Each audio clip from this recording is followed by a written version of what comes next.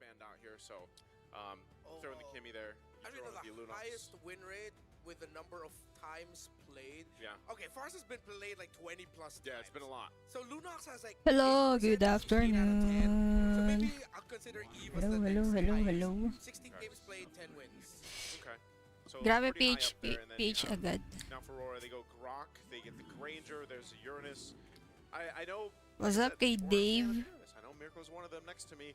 Doesn't really like to see it, but I think in this context, already in this first phase, Shout out Dave. Kalisaan, hello. What is the plan for OHEB?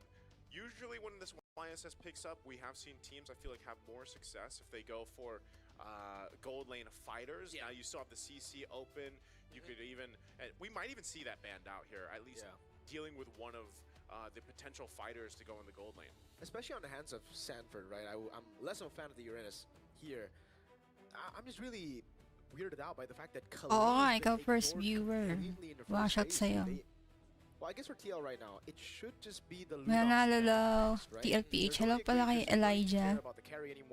It really is just the Lunox that can really be a threat to the Uranus now. In terms of the raw damage output, they'll take away the Khalid, so Aurora still lowering the options for JP in the roam in terms of the fast rotations, which means that Team Liquid will have their choice of either the Cho or the Kalea, because I assume Roar is going to ban one of those out, then just go for a pick your poison route in terms of the roam pick.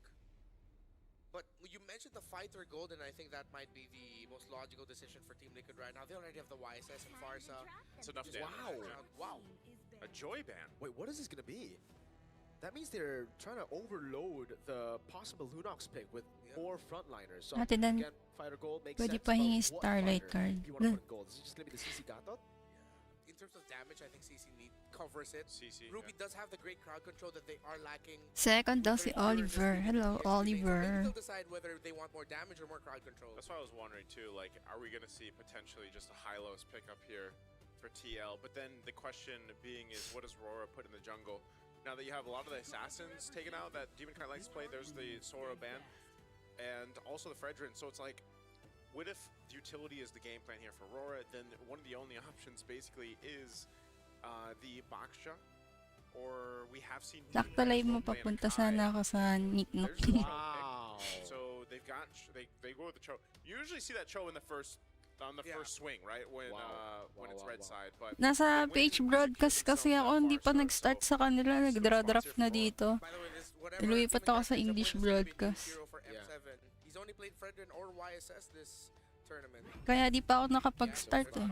Kala ko di pa nag-start. Is this TL saying that they can flex the Cho? Because they're really just hiding it. Either they're trying to flex the Cho or they're trying to get a good matchup for OHEB. But the thing is, Granger's already there.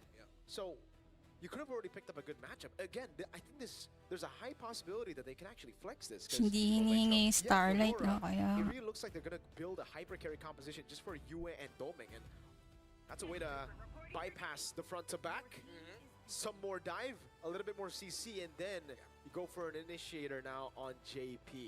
Yeah, Gold Lane Show makes a lot of sense now. Seeing what you see from the side of Aurora. Shout out to Eman. Possibility.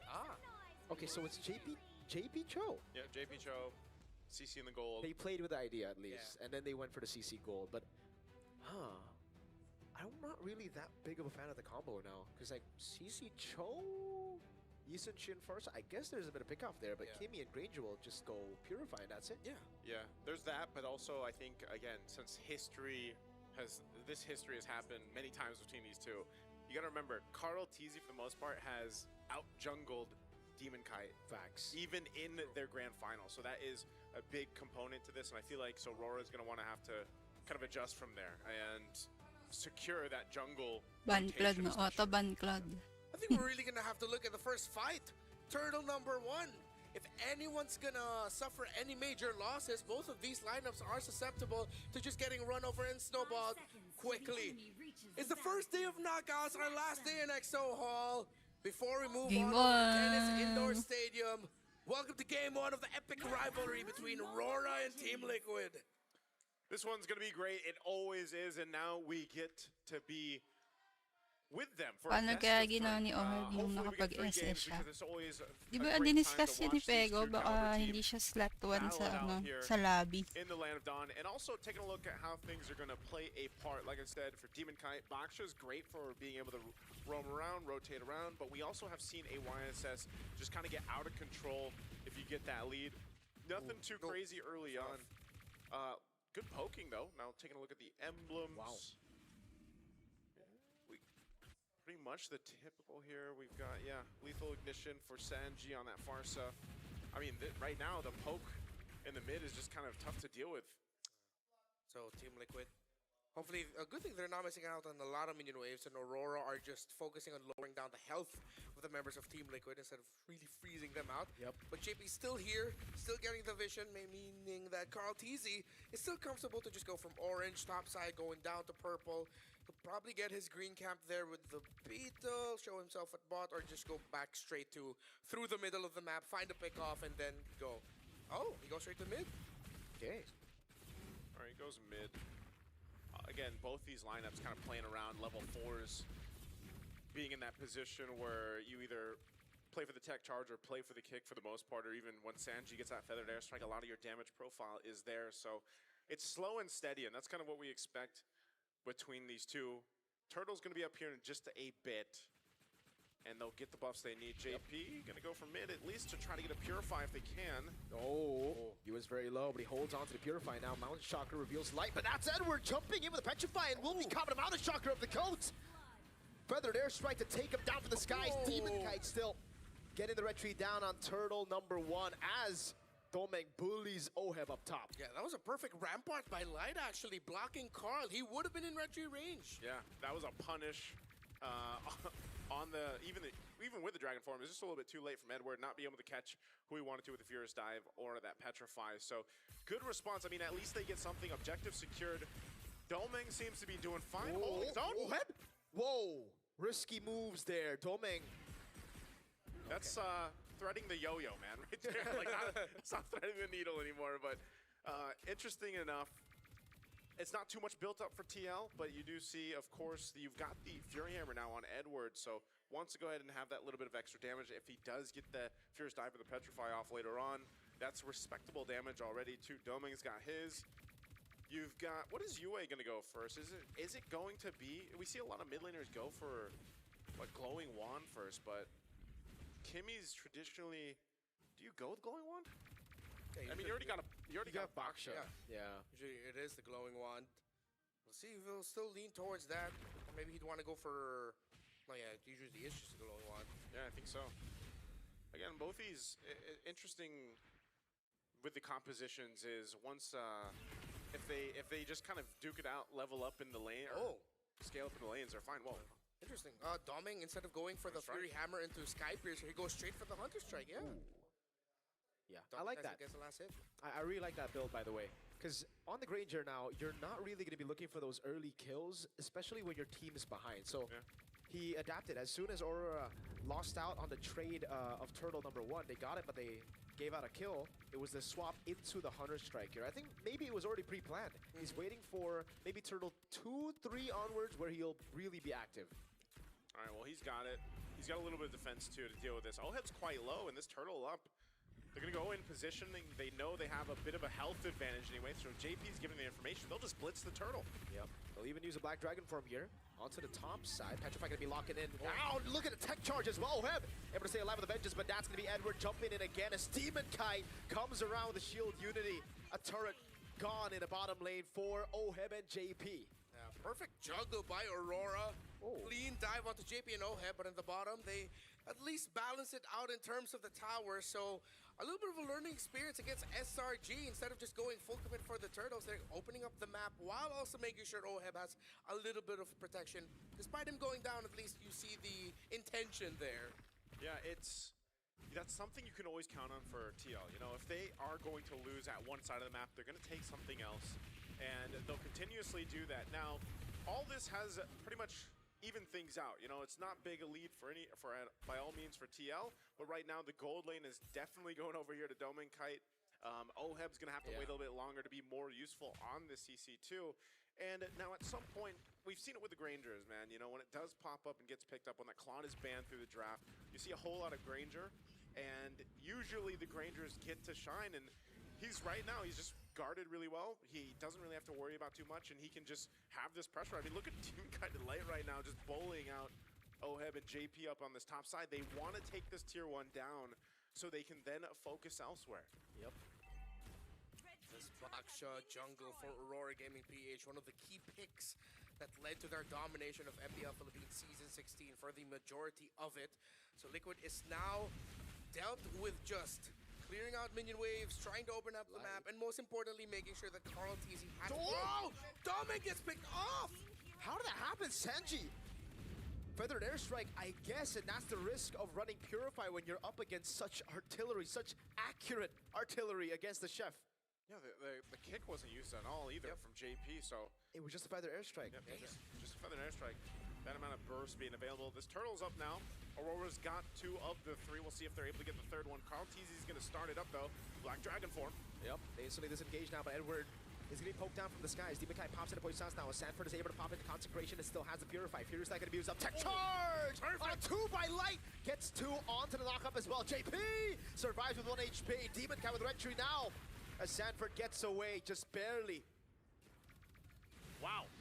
All right, I thought that would go a little bit better for TL, but what a tech charge from Light. Yeah. And that's why I was saying back in the, before we got to the draft, I was like, man, the roamers right now are just having such a massive impact throughout M7 Swiss stage, and it's still going to be the same here at day 1 of the knockouts, man. A tech charge or a kick can really change the course of the game, but the great thing about this, there's a kick, speaking of. Yep, Boy the Dragon with the curtain call, now under turret. Edward going to be taken very low, taken out. Light, try to save him now, barriering him away, but he can't get the last shot of the turret in. That was way too close, OHEB. Yeah, that would have been bad. Oh no, is he in trouble? I think he is, dude. So much damage, and the Poissons on him. Cross-map plays, great mirrors by these two. They really understand each other's rotations and tendencies at this point. It's kind of like they've played against each other a couple times. Yeah, you know? maybe this is like their second Wait, are they time. Filipino? You know, just look at the score and that'll tell you. Basically, the score at the time. Most of the Swiss games we've seen, man, I tell you, it's been hectic. A whole lot of fighting even early on, but this one, that's kind of what we expected. Like I said with the draft, it's a little bit slower cooking process for both teams in this, but we are just seeing trading happening across the map. It's not really just full force fighting against each other until this Lord comes up in about 30 seconds that we will see that. And if you look at this, again, the lead that Doming has right now, almost 1.5 ahead. Sanford? The barrier again. Pops in a Purify with the Consecration. That's a big resource burnt out, man. No Purify for 80 seconds. Yeah, and not a lot of abilities used there by Aurora. No ultimates, no battle spells. Light's flickers off because he used it way earlier. So all signs are pointing towards a much more comfortable Lord take for Aurora, but Liquid still definitely within fighting range, as the lead in gold is not too high, but in terms of positioning, Aurora has the advantage. They got a Sky Piercer now available for Doming Kai. He just picked it up. OHEB got the brute force, so a little defensiveness needed for this fight. We'll see how they approach this too. Right now, there's just an advantage that RORA has in terms of, oh no! No Purify, he gets taken out by Doming Kai. OHEB going for the damage over on Demon Kai. Now pops in the current call as well as JP goes for the Jikundo, and now Shunpu's away. Gunned down by Yue. That's starting to deal a lot of damage. Good Shunpu out, but look at the HP bars on RORA. Demon Kite and Doming have to recall. They recall, they reset. No team able to go ahead and start this Lord just yet. Sanford will be back up. Purify is still a little bit longer to be on cooldown there, but for the most part, TL didn't utilize much. I mean, they still have their battle spells. They're in good position, so it just shows how close this game is in terms of their power spike, the level that they're able to go ahead and, of course, make these compositions work. So now with everything available, expect TL to be a little more cautious with Light having that tech charge once it's up. He's got the flicker now too, so there's the green light, they're ready to go. Big setup. No wings by wings. Rampart now Liquid, use. this is going to be a difficult Lord take as Carl TZ is still up top. Wait a second. Carl's so far away. JP trying to get an angle here. Sanford has to Purify back up. Let's give it away to Dragon over on Edward now with the airstrike stunning him up. Edward getting away with Furious Dive defensively. Now Sanford walks up, and Demon Kite is able to secure the Lord. That's Yue taken down by Sanford! A double! Big mountain shock landing onto his Doming tries to cut away, but Light and Demon Kite are caught in the crossfires of TLPH. Defensive tech charge, Demon Kite caught by the Jeet Kune Do as Oheb tears him apart. What a play. I mean, it looked like Carl TZ was going to get there in time. Yeah, they lost the objective, but they end up getting a couple kills off of it. Now, they still have to clear this out. They're going to take a tier 1 down.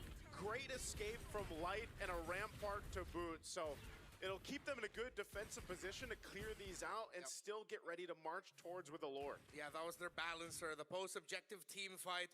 And it's something that Team Liquid does often. I know a lot of teams in the Philippines do. If they can't get the Lord, then let's see if you can just get the kills after. That's why JP initiated onto Edward with the kick. They brought him down low. And of course, the late entry by Carl TZ turned into a beautiful mountain shocker. Still, Aurora Gaming PH got to minimize their losses. And now this is just going to be a play for the next Lord as they restructure the map and the minions. You guys get to cast this for like regular season? Yes, sir. Damn. Hashtag blessed. I would say Can I move? Hey, yeah, a lot of people would love if you did. There's a whole trading discussion going on. Okay. But maybe we'll get a deal in. Maybe there is a deal. You have to ask Womi and the team over there about it. He seems to be the head negotiator. Gotta ask Mirko PH if we can bring in Womi ID. As a great man once said, I got $20. I got $20, man.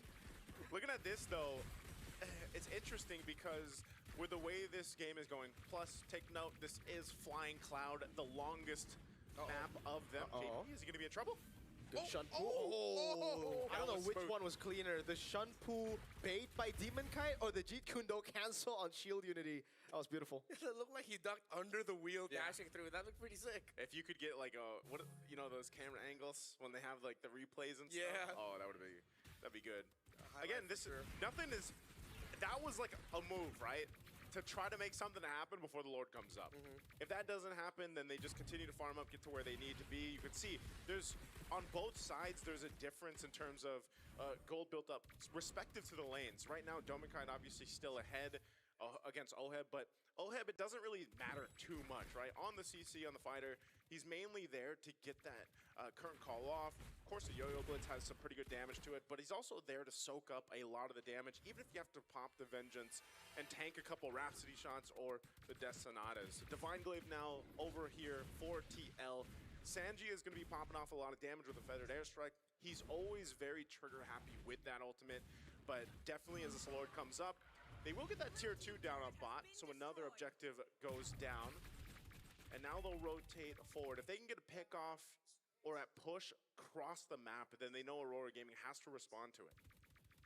Echoes of Echo by Liquid as the positioning of Sanji in that little shrub in the lower end. Holding that, moving back. Liquid push top, slow flow with the minion wave in the mid.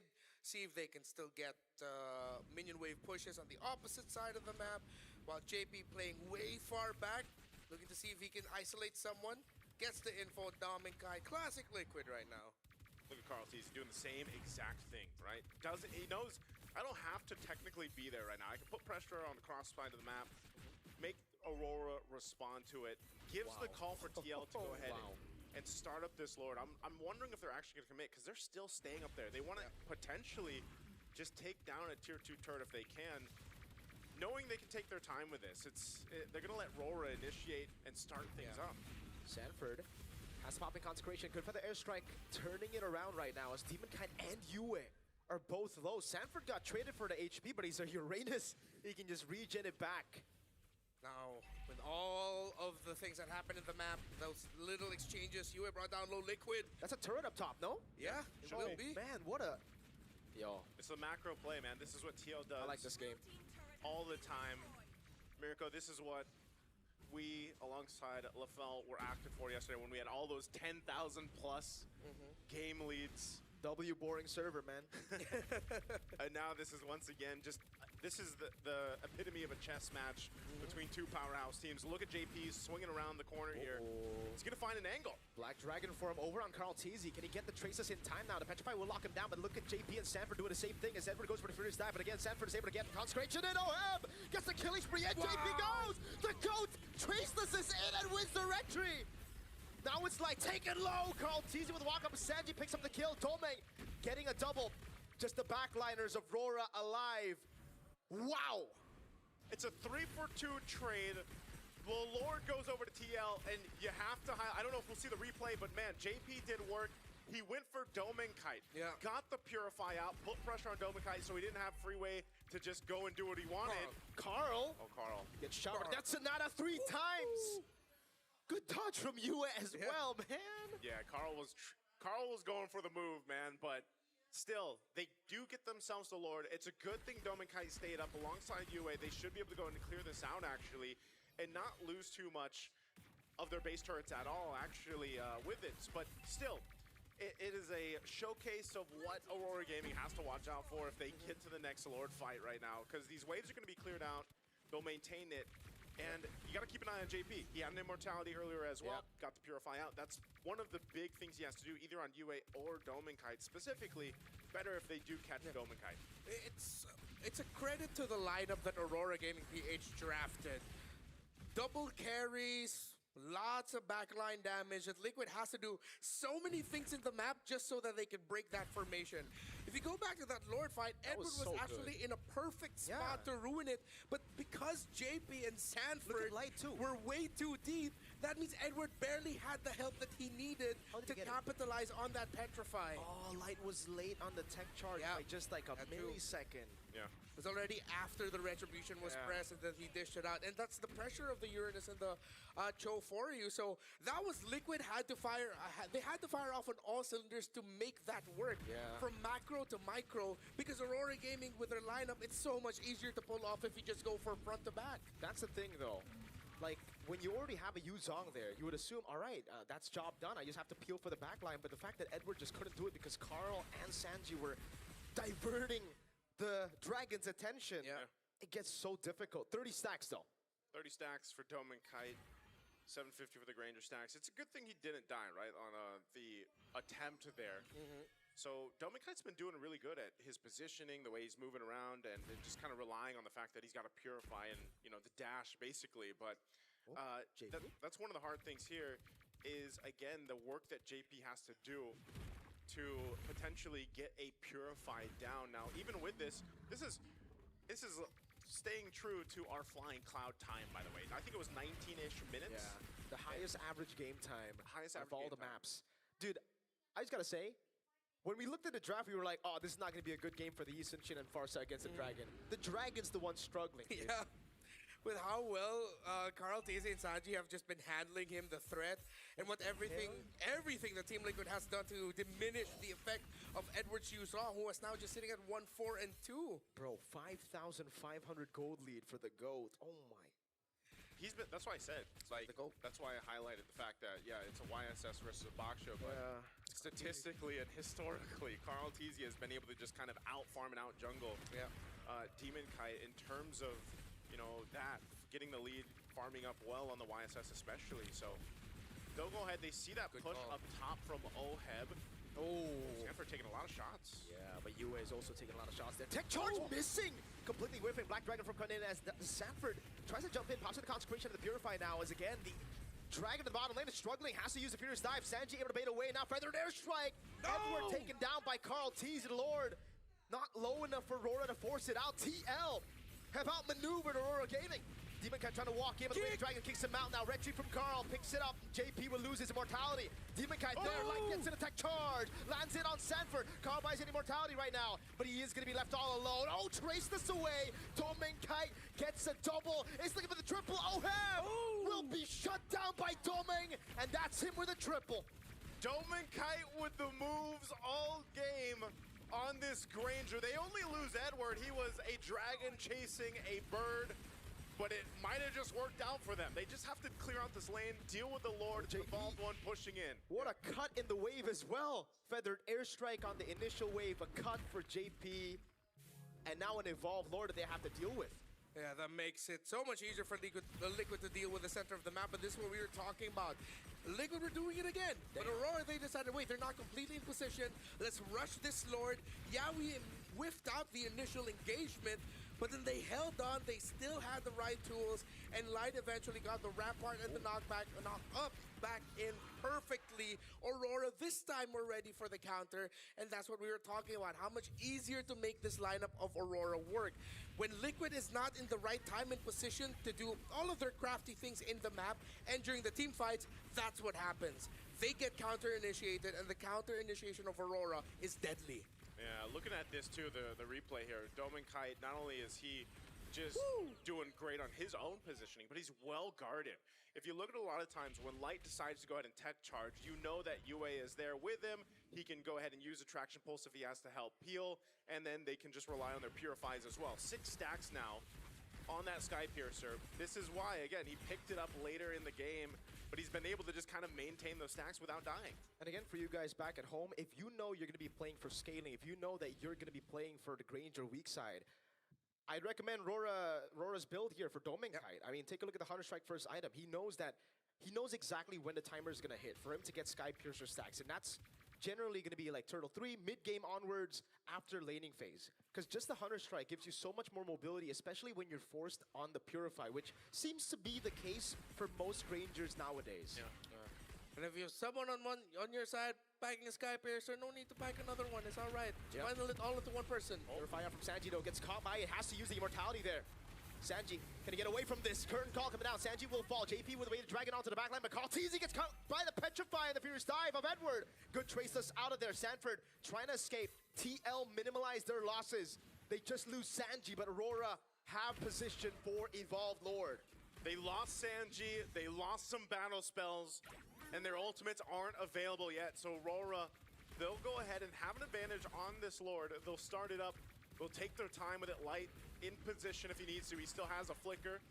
Tech charge if he wants to. So TL wants to probably delay this as much as they can, but Sanji is so far away. 20 seconds, less than half health of the Lord here. 20 seconds on Sanji. JP trying to look for the angle now. Light doing the same thing here, looking for a big tech charge. Can they do it? Demonkite popping into Poissons. That's going to be the kick. Right now, Electric Domain! Gets the Lord is called. TZ gets CC locked. JP caught in the midst of it all right now. Is able to go for the Shunpu, but Yue guns him down. Slowly but surely. Glowing Wand ticking down. Sanford still able to survive as JP finally falls. Aurora Gaming Philippines secure the Evolved Lord. Lord marching down the mid lane. 23 minutes and counting. Carl TZ and JP won't be back for another 40 plus. Sanford! Still able to survive. Oheb doing the same thing. The current call now pops in with a crown as well as he buys the immortality. In the back, Sanji tries to look for an angle to go for the flying right now, but it's only just Sanford in the base as the Evolved Lord crashes down on the mid base turret. That's another mini wave spawning in. TL, I don't think they can defend this. Sanji is trying to cut the waves, but there's no one in the base to save this game. Aurora Gaming Philippines secure game 1. RORA game 1. First blood in this series, starting their revenge against TL. You can see them discussing things here too. Probably could have been cleaner, at least for them at RORA, the way RORA feels, but man, Domeng, what a game. Massive performance here on that Granger to secure them game 1. Wow. Terrific performance by these two. Team Liquid had to stretch out the limits of everything. Their macro management, their micro skills and their abilities during team fights. But at the end, it boiled down to the fact that Team Liquid has been running away from for majority of the game. Ilang game ba to? Best of 3. The team fight of Aurora is way easier to pull off. It's way easier to make work. And when Liquid can no longer posture, position, and play all of the tricky plays they've been doing to minimize the difficulty, then Aurora just stampedes through the cavalry. I don't know, man.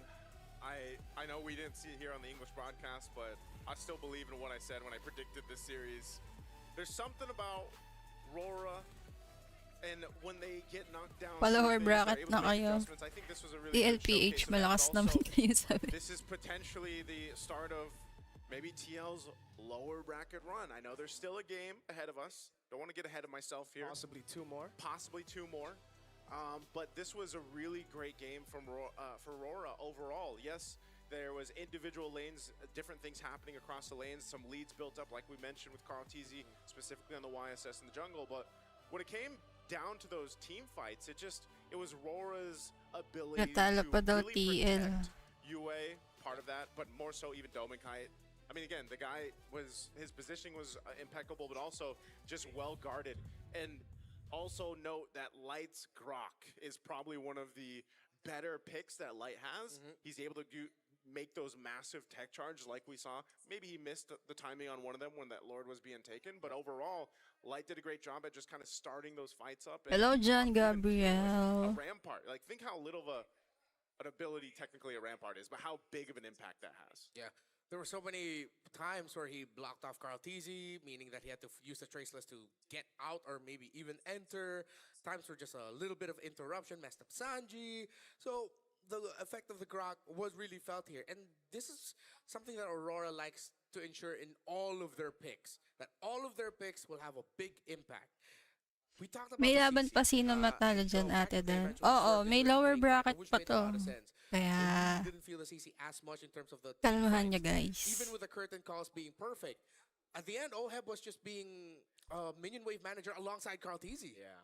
There's something we brought up in the draft as well, right? When we saw the CC, we were like, we don't really like the combo. It doesn't really feel like there's a combo there. It just feels like another hero you pick just as a distraction so that Sanji and Carl get more space. Hello, Ray. The fact of the matter is, there's just too much crowd control on the other side. So the CC, especially with Vengeance, it gets really, really tough for you to do anything in the team fights. And even in that final moment where the Lord was pushing in, he was just trying to divert attention. That's the best thing you could do on a CC with Vengeance at that point of the game, because if you just stay in front with the Evolved Lord, you're not shredding anyone.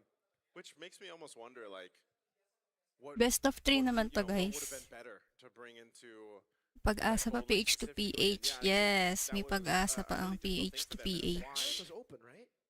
Yeah, Harith was open. Harith was open. Yeah. It's just one of those things where you don't have enough ways to get not only the Purify down, but then catch who you need to catch from Domeng or Yue. And that seemed to be the case as we went through the game. And we look at the MVP here. Pa-low Good for bracket na Domeng, TL, I'm assuming please. they have just Kaya a naman great low game, bracket 1 and daw. 5 on this Granger. Yeah, it's not just because he got that stat line. It's the lineup was built for him. If he messed up, Aurora and Liquid definitely would have felt it. But he didn't mess up. Yeah. He stuck to the formation. He only died once. Maximized the Sky Piercer stacks from the item building path that he went on. This was a well-deserved MVP because it went from his individual decision making to a bigger effect when it came to the game. Yeah, looking at the highlights here, where are we going to start? Right into this actually First Lord.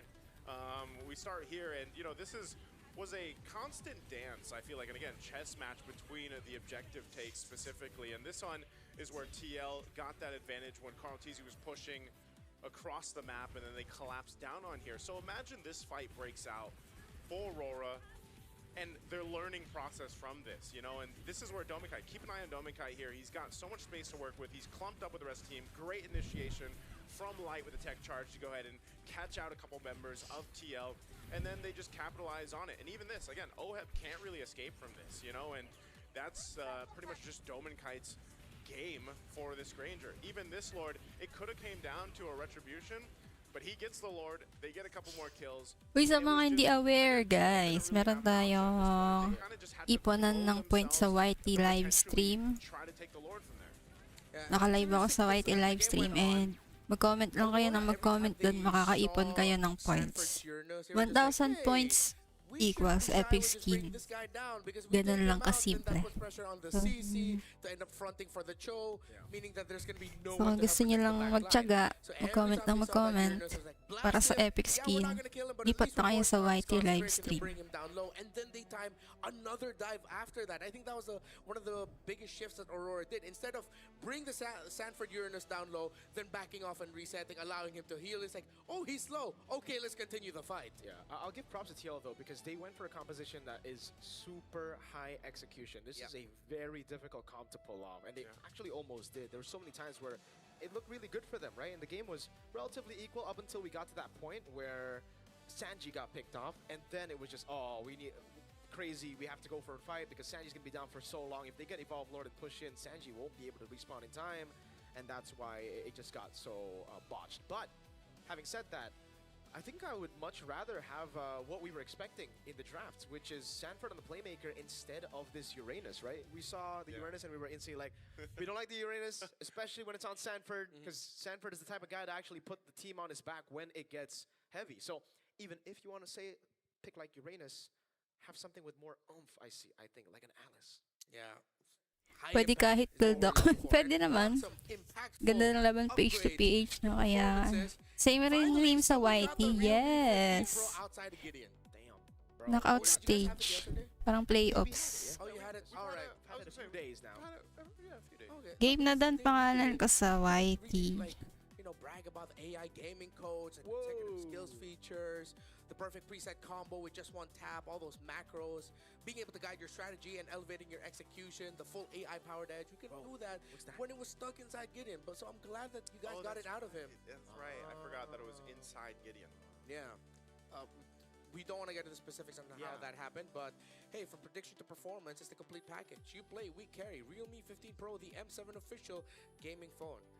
And I like how now it's decided that, hey, if it's a ad-lib segment, you know what, it's time to just highlight nicely. But hey, it's our special friend here. What's up, V? You gotta do the voice, man. Oh, it's gonna be me? Hello, friends. I have returned for another. This is me right here. The cheerful buddy, that is me. That is me.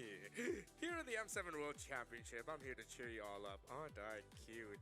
Sometimes you can call me V-Chan, but did you know that V, that's me, a fluffy blue card-shaped entity, is here for the teams to cheer? Because, hey, you know what? You can bring me anywhere. Because V's vision is being everywhere you want to be. Bring it around, everywhere, forever. I'm here at M7 to Laglagan na ba to, ate? Hindi pa. May lower bracket. May lower bracket agad. Di tulad ng ibang bracketing. Yung first round ng ibang bracketing, laglag agad eh. Ito first round may lower bracket agad. Get it? Get it? Yeah! Big play starts small. It's Visa. Wow, I like V's energy. That's V. We'll actually put it. Yeah, that's his final form. You need to complete that. Yeah. It's totally different today. Yeah, that's Very different, bro. kind of messed up. Because I'm going to do the M7 pass. All right. Mess me up. I got you. You got us. Just like the M7 pass got you guys at home. It went live on January 1st. You can grab all the awesome awards, exclusive awards like Granger's, Thunder, Ascendant. You've been seeing it all on M7, guys. The Cosmic Finality Prime Skin form. The M7 figurine, by the way. Can't wait to see it. Lord. Battle effects, Prime Figurine. We need the diamonds, please. Tom, please. Hey, there's more. There's another free skin you can What? get. Ganacontra's Solar Spark. Buti na lang nakaipon akong dayas. May pang figurine ako. And the revamped M Championship skins are also making a limited time return. Suprema Plays! Hello! James Abalo, hello!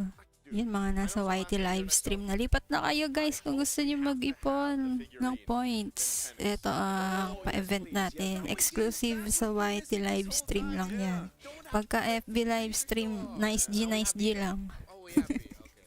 V can probably beat Pag FB livestream, wala dyan. Granger. Yeah, he would just like, you swipe the card and then you buy him. Yeah, he's technically global, by the way. He's number one global. He's number one global. Yeah. You can use it for Go everything PH. and, Anything. Yeah.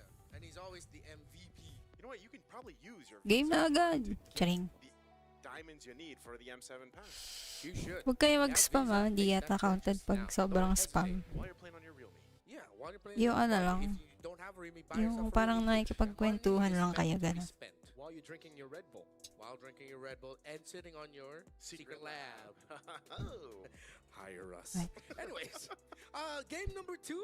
I think we're all in the agreement here that when it comes to the picks, there's only one thing that we would have changed. It was just really make sure you get more impact on the sand. Which hero was more op? Sino daw mas op? Bruno or if you remember the M6 Claude? Bruno, or is it the M7 Kala ko pwede Claude? spam. Let's pick our pass. Yung Comment down below, tama was it lang M6 ano. Bruno or M7 Claude? You want to say it together? Tama lang na Do it, count comment. 1, 2, 3. M6 Bruno. Yeah. All right, you guys just want Band Granger na. That's the actual choice. Kahit ni nerf, no? That was A, right? right? So there should be a lot of Pag A alam mo chat. I gamitin. think A for sure, dude. Like the Claude is broken, but the A Claude was daw. like, damn, dude. Bruno was different, especially. Why are people saying B, dude? Recency bias. It's recency bias. I think some people just forgot how Yeah. broken Bruno was that they had to release a patch mid-tournament Yeah. just to make sure people stop spamming Bruno. Everybody's saying B. Panahon yata ng ONIC yun, ano yung sa Bruno ba? Forgot about M6, man. You forgot about Malefic Gun Bruno. You forgot about Oo, yung Malefic Gun Bruno. I don't know what to say to you guys. I'm disappointed, yo. It was a legitimate problem. Yeah. Name ko sa YT, game na Two or dan. three times we've had to release a patch mid Claude daw yung pinaka-OP kay Yuhan. Yun! Lipat na Alright, natin. we try Granger. Bonked. We try, the only thing that worked was actually Layla. Layla. But even then, are you willing to risk going on Layla twice? Yeah. Right? It's not really a, nope. What the winning Over and over again. gold lane marksman, wasn't it Iritho? Wait, was it Iritho? The Iritho hands? got stomped as well against Yep. Bruno. Did Yeah. it? The Well, no, Iritho's when it was great. like banned out, like Iritho would pop up, right? Right. Yeah, yes. yeah. Then you would see everything come up, Yeah. right? It's kinda like the Claude right now. Yeah. But is it? Mas pogi daw si Demon Kite By the way, kesa kay Domeng Kite. Flying Cloud, so expect another 20-ish. Go Rora 420, sabi ni Joven. Teams are more hesitant to continuously be Pagbigyan niyo daw yung Rora. Hey, that guy can easily Grabe come back naman for yung a round pagbigyan. and then mess us all up. So now Liquid will take out the pick that gave them a lot of problems, which was actually Light's Grok. Oh, I think they're trying to open the Claude, man. Yeah. I think that's the plan here for TL, especially being on That the blue or side. Jusin? Yeah. There's Yuzong again, ba? with the quality blue side first picks, there's a lot. Kalea, Claude, Jushin. We've also seen we've seen the occasional like Cho pick, first pick. I don't think that's gonna happen. But I think they want to see if RORA will go ahead and ban out the Claude or not. I like the Yuzong man, by the way. Hilda ban as well. Yeah, lots of pressure to the back line. There's a lot of trades. I wonder if we're gonna see Kalea snuffed out again. Ooh, they go with the Jushin ban. She was neither banned nor picked in the last one. They were just like, let's ignore that hero. Yeah. And we didn't change the map, so what if? They took out the Jushin. The hero that was banned out in the first phase is still open right now. Eve, Lo Yi. Both of them still on the boat, and I wouldn't be surprised if Liquid are looking towards picking up the Lo Yi if it's going to be available for them later on. But if it goes to the second phase and Sanji still doesn't have their pick, Yeah. I don't think Aurora's going to be willing to give the Lo Yi to Sanji. Yeah, I mean, there's the Eve ban. So they would much rather go up against a Claude than a Eve. Wow. Yeah. How does Domeng play Freya? I think they can. Okay, YSS Hylos. Yeah. So they go and lock that in. All right. Probably gonna go fight there. I wouldn't be surprised if they double down the idea of like, all right, let's. Oh wait, no. With the Sora open, maybe we'll see Dominic play Sora for the first time this time. Yeah, actually. But since you have the YSS already, that you have to kind of consider that it will potentially be a fight in the gold. Also, with TL getting themselves the Claude here, knowing that there's a YSS, I'm wondering if, since they ban out the Fredrin, like, are we gonna see? Saan makikita yung Easy on the points? assassin? Okay, he's gonna go Lancelot. Comment nyo exclamation We were asking points. Yesterday, you know, the Lancelot was slept on yesterday. Oh, and so this is. Ganto. How do you feel about this, Mirko? I mean, you just mentioned, I know, you don't want to see Sanford on the Uranus. I'm sticking to it, man. Mahina yung volume. Bawal kami magtodo ng volume. Pero hindi naman mahina yung volume. Nire-rewatch ko yung live stream ko pag tapos ko. Hindi naman mahina. Lakasan nyo ng volume ng phone nyo. The glues, the lapus, the Yuzongs, all that. Not gonna lie, I thought they would pull the trigger on an early Alice pick. Considering the potential best routes for Roar right now, most of the picks won't have enough good damage profile to mess up on Alice up until maybe the 13th or 14th minute of the game, if this really gets stretched out. So the fact that they go Uranus here is like, do they just want? Yes, they're not gonna get. Hi, shout out sa'yo. Hello, Jello. Salamat sa pag-shout out. Stand there now with a Lunox open, they're gonna feel the pain. Exactly, dude. Like doing it up Lunox. this early, especially on blue side, means that red 3 can be a proper response to it. So there you go. I almost expected them to pick up their mid here, but they did go with the Uranus, so that's already locked in. So that's already in place. With a Lunox across from them, that makes it scarier because, yeah, that's what I was thinking. Like, your only really plan to have that Uranus there is to provide that space that's needed with the Lancelot and the Claude to work, right? I mean, makes it a little bit easier, alleviates some of that pressure for Lancelot specifically.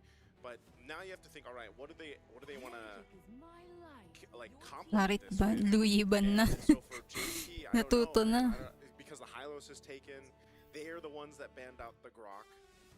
So what do we think? I don't think he wants to. You wouldn't want to pick a Cho here. You wouldn't. What other roams have we seen? Gatot? I mean, yeah. Chip? Like, I don't.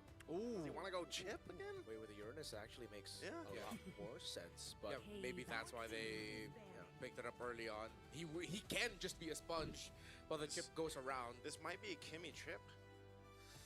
Para sa ban. Heat ban is really, really good now that you look at it, right? Like, RORA really read into it. They banned the Juicin TL.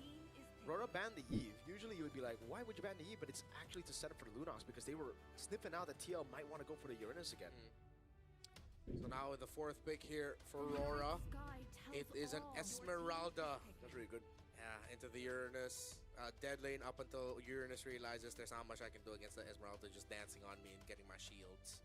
Not a fun time. So are they going to pull the trigger on the chip, JP, or are they going to go for something Wash safe out like kay a killer Joshua because Aldea. the master Hello. Revitalize and healing that a high loss has. I just don't think the Kalea is that good of a choice here just because of this lineup that you already have. Oh, he's going to go Khalid, so Khalid set up potential. Early game net one. They go to Lillian. Whoa, they took a... Well, the status Lilia. now. Yeah, not updated. Folks, we saw ONIC play yesterday. They lost in Game 2 against Falcons. They lost to the Lilia. Why the Lilia? I mean, technically the lineup of RORA is front to back. Yes, you can dive with the Falling Star Moon, but the Glorious Pathway, the High Loss walking in front of you, that's not going to be a good time. Remember there was a time in PH where there's a High Loss on the other side. There's only two heroes that we see, either Valir or Lilia, to mess that up. And Indo, that's gonna Indo, be difficult for, like, PH. and even Edward, to deal Kagabi with, match because 1 daw ONIC. this is gonna be a fight. Pero Even kanina Dominic sinet has, like, nila yung schedule so naging much match damage for... to Lilia. Oo nga eh. What am I Pero gonna yung pick? pagka-draw kasi, I like the ano pick for lang TL. yan, yung The parang Lilia yung this time around sunod-sunod compared na to, like, ONIC pagkaka-draw. yesterday because Tapos ilalagay sa bracket. Nakadepende na sa kanila kung saan ilalagay yung There you go. slot That's the answer. time. That's your answer to your question, man. Yeah, TL did not think this was gonna happen. They were like, Freya? can't play the Freya. That's why they didn't ban it because Ooh. you should ban it out. Now it's another losing lane for OHEB, dude. Did Doming play it in Swiss at all? I don't know. right?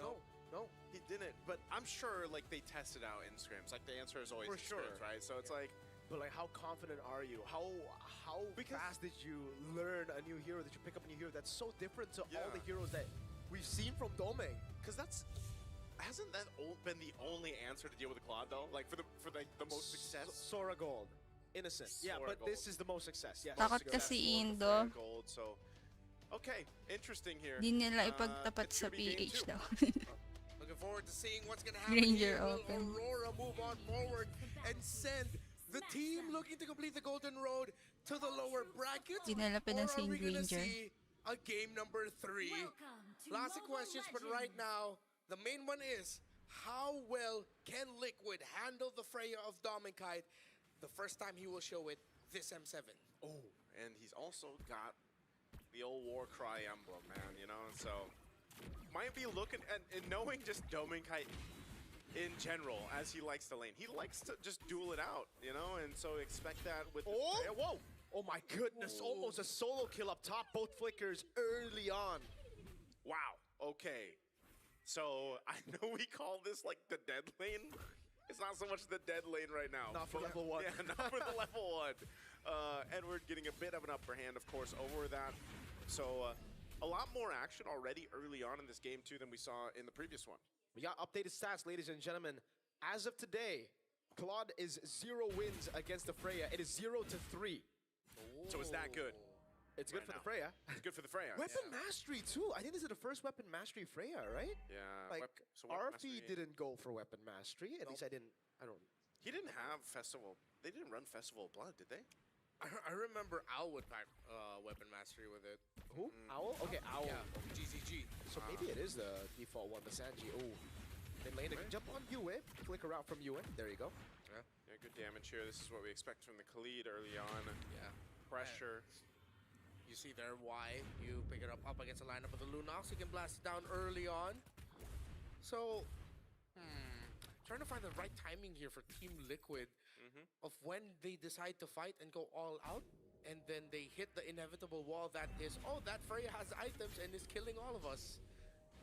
I think with this, it's going to be a little bit of it's going to be a bit dependent on this Lilia pick, just because again we haven't seen it. It's now the second time we've seen it. It's lost just yesterday.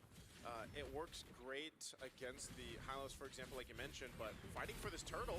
Yeah, Falcon Descent coming down now. Sanji has to use the black shoes, but Doming is right on him. Now Restream from Demon Kai winning it out. Carl has to puncture away onto the purple buff. Doming flickers onto the wrong side of the wall.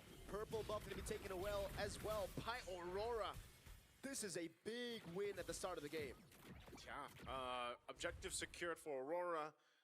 A bit of not much in the goal department though, but it's still showing that this team fight potential right now is going to favor them. Dominkai should be fine. Wants his gold crown. Wow, and he gets it, but now the lazy duet comes through. Doming taken down. Light with the walk up now, goes for the stun, but it's only onto JP. And it is a trade for TL. Yeah, well, that's the opening. Dive him and delay his farm when you can. Good read there by Team Liquid to see that Dominkai is susceptible to getting dove on, even force the flicker out. Honestly, that was more on Doming though, right? He wanted the gold crown. Yeah, dude, he had a lot of ways to just get out of there, but he's like, no, this is my gold crab. At least he got it. At least he got the gold crab. He got the gold crab, but for his life. For his life. I don't know if that's... Lesson learned, even in worth it, MLBB, don't be a greedy little boy. Hey, whatever works right now. I mean, he's in the lane matchup, he's just going to have that advantage. And you saw how fast he did rotate up to that turtle this time. Obviously going to be part of this fight. He does have a bit of a level advantage, too, in terms of XP right now with Oheb. But Oheb having that kill already kind of helps him cover that ground. So it'll be interesting to see how that second turtle breaks out. Right now, Hunter Strike being locked in for Demon Kite. Carl TZ doing his thing, waiting for that purple buff to be up. So nothing too much to happen right now. Now, one thing that could change this is just like we saw with the Grok in the previous game in the hands of Light. Now, JP, like we've seen before with the Khalid, you can really set that favorable team fight up if you get that Raging Sandstorm the way you want to. But it's also good in a way that, you know, you can heal up. You're using that quicksand guard if you have to. But right now, it just seems like Aurora Gaming is going to be poked down and deal with this poke. Turtle's up. Oh, there it is, Raging Sandstorm. Great one on Demon Kai. Sanford not going to use a flicker. Just Jetty goes for it in the end with a consecration. And that's a kill on the jungler early as the turtle spawns in. Oh, Carl picking it up. Brilliance coming down now. Blazing duet from Oheb doing a lot of damage. Light gets away with the glorious pathway and the revitalize. This time, TL takes RORA's purple buff. Great rotational reads by JP. Coming out of nowhere, Sanford covering for him to secure the kill onto Demon Kai. This Carl is a menace. Okay, I don't think they're gonna get more off of that. They're just trying to cause some chaos now on this side of the jungle. Carl TZ's there though. Yeah, and he takes the orange buff away from Demon Kite. At least Demon Kite gets the green camp though, shoots the arrow, finds it. Right now, that advantage for Carl TZ is nearly level 9. I don't know, man. Apex Predator and Uranus, that's not usually 2 and 2. You don't put that together, but in the hands of Sanford, he does make it work. Again, able to be very much of a threat still on this hero. And you can see he's got the Dom Ice now. Oh, are they going for Demon Kai? Is this a solo kill? Wait a second, JP goes back for the healing. Demon Kai has to respect it. They get zoned away from his own jungle. Oheb in the bottom lane there. Blazing Duet to shift him away. Demon Kai again stalked to walk back to base. Light having a hard time protecting his jungle because of everything else happening. Coming! BMI flicker out. With the sense. Sanji coming down to help him. Good BMI back. Domeng is looking for the chase now with Carl Tees. He's walking up together with Sanji. Domeng's trying the best he can, but it will be Carl who gets the kill on him. The ankles were broken. This the is BMI, man. It's, I don't know. It's not just ankles. It's considering that's afraid. The wings also were broken. Maybe a little bit more Red Bull there, Doming. Yeah, this needs wings for sure. I don't know, man. Like that's not good for the Freya. Again, the stat being 0-3 for Claude, but right now this is also once again Dominkite's. This is his first Freya. the goal lane, mid. Sanji is going to be taken low. Actually flickers out of safety. Edward jumps on the turret, picks up the kill, but now will fall as well. 2 to Thorn Rose of Carl TZ. Oheb almost getting caught by Demon Kite's Mountain Shocker there, but a great BMI. I was a bit greedy. I feel like Edward didn't need to commit the flicker just to get that kill to trade it out. That's a losing trade because you lose a flicker. They're getting desperate, I feel, because scaling is getting tough for them, right? Like, TL are just dominating every part of the map. Yeah, it's a 2-level lead between Carl TZ and Demon Kite. Yeah, it's the same story that I was saying from game 1. You know, this is what Carl TZ does against Demon Kite. We know that they've shared words and sentiments even seasons ago back in MPL Philippines, and it's always great to see. I always love to see them face off in the jungle. But yeah, I have to agree with you guys. I think right now Aurora Gaming has taken a little bit too many risks, like we just saw from Demon Kite, and now even from Edward burning that flicker under the turret to pick up a kill. But it looks like they do want to go ahead and set themselves up to at least contest that Lord when it does come up. Looking at the items here, you can see Edward, he's got only that Enchanted Talisman. He's got the boots, working on his next. Even on the other side. Oh, hold on. That's a lot of damage. Phantom Execution! Oh! Sanford gets the kill there. Hey, that was supposed to be 1v1, Sanford. This feels like Demon Kite went into the game and is on hard mode, man. Yeah. Like, this is, he doesn't have any space to work with. Thorn Rose over on Yue. Trying to force out the Brilliance now. It will be able to be, I mean, they force it out. Sanford walks up, Laser Duet coming in from Oheb there. Oh, they disintegrate Edward under turret. So much juggling. Here comes Storming. Why? Taken low. Carl's gonna be walking up. Revitalize coming down now. Carl doesn't have enough damage, but they bait out a glorious pathway and a Revitalize. Dude, I think it's just too much. I think Aurora Gaming is just, like, too much is going on the map that they have to deal with, that they're just kind of overstepping and making mistakes. Yeah. I think JP showing off why he has 6 kids now. He's made Aurora Gaming his kids this game. Again, it was the Kali. Early on, dude, he's everywhere. And Demon Kite has struggled to farm because the Kali shows up at the worst possible time for the season shit. Dude, it gets worse. Demon Kite 4 levels behind Carl TZ. You know, if it's been rough getting your buffs, trying to contest this Lord, it's probably not going to happen. Look at this. Just kind of, Demon Kite doesn't really have much of an angle anywhere to make a move. JP and Sanford alone, kind of these obstacles that Aurora Gaming really can't. Oh! Raging Sandstorm with the flicker finds the horse, light able to pop in the glorious pathway. Gets cut down now. Sanford tried to go for the chase, but all this was for them to get a free Lord. Yeah, free Lord secured. Tier 2 turn on bot. And now TL with a lead, 6,000 up ahead. We'll get ready to go towards the base of Aurora Gaming. Looking at this, I mean, man, imagine Demon Kite just getting his second item at 9 minutes. At it's about to be 10. Yeah. Oh, man. That is, he's very, very behind. Carl TZ now 15. Scaled up really well. I mean, look at the difference here. 2,000 plus gold difference between the jungles. Oheb as well has scaled up nicely, 1,000 ahead of Demon Kite.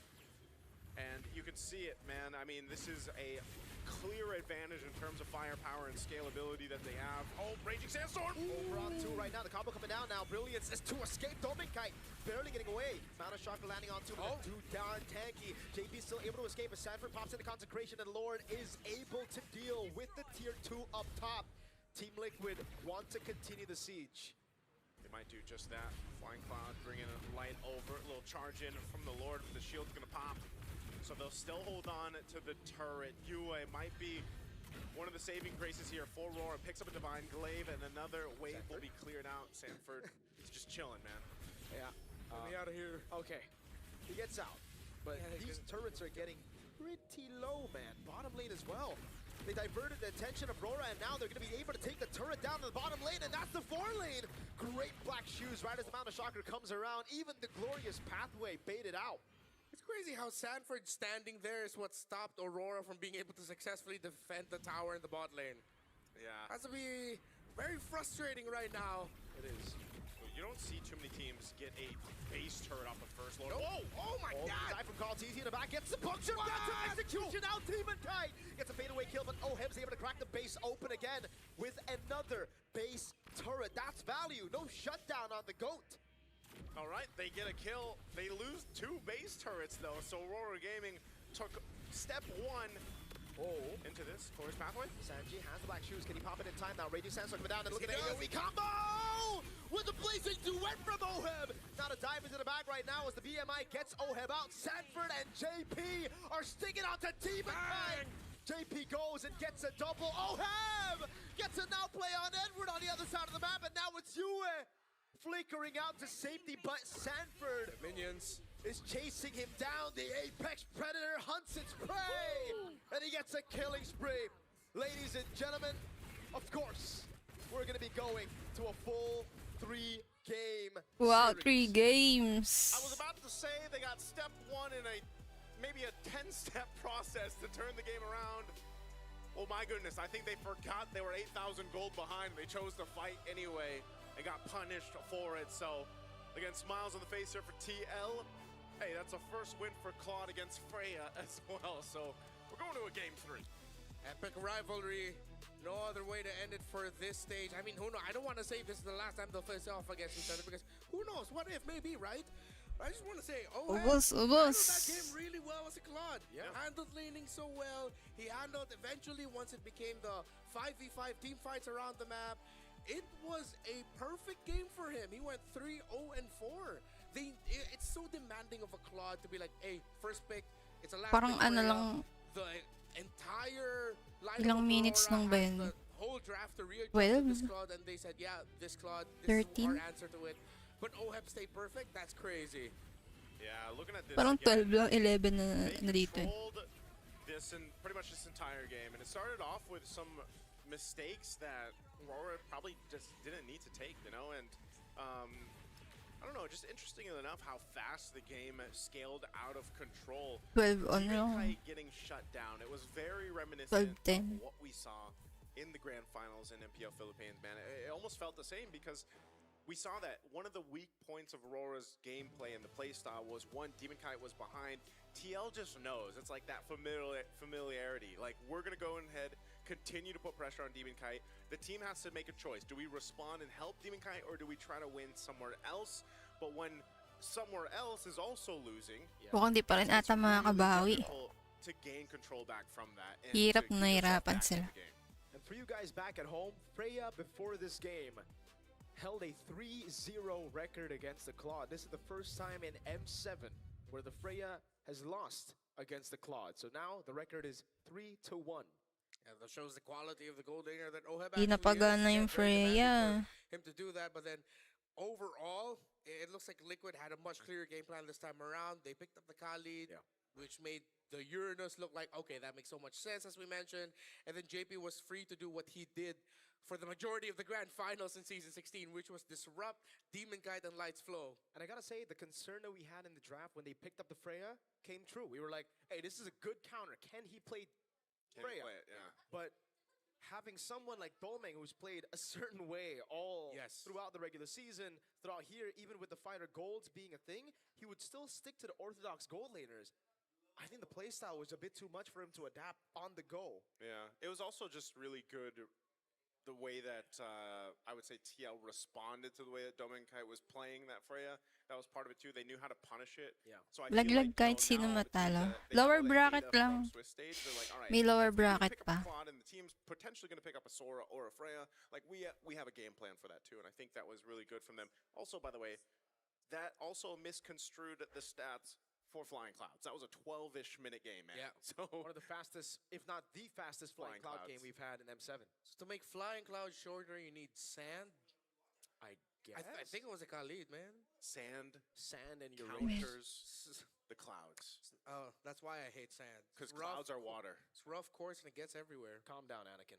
Oh, sorry about that. You were the chosen one. I love Star Trek. Ouch. It really feels like MPLPH because that's something Leo would usually do. That's Like, why you Leo, could bring I out did the- it for you, He's friend. literally cosplaying the perfect way. This is the sambal flavor of Grizzly Bear. So let's look at who the MVP is. Who do you think it was, chat? It was JP, of course. The center. It's his fault, man. His fault. Daddy's home. Kasalanan na naman ni Daddy JP. Say it, Naisu. Say it. What? Daddy's home. Yeah. I'm not gonna say that, man. Why not? Just voice JP, bro. Daddy's home. There it is. Damn. Whoa. Okay. Hey, Hey, the Khalid man 2-1-6, but like I was kind of explaining this when we got into the game. I was like, you know, the Khalid that we see from whether it's Light or JP, they kind of play it the same way. You know, they're able to go ahead and get things set up so well. There's great early damage with the Khalid. Not only that, but also the Raging Sandstorm is great. And you got to remember too how many times he was actually able to bait out some of like the positioning or the abilities just with a quicksand guard. Again, even looking at these highlights, this is where Dominkite, he went full Valkyrie mode, man, but unfortunately got his wings clipped, ankles broken, and everything else. And then, you know, just from there, it started with the gold crab, by the way, and then it went into that, and then it just fell apart further.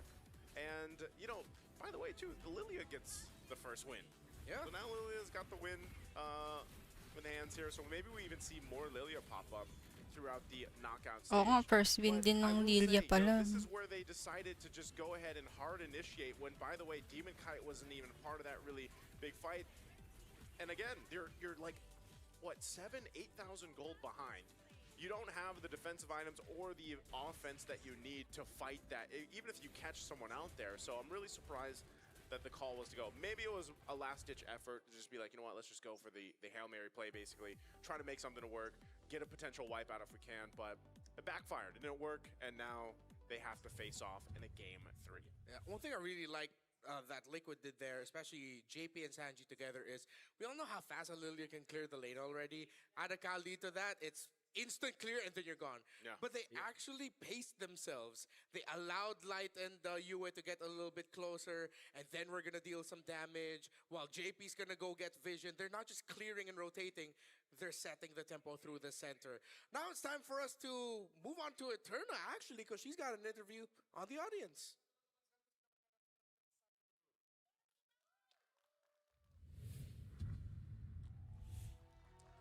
It is now 1-1 between both Filipino representatives with TLPH as well as Aurora from the Philippines. Right now, it's looking like a full house here in Exo Hall in the arena for M7, our first days of the knockouts. And I think we're gonna get a little bit of a chance to talk to some of the people who flew maybe all the way here to watch this match. So we're gonna see who we should talk to.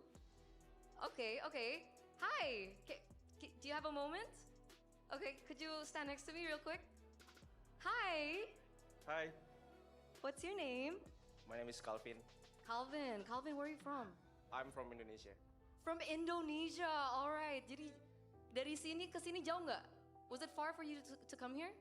It's about 1 hour. 1 hour. All right. So it's not that far. It's not that far because I think we have some Filipinos in the building as well. But of course, you still came all the way here. Can we ask why are you here? Well, obviously, are you a TLPH fan? Yes, of course, TLPH fans. TLPH or Nakajacket. TLIG? Team Liquid. Team Liquid. So in general, okay, he's a supporter of the Team Liquid organization. So right now, we're looking at 1-1. TL came back in game number 2. How do you think about the match right now? What do you feel about the match? It's so insane. I think in game 3, it will be insane. Game 3 will be insane. Honestly, I think everyone agrees with that. Final message maybe to TL right now who are still trying to get that last point in. Pardon? Do you have a message? Ada pesan nggak untuk Team Liquid yang lagi bertanding sekarang? For Team Liquid PH, fighting. Fighting! All right. Thank you so much, Calvin. Let's see if we can talk to someone else before we head into our next game. Wow, all right, TLPH and RORA, hi. Can I talk to you for just a minute? Hi, what's your name? Be careful here. Siya What's your lang name? nagpa-customize. Angelo. Okay, Angelo. So I'm guessing you came from the Philippines. Yes, I came from the Philippines. All the way from the Philippines. All the way from the Philippines. You flew here just for this match or you've been here for a while? Nonchalant I yan. will be here for 10 days up to the grand finals. Wow. Wow. Grand finals. You think TL or Aurora will make it to the grand finals? Of course, I'm very confident. Two of our teams will be in the grand finals. 2 of their teams will be in the grand finals. What do you guys think about that? The Filipino fans are definitely raving right now. If I had to ask you to choose between both of these teams right now, who do you think will be moving forward in the upper brackets? It's really hard, but my heart and my favorite team is now TLPH. All right. But I'm supporting both of them since they came from the both country. Of course, of course. So final message to Ang tahimik niya TLPH naman. who are still trying to get that final point in. TLPH, I know you practice so hard. I know this match is also hard for you because we are fighting against same team in our country. But I'm hoping that you can make it. Hoping you can make it. Once again, thank you so much, Angelo. I hope we get to catch up later on.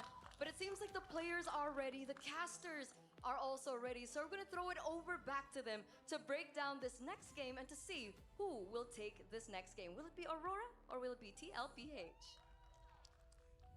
TLPH. The Philippines was mentioned. I just 1-1 na pala score. Oh, Philippines was mentioned. What are you doing? What is that? It's like, intense. Filipino, that's right. It's this. Pa-shoutout daw si James. Sobrado, hello. Because that's usually where it happens. You're in the theater and you stand up. Yeah. Yeah, and they play the anthem. They play the anthem In for a the theater. movie? Yeah. we do. If you're there early enough. Yeah, super. Like you have to be there like before the trailers and Yeah. whatnot. Speaking of, Yeah, Speaking of, look at this guy.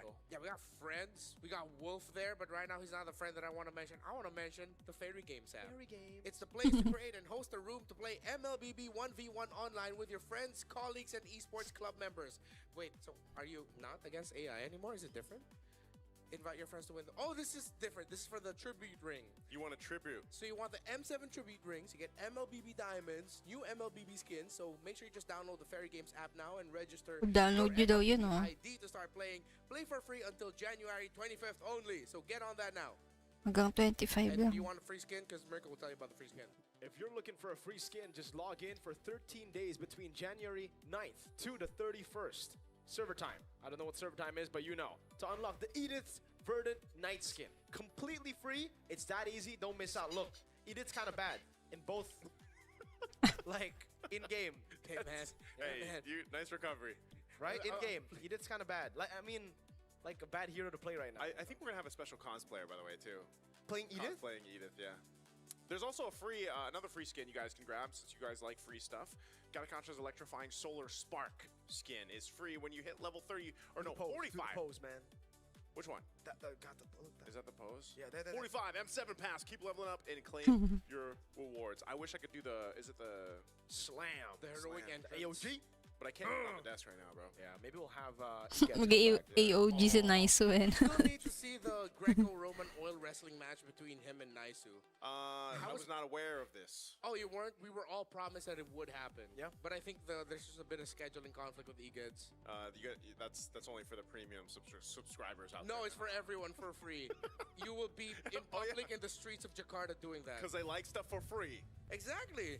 And when you said that earlier, how come you trying to guilt trip people for like? Anong level na kaya sa M7 You Pass? guys like free stuff? I like it exactly like that. because I don't know if I like free stuff, man. Yeah. When you pay. Because I don't trust it. Like if I it's agree. free, I'm like, huh. And this is what I will always say when you ask TLPH. why I never make you coffee. I Sabi don't ni drink coffee sometimes, so now I got Rockvlier, hello. I'll 59, second guess, right? wow. Like, did you put Ba? something in this? Why'd you give me the coffee, bro? Did you put pre-workout in this? Like, are you trying to give me? Nalimutan ko kung anong level na. Put Red Bull in my coffee because I want that. Red Bull and coffee. I'm sure there's some combination out there that you can buy. Yeah. Hey, I mean, mix it with matcha. Everyone mixes something. I don't with like matcha, these days. so I'll take an Americano with wings. Oh man, this guy, he doesn't like matcha. Same. Arashi asked me like 8 times. He's like, Same. no. Di din ako mahilig sa matcha. Place? I'm like, Dude, nah. 55 pa lang. Abot kaya Prime? Abot yan. Yeah, And you dude. were being a Araw-arawin niya lang yung laro. That's why I asked him. I said, Arashi, Di ka sana you wanna show nakapaglaro. me the matcha, please? And what did he say? He's like, only if you want it. I was like, I don't want it. Arashi is Arashi. Shout out man. to my boy. He's a very Arashi. special friend of ours. He's a great guy. Bryden. Right. Last game. Joseph, if y'all ever see Sino kaya Arashi mananalo out in dito? the arena here in the XO, Matatalo may take him lower out, bracket take him pa. out and ask him to roll with Lahat you. ng maglalaro ngayong Matcha and araw. Those are his two favorite things in life. Walang laglagan. And anime. Hopefully we'll get to see an anime battle for this game Abot pa number ba 3. 51 or gumastos na dapat? Maybe a little bit more Abot split pa like game yan. number 1 where it Pagkatapos demanded kasi the best ng of both tournament, players. meron pang pa-bonus task sila. Aurora here, and then you lose to Liquid So, huwag again. kayong mawalan ng pag-asa. Hanggang ano pa yan, parang 21 days pa yung pinaka M7 Honestly, that pass. hurts. So, maglalagay pa sila ng pang-earn ng XP. Si Joral daw mananalo. Yeah, it kind of feels Sana weird. I all. feel like it's literally that meme of, oh, here we go again. Like if Luyi pa din, if it ha? ends up happening. Banclad They're na. on the blue side, they'll get priority. They go with the Jushin ban here. Uy. I'm wondering Yuzong if open. Brock was banned out. Maybe they just end up picking an Eve. We have continuously said, man, the Kalea has been slept on. Yeah. I'm not sure if that'll end up being picked here. Where is she? Where is Kalea? TLPH na yan, sabi ni John Lawrence Quinto. Yeah, we saw Cho over Kalea earlier as well, and that was last pick, and the Kalea was still open at that point as well. I really hope that TL, if they do want to pick this, Huwag niyo kalimutan i-heart and share ang live stream natin. Thank you. Very, very forced.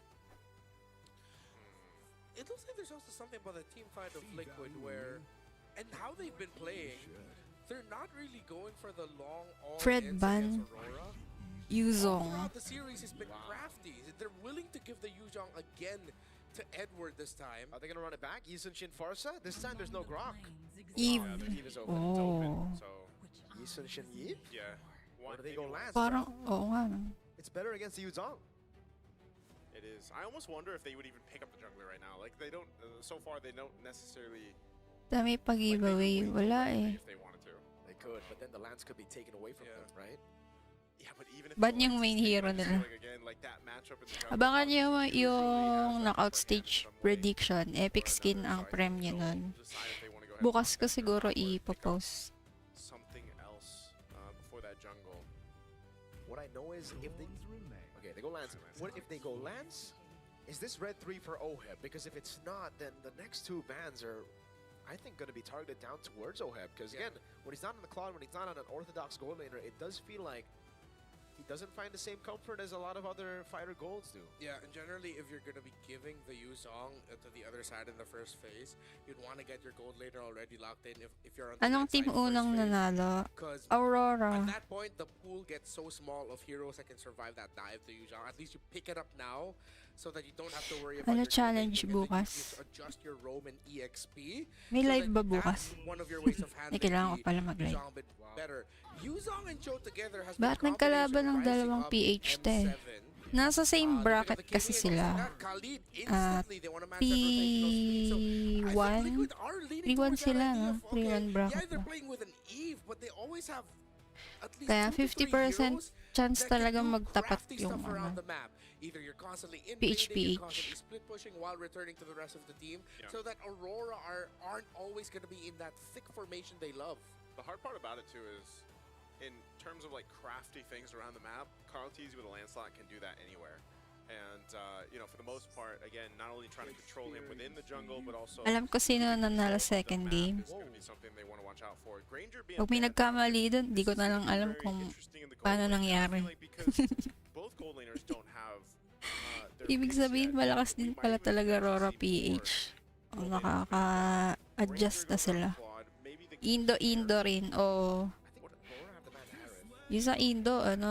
Yeah, maybe the Harith, like, as a last ban, they'll go with the Lampu Lampu. Yun yung matindi sa Indo. Even for Sanford, I don't know, man. Are we actually gonna see Sanford on the? Hirap niyan para sa lahat ng PH fans.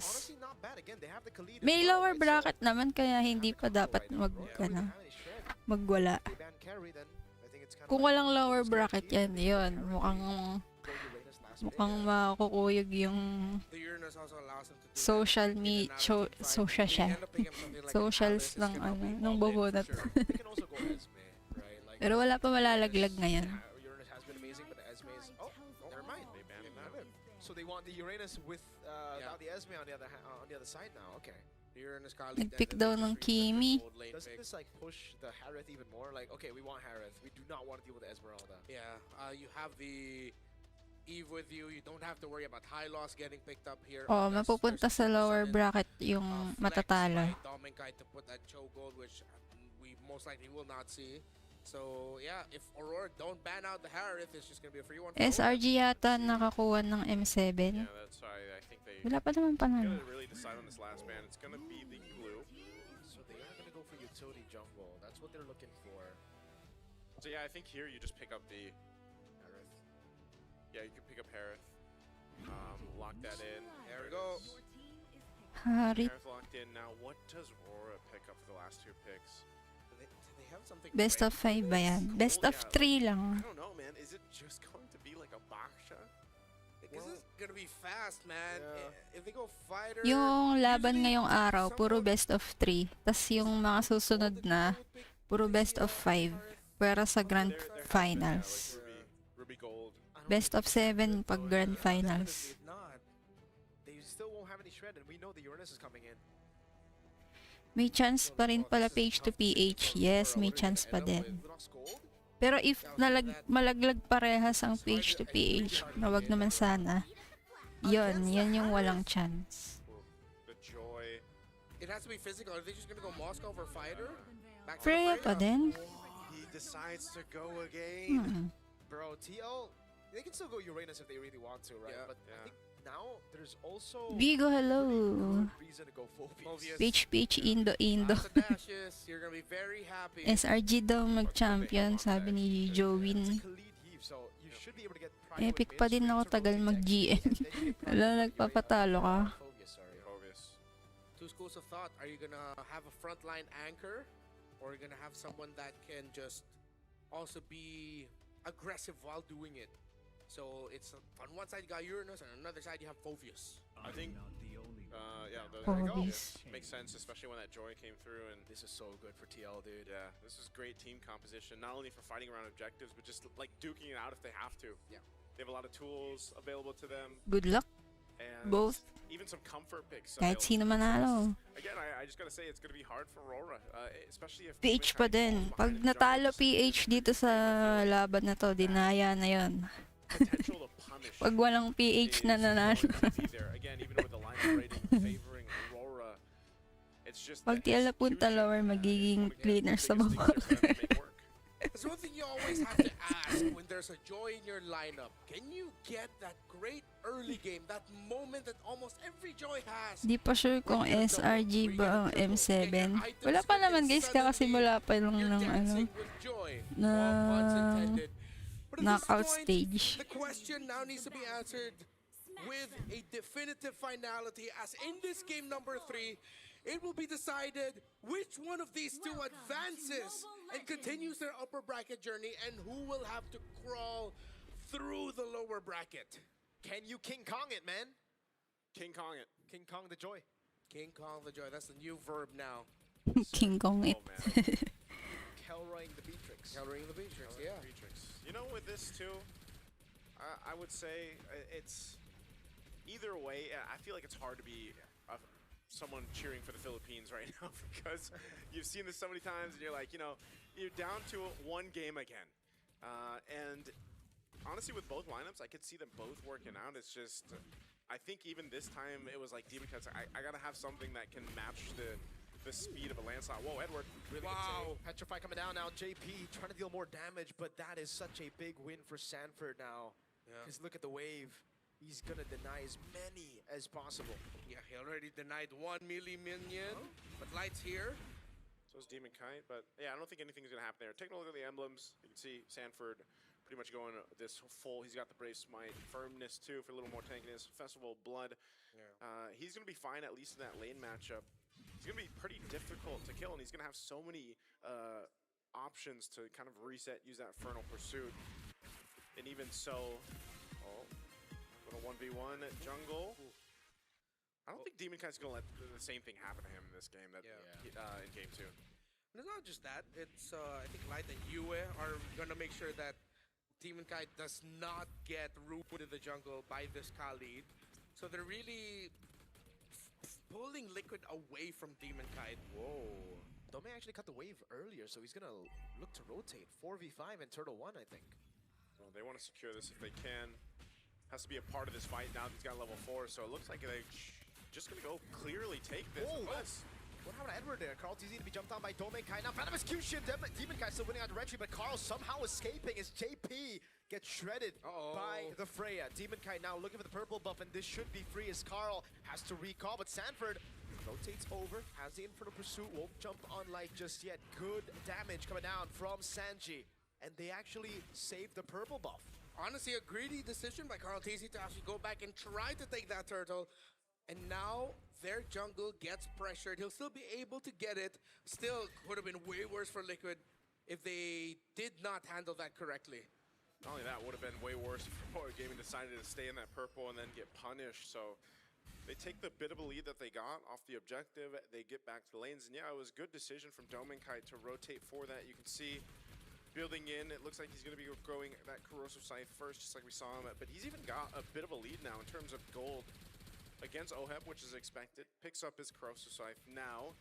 And so you can expect that kind of rotation to continue to happen even by the next objective, which is still going to be cross side of the map. And so it's just a kind of a waiting game for OHEB to scale up, but there's a whole lot of attention up here right now. Yeah. Erosion Scythe all ready for this Freya. Domenkite much more free this time to farm, much more comfortable. While Liquid cannot find an opening similar to their previous game. Again, Light and Yue doing really well right now for Domenkite Doming. And OHEB dancing, but they both know that they're not going to get a kill there. Yeah, it's just one of those things, again, where it's like both the teams will like to fight around the objective. Oh, JP. Valkyrie's Descent getting him out. Raging Sandstorm though locks him down, but OHEB does not have Zaman Force, and JP's gonna be caught in a tough spot now. Oh, the turnaround! Domeng 2v1 winning it out, forcing a flicker out from JP. Hey man, that's the power of the Valkyrie right there. No kill secured. Good thing he didn't continue to put pressure on it. Stays alive. Turtle's up now. Oh! So much damage. Cancel on the Black Dragon for him as well, but Sanford will keep it now in for the pursuit onto the Dragon in the air. Carl looking for the angle now, jumps in all the way. That's a Phantom Execution Restream battle win for Carl! And Edward was too low. Sanford cooked him. Demon Kai, can he dash away? Sanford has the dash, and he cancels the dash! Gets the double on a Phobius. Oh, that feels bad for Aurora. The consolation prize, Domenkite gets a little extra gold on this top tier 1 turret. Wow. But man, that was just kind of disconnected in the way they wanted to go. Yes, they got the Sanji to burn the flicker because of the kick coming through from Light, but then, Edward was too low to really try to contest that. They came down to the retribution. Was that also, Carl T is going to continue doing this, man. Bro, that was nasty, man. Everything was going so right until now. It's led to this. No purple buff on Domenkite. They lost the last turtle. Significant progress in the tower up top. And now Liquid setting the tempo. They have to time their entries a little bit better. Light, I get why you were going for the kick, but no one else was close enough to actually try and follow up. And I think he missed that initial kick because I thought at first, like, oh, maybe he purified it. No, he's backing Flicker, Sanji. Yeah. So that means there was a moment where Light decided, oh, am I gonna kick? Am I not? Okay, I'll kick. Oh, but he already flickered, and then he changed the direction. Yeah, I'm surprised he has the flicker. Don't we usually see Eves with the, I guess it depends, but yeah, purifying flicker, but Sanji relying on that so far so good. Hasn't died either, so he's been pretty good on point with the RWMs too. You can see he's got the glowing wand locked in. Starlium Scythe now for OHEB, so a lot of these first items coming into play. JP sticking with the shield here, still building into his first. Probably going to go with a bit of a, like we say, chop suey build until his first item. Domenkite does have the Genius Wand, which him and Yue can work in conjunction together, but so far it's mostly just getting somewhat of a favorable fight, and that seems to be really difficult for them if, they don't get that set off that they're looking for, or they don't have that space around these objectives to look for, just because of the durability that this lineup that Team Liquid has between the Phobius and even to an extent JP. And so it's a little bit more finesse, I feel like, that's needed from Roar Gaming, because if Edward is too low, this kid, man. You're pushed off of this like this. Oh, actually uses shoulder bash onto the turtle. Now goes in. Domeng! Skill 1 for the person coming down as Domenkite tries to dive in, but OHEB is able to purify. Outraging Sandstorm from JP! Big furious dive, but that lockdown saved a lot of them. Sanji still able to flicker out now as Edward gets isolated. Now taken very low. JP again gonna be looking for the play. Yue goes in. Zedward will survive. Yue able to pick up the kill as Carl goes in, but the Void Blast from Sanji should and will take Yue out. I feel like both teams thought the fight was over, and then both mid laners were like, nope, it's not. They come through, end up capitalizing a kill. Turtle's still up, but TL definitely had the upper hand in that fight. A great set with a Raging Sandstorm from JP, and they get back to it. Yeah, Dominic with the initiation, but after all of that, Liquid had to expend a lot of resources as Aurora Gaming will be able to get this last turtle. Unless JP miraculously steals it away, then I don't know. No way. No way he's gonna even try. No way. Good recovery by Aurora there in the end. Doming now dancing with Oheb. 1v1, 1v2, Light. Oh, the kick is off, but they're gonna go for the dive anyways. Oheb cut to bits. Great read on the situation by Doming to push it. And Light being there meant that that's an easy take on that Harith, and that's gonna be another tower. Aurora are still in this and they're recovering. Great take there on the turret. Skypiercer now online as well for Yue. Traction Pulse thrown out. Sanji, no flicker, has the RWM. Can he use it in time now? Sanford trying to peel for him as Sanji goes in. The kites away from the back line, goes in for the RWM with Petrify, and the Furious Dive will lock on too. That's Edward now. Sacrificial lamb for the kill on Sanji, but they'll get a turret off it. Carl. Is he gonna chase him? I don't know. Yeah. So all that, they lose a couple bodies, man, but they went for the tier 2 turret. I'm not sure if that was completely necessary, if they had to do all that just to get the tier 2, but it does open up the map a little bit for them now that the Lord is going to be the next objective in about a minute here. So, interestingly enough, take a look at the items. You've got a Divine Glaive for Sentinel. Okay. And all in again onto Carl Teasy with a good puncture with a Phantom Execution. Gets him out. So many things were thrown out there. I'm surprised that Carl Teasy only just got like a little scratch. Yeah. That's everything. He's so calm, man. Power of the Lancelot, man. He is Power him. of the Brute Force breastplate as well. Yeah. Well, that's ADR, the iframes. Light trying to find an angle, could not get it. You in trouble. Wow, Oheb also wells the Bond Force. I thought they would be happy with that tower. Yeah. I think they just want to go ahead and keep Aurora Gaming in check, saying, you know what, we will still fight if we have to. That is a Holy Crystal now picked up here for Demon Kite, so damage potential going to be pretty good now on this Joy as he's got the 2 items locked in. Light now having the Conceal available. This is what we usually see, especially as the Lord comes up. Some of these off angles if the roamers can set things up, but with the tier 1 turret still up for TL, they have a bit of a minor advantage when it comes to what they can work with. So space-wise, they'll play into that. I'm wondering how RORA wants to approach this. Again, they forced that tier 2 earlier on. I'm not sure if they'll continue to put pressure there, why the Lord is fought for, but so far a lot of focus up here on this top side.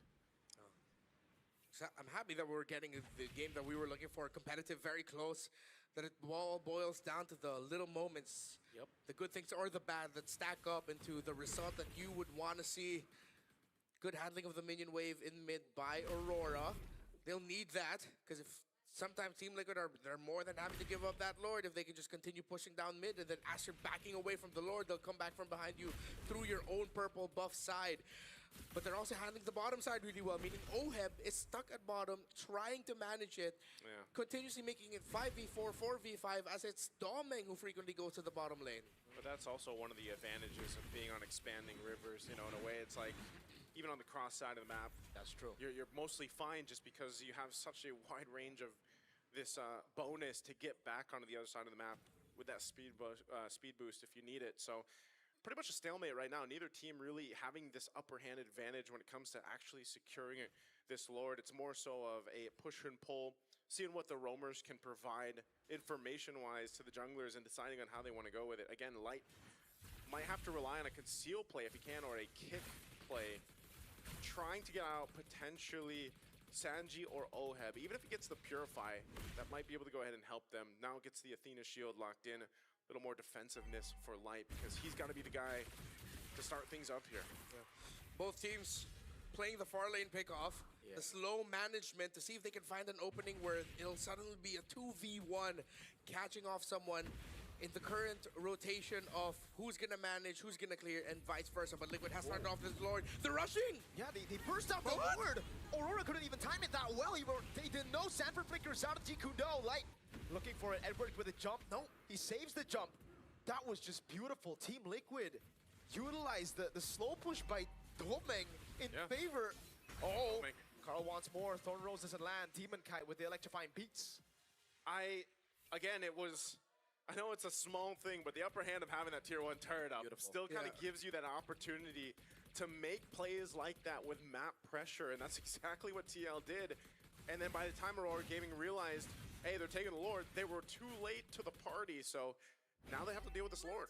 I was in the same mindset as Aurora. I did not expect Liquid would want to rush that. Yeah. But they did, and now it worked out well for them. And just like that, rug pulled under our feet. Carl TC getting dove on. Got an execution. Back in again. Oh! They're getting away. Raging Sasso, what a bait! Domenkai has to use the ultimate. At least it's not horrible for Aurora, despite the bait coming in. But it is kind of bad still. Lord was able to charge up top, and now the tier 2 in the mid lane has fallen. They're going to be able to go for the siege now with the Valkyries, the set still being down. I don't know if we'll have a replay of that, but it's always great. It's always a treat to see Lancelot in the hands of Carl TZ here. He's able to just go ahead and escape so much. And, you know, again, that's why I even wondered yesterday why we didn't see Lancelot pop up in some of our games. But, you know, you're able to go ahead and avoid so much with Thorn Rose and the puncture. Dude, Carl TZ has been baiting so much. Yeah. He's a master. He is. Really good at it. That's why he's the GOAT.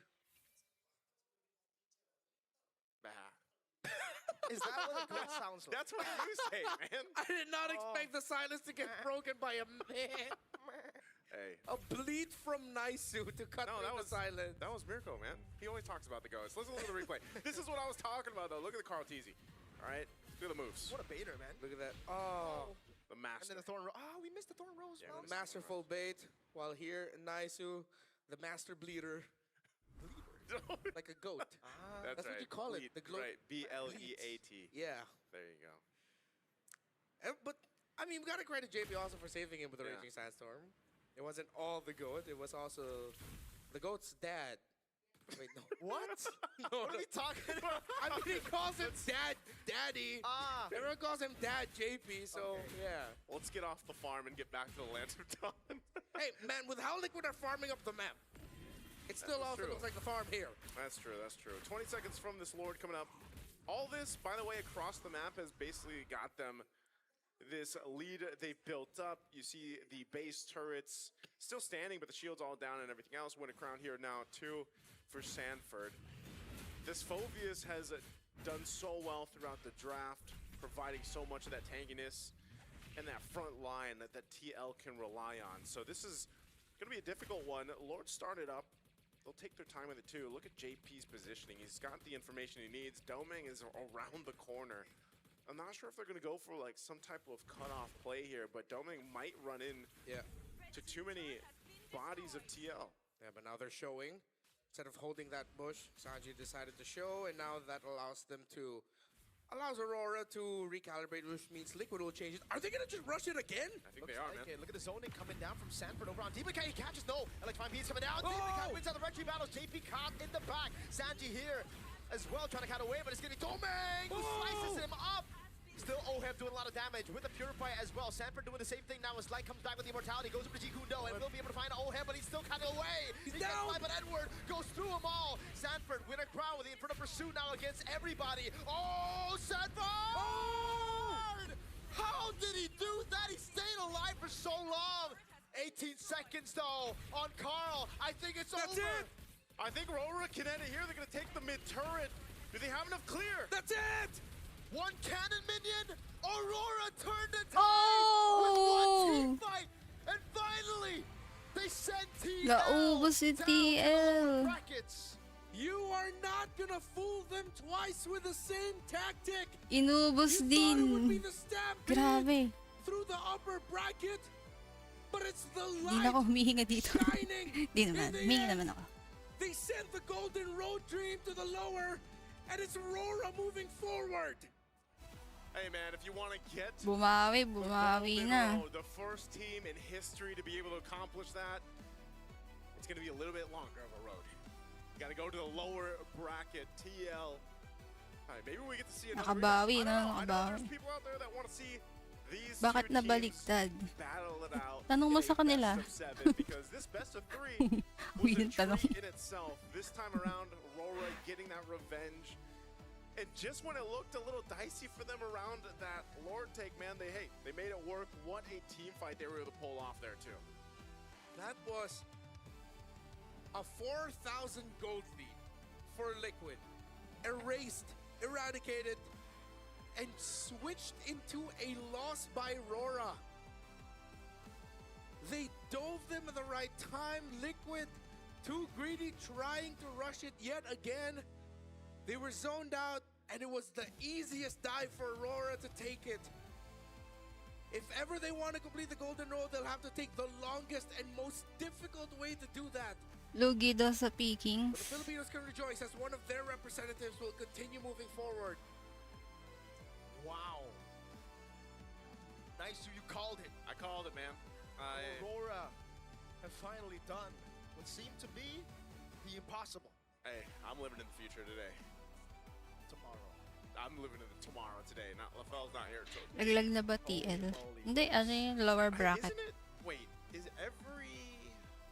I don't know if I'm thinking right, but is every M champion? Pagkasali daw si Christian dito, sure win daw. Alin, yung kalaban ba? Well, ONIC Philippines kind of broke that. Oh yeah, that's right. Yeah, that's right. They had the full. Yeah. That's right. M6. But here's the thing, though. So they send TL to the lower bracket off of a game like this. I would be anyone that gets sent to the lower bracket. I'm gonna be a little worried. I'm not saying that wouldn't be the case if it was RORA that goes down, but TL, when they lose like this, man, I don't know. Something happens to them. This is what we kind of saw during the regular season. Ang babalagbag yan sa lower. True. So I'm a little worried, but congratulations right now to RORA. May chance TL maka-grand finals kahit mapunta sa lower. Yes po. RORA, it shows exactly why they have Mebon. more than mastered the basics in team fighting. Aurora on the stage with a Ito turnout. yung bracketing. Third time's the charm. Let's give it up for Aurora Yan. Philippines. Mamaya na, pagtapos sa interview. Boys, that was an amazing match. Naglaro na ba How ONIC does it feel Indo? right now Hindi pa, to mamaya exact pa silang revenge on 9 PM. TL after losing to them in the grand finals and then in the Swiss stages as well? Masaya kasi ngayon na lang ulit din kami nanalo sa TLPH sa past mga matches namin. We're happy because it's been a long time since we've won against TLPH. When was the last time you guys won against TLPH? Do you guys remember? Since upper bracket MPLPH. Siya na taga ano pala si Khaled, Okay, upper bracket. taga-translate. And ever since then, unfortunately, you've never been able to secure that win. Yeah. What makes it different this time for you guys? How were you able to secure this win? Siguro pinagandaan talaga namin yung Kaya natalo itong yung knockout PH stage. kasi And malakas kung yung sino talaga PH na makatapat nakalaban talagang, nila, sabi. bibigyan namin sila ng magandang match. Di ba pwedeng supportahan na lang I think it's natin because yung we really prepared yung pares na against them and PH we wanted to representative, di ba? give No? them a very good match.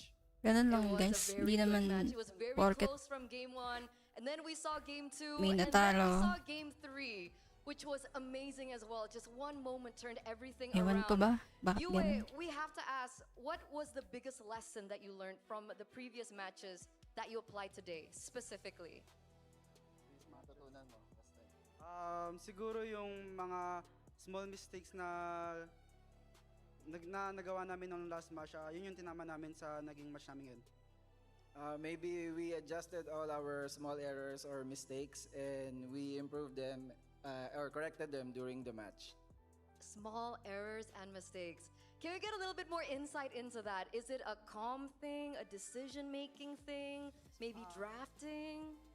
Sa decision making tsaka sa comms din. Is the decision making and the calls. I don't know why I waited for that translation also. That's pretty straightforward. Yue, sorry, Domenkite, do you have something to add on that?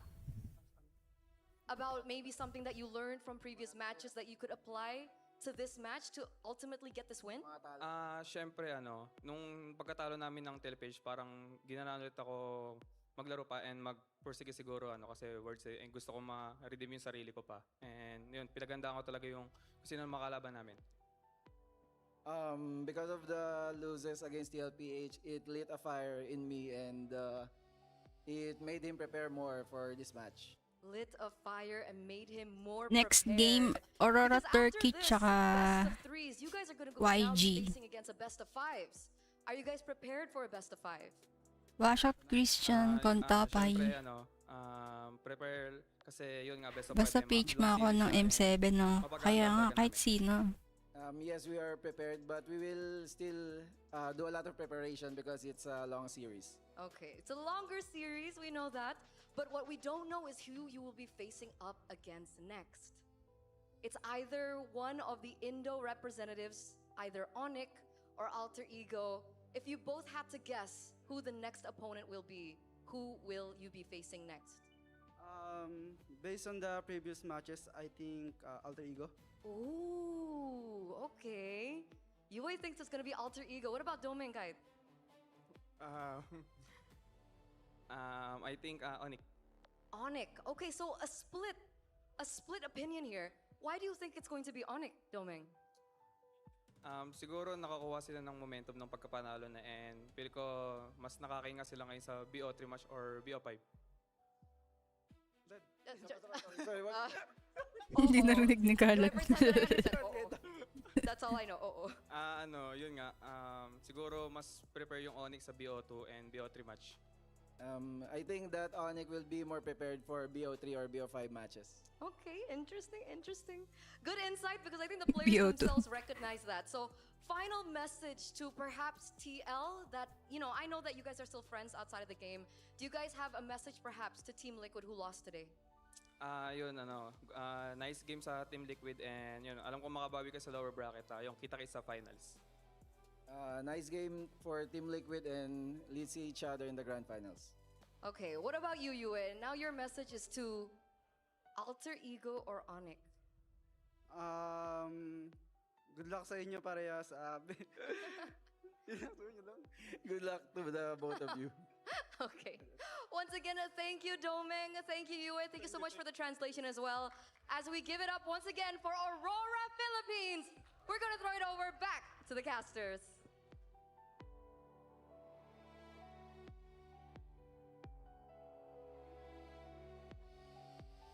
Magpa-5 na pala. Clayman na ulit. Doming said there, good game. We know you guys can crawl through the lower bracket. Referring to Team Liquid, we'll see you in the grand finals. But saying that after just sending you to what will arguably be the toughest lower bracket climb for any team because of the quality of the top 8 teams that we have in M7. Bro, that's cold. Aurora Gaming, congratulations. Turning it around in one team fight. And this is what I was saying earlier. They need a win like this. They needed the win that vindicates them as like, guys, we're not, that word. We're not that C word. We can do this. We can beat them. And they did. And this man was nuts in that game. 4-2-5, this Yu Zhong. Now this time around, so good by Edward. Yeah, I would, again, it was so interesting because that down to that last fight, man, it was looking a little grim for them. Like you mentioned, 4,000 ahead, but Edward going back to the Yu Zhong pick that was picked up priority in the draft. They lock it in. He's able to go ahead and put enough pressure out too. I like it, interesting with his build as well, the way that he was playing this out, but also it just allowed, I just feel like this entire composition to work really well. You were able to go ahead and put enough pressure where you needed to, kind of forcing responses out from TL. Even this, yeah. And also, you got to think how many times he was able to go ahead and push away Sanji. Like, Sanji, I feel like, had a little bit of a harder time on the eve just because of the threat that Edward was. And it's also, you gotta remember, this is another game for Doming Kite with a Freya, who I would say he had a really rough game when he picked it up in game 2. So Hindi na ako nagla-live sa block up. And then just have this better performance overall as a team. That shows basically the trust between, of course, the members here and also the coaching staff to rely on the players to make this work. And even when it came down to it, I feel like Demon Kite really had to step up in this game.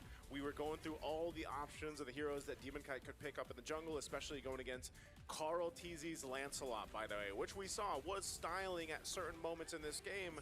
But Demon Kite was able to go ahead and kind of keep a cool head, make things happen, got a couple of the retributions off that he needed. But again, the team as a whole just really made this lineup work well, and which ultimately got them the dub here in this series. One team fight. Unbelievable. And that's coming off of the sharper performance overall Kailan palaro ko? Light and Due in terms of taking care of their own side. Kung magla-live ako bukas, I mean, baka it didn't magpalaro get to ako an bukas. incredibly crazy amount of lead for Carl TZ because this time JP could not find that opening. Ang in terms of next messing up Demon Kite. And M7 we're always looking for that matches when it na comes to kasi the ay Yes, Wednesday. you wanna pressure the Joy a little So, bit, but one Monday, death, Tuesday, amidst all walang of the M7. things that happens in the early game, that's Baka fine. mag-live ako You'll na still na be able to ano, get your genius regular launch, live. crystals, and that divine glaive, and then that'll be that swing Abangan that nyo, you'll may need to set up. What I pa-challenge like si about the Ninong damage Marbs. profile for Aurora, it's a lot of, M7 like, pass ang initial big premyo. bursts, and you have And so many bukas cleanup that it's not ipopost gonna ko be difficult for yung you to knockout capitalize stage on team that prediction. messing up their Epic skin formation, naman yun. making a mistake, calling a fight So, too early, not being ready for all of i-ready that nyo na Aurora yung has. prediction So many nyo. layers of damage that comes through with that, to a point where you just get overwhelmed, and I think that's literally what happened for TL in the final fight. They just got overwhelmed.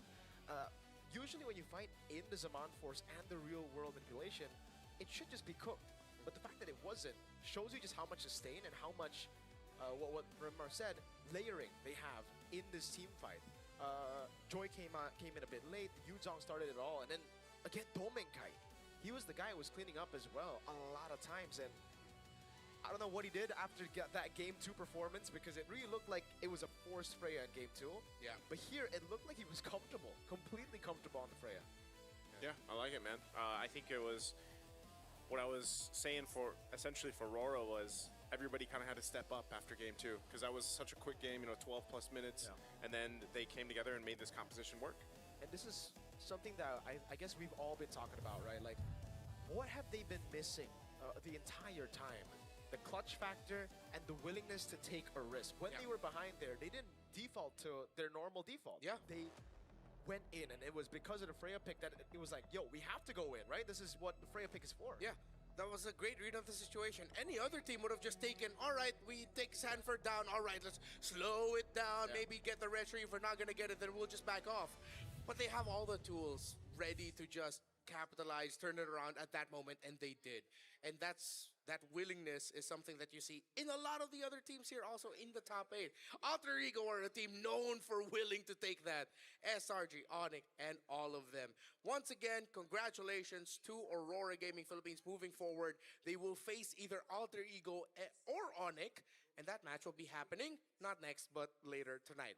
But coming up next, we get another Aurora matchup. It's Aurora Turquie against Yangon Galacticos. I feel like this is the perfect test for these two just to see on the level that they actually are. Absolutely, man. This is going to be a banger matchup. Aurora Gaming, known to be very good when they get their comfort picks. Meanwhile, Yangon Galacticos, they're full cheese, baby. It's good for a best of 3. Yeah, and I'm sure it's going to be a banger. We'll see you in just a bit after this break.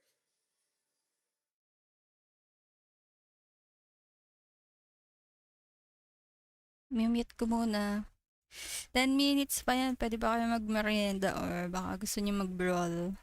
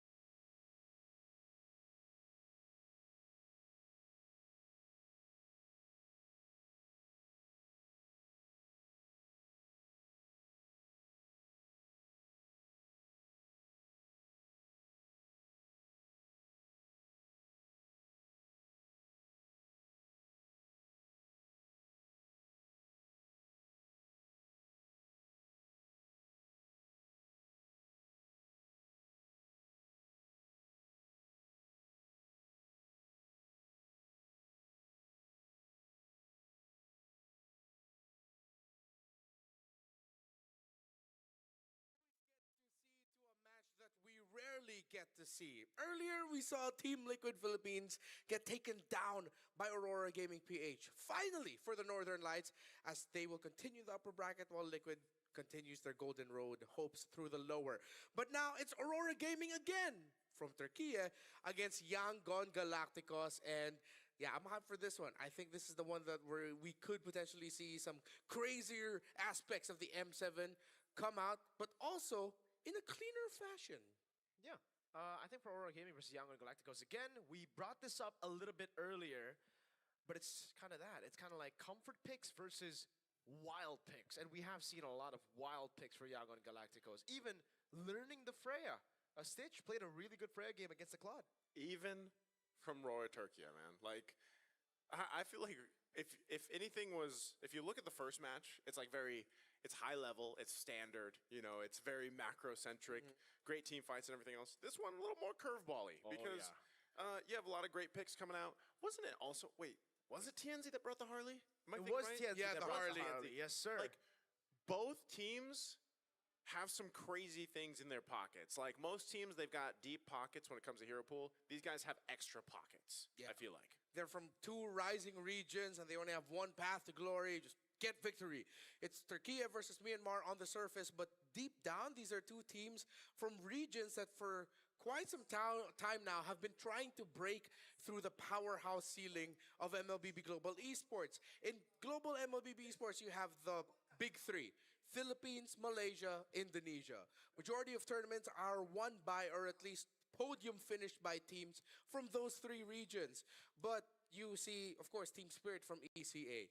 Myanmar back in M2 was the runner-up to the Filipinos' Brent Esports. We haven't really seen that yet from Turkey, that big finish. But little by little, I think they're the team that we've seen the most incremental growth over the years. The best finish they've had as an org and as a region was actually the recent GOTF, where they finished in the grand finals, top 2. So we'll see if they can actually replicate that same success, because technically they've already surpassed a lot of people's expectations from, again, seeing S2G and Ulfednar from M6 dropping out of Swiss stage, not even making it to the knockout stage. This is already quite incredible.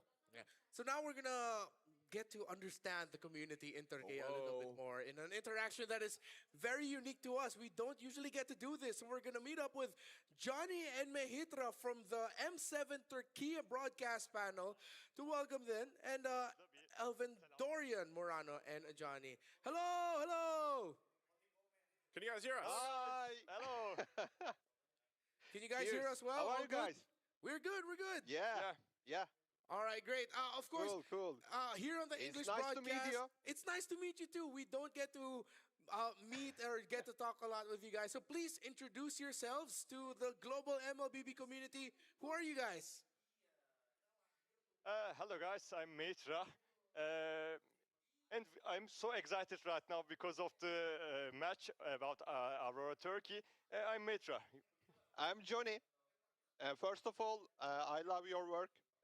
I also watch Global Stream, and you are doing a fantastic job. I also watch Mirko's YouTube channel as well. So Thank you, insightful. So much good stuff there. Thank you. So that's it. Hey, thank you so much, man. I wish we could say the same thing, but we just don't understand Turkish, man.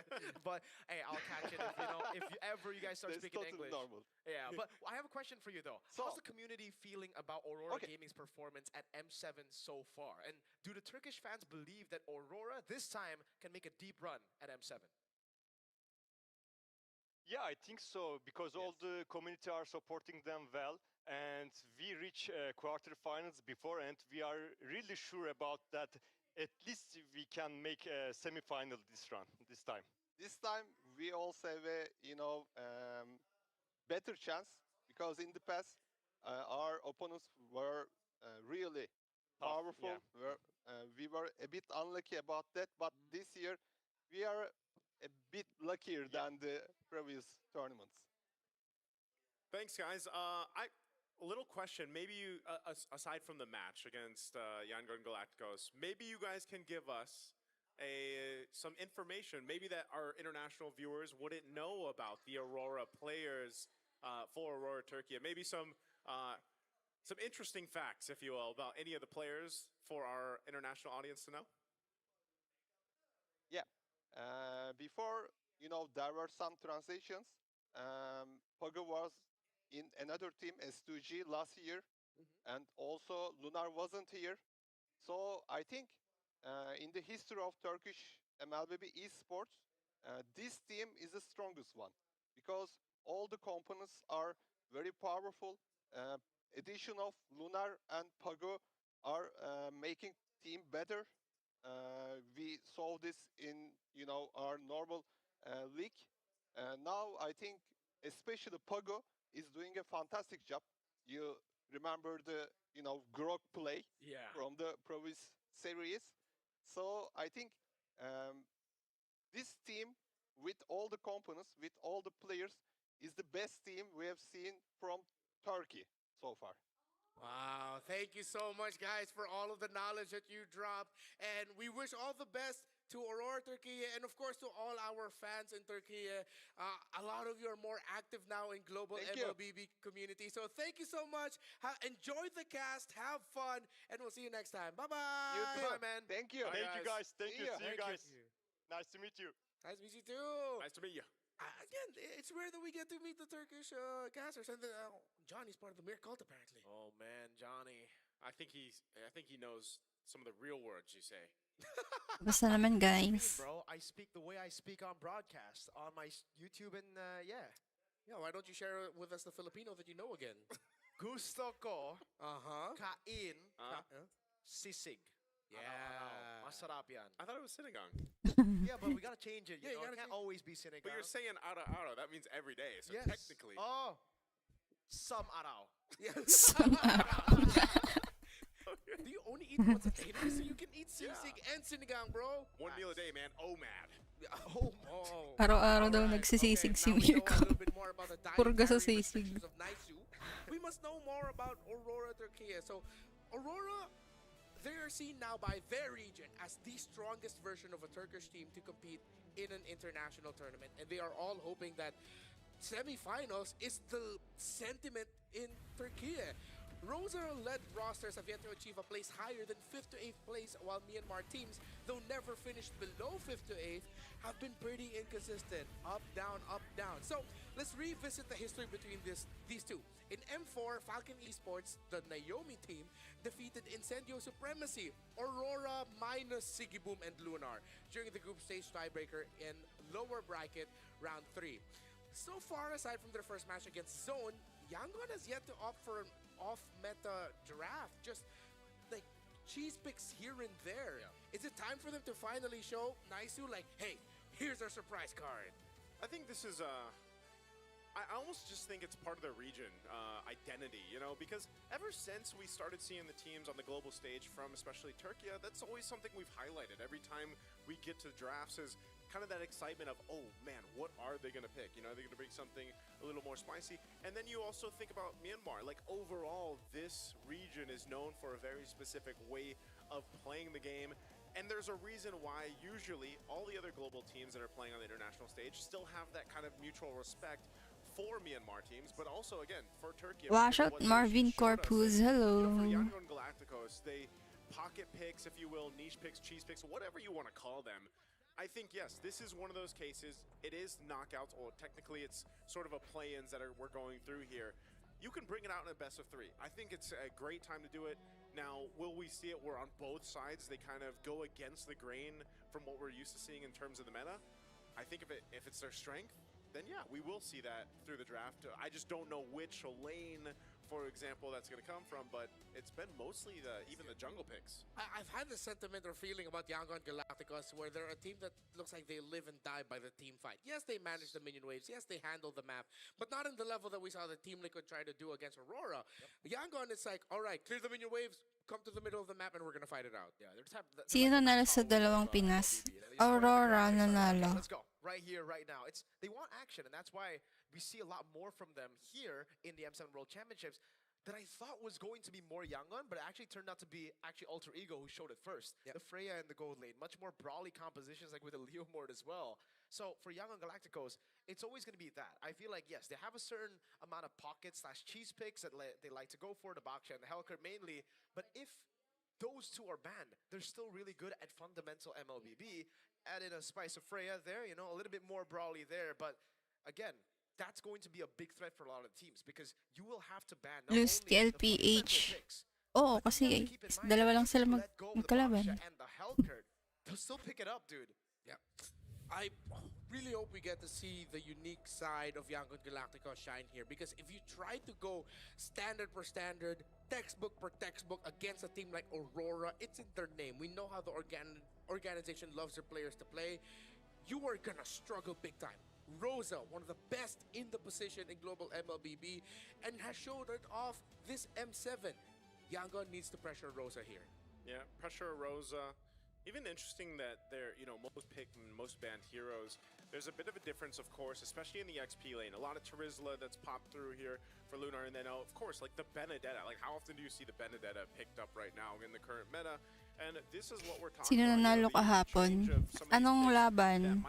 Aside from the shared Claude, Tatlo yung matches kahapon. this is once Laban again nino ba? where we were like, where's the Kalea when it's left open? Well, Yangon Galacticos likes to play it. Also the Nolan. When we first started seeing the Nolan in the Swiss stages, we were like, man, okay, this is interesting. How will this Nolan work? And we actually see it work in conjunction really well with some of the more popular picks in Rome, whether that's the Cho, the Kalea, the Grok, for example. And then, so I think you're going to see actually just really interesting drafting from both sides. But now you're going to see, too, of course, the respect playing a part. And we already saw that towards the end of Swiss, right, specifically. Silent But viewer ka. Thank looking you. at the head-to-head here, ONIC Falcon. ONIC panalo. a majority of the advantage in terms of the stats across, just also because of the way that they've approached the games. And I feel like we mentioned, their incremental improvements over the years and all this like experience that this team and the individual players have gained over the years are just kind of shining now here in M7. I thought of something funny. What if, after all the things we said, Yangon Galacticos suddenly just have a huge Harley problem this series? It's like, right? I mean, that pick showed up and just messed up. Who were they up against at that time when they brought out the Harley? I think it was it CFU? I'm having a hard time recalling. Is it No, CFU? Team Falcons. Falcons, Yeah, right. it was Team Falcons Mena, and then that was an MVP Harley performance. So if they overcommit and trying to ban out TNZ heroes, they still have that. And it was a quick game, if I remember right, too. Very- It was like a yeah, dominant yeah. game. That's what's scary again about Aurora Gaming as well, right? The fact that, right, they are a team known for comfort picks, actually. They do really, really well when they actually get their hands on comfort picks. But it's because people think of that they don't think of the fact that TNZ can and has played so many different picks in the past as well. He was the guy who brought Leomord back in M4 here in Jakarta as well when he was still part of Incendio Supremacy. Then we saw Amon a couple of times, MSC 2024 most notably, up against Selangor Red Giants, where they took the MSC 2024 champions to a full Good morning, ate. Amon pick. So just goes to show you Nakatulog ka again, pala. all that is possible with TNZ at the helms in the jungle. Yeah, sometimes you really just gotta vibe and feel yourself, you know? Yeah, Let the world see us. Don't forget that hashtag, man. Don't forget that let the world hashtag. see us. Yeah, when you post up Yo. your selfies and all that, go ahead and please do that. And again, there was a time where Aurora Gaming, in one of their many versions of the team, thought that, hey, having Rosa play fighters in the mid is gonna be a good thing to do for us. And Rosa was Naglaban, pretty mean Terizla in the mid. They would play Terizla, Lapu-Lapu back then. Or versus Right? And Spirit. it made it work. So that's why I'm hoping Yangon Galacticos, Naglaban ba if they sila? have any more unique ideas like that, Ko really show it. matandaan. Don't be afraid to show it against Aurora, because that's how you get into the mind of a team that loves stability. Parang hindi. Yeah. That's why I think today is so interesting, because as you go through the play-ins, you're going to see a very different playstyle each match.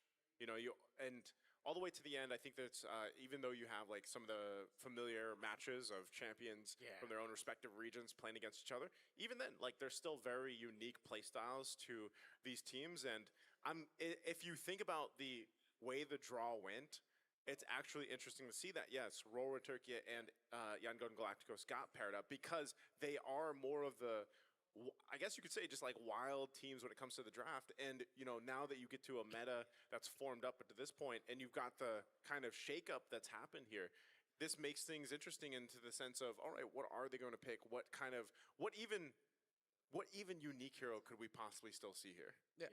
Helkert gets banned out when Yangon is playing. Baksha as well, probably. Baksha, they play Guinevere, so I don't think that's going to be banned out. They're not going to be banned. But It's like Aurora 1-8 now. Yeah, but 1-8. Aurora will have to contest for it. Ying had 2 Benedetta games so far. Yeah. But has only won one of them. So Fun fact, TNZ also picked up the Gwyn. yes. In the jungle. So the Fandom War has begun, and you see the YG or our Myanmar crowd, the Burmese, really just showing up big time for the Galacticos. I'm pretty sure the Turkish crowd is in the Turkish broadcast with Johnny and Mahitra. That's where true. they are. That's true, maybe, you know. And hey, we need your support in the global stream as well right now. YG, the Burmese, the Turks. It's time for you to spam YG or our or AUR. I think there's been a lot of Yangon Galacticos fans now after seeing M7. Naglaban ng Or versus Spirit. Hindi nga. Galacticos, the Yangons. the Yangons. Naglaban TS at ONIC nakaraan. Talo ONIC. Actually, that's fire. That's fire. Bawi yan next time TL. Yangon Galacticos, that's it. Hinaantok. There you go. Hey. Ano, oras laban ng ONIC? 9 PM pa. As well, they were saying, right, in the pre-game interviews or the pre-game content that Against ONIC, right? they feel ONIC are number 1 and they are number 2. They beat ONIC. Unfortunately, they dropped to Alter Ego, but it should still be a big confidence boost to go through the 2-2 bracket. Just because, again, a lot of teams from even last M6, last M series, sorry, M6, where 2-2 teams did really well in the knockout stage. Same goes for a lot of teams, I would say, who've traditionally gone through lower brackets. They end up having a really, really good run in the M series, or even in MSC back in the day when it was still lower brackets, to end up winning the whole thing. You know why? More games, more experience, reps. It's the repetitions, man. Improvements, muscle, creatine. Yeah. With the reps, you gotta... In form of teams playing. So what is the protein of reps of in-game MLBB? Games. Let's do the team intros. It's time for them to walk in. It's Yangon versus Aurora.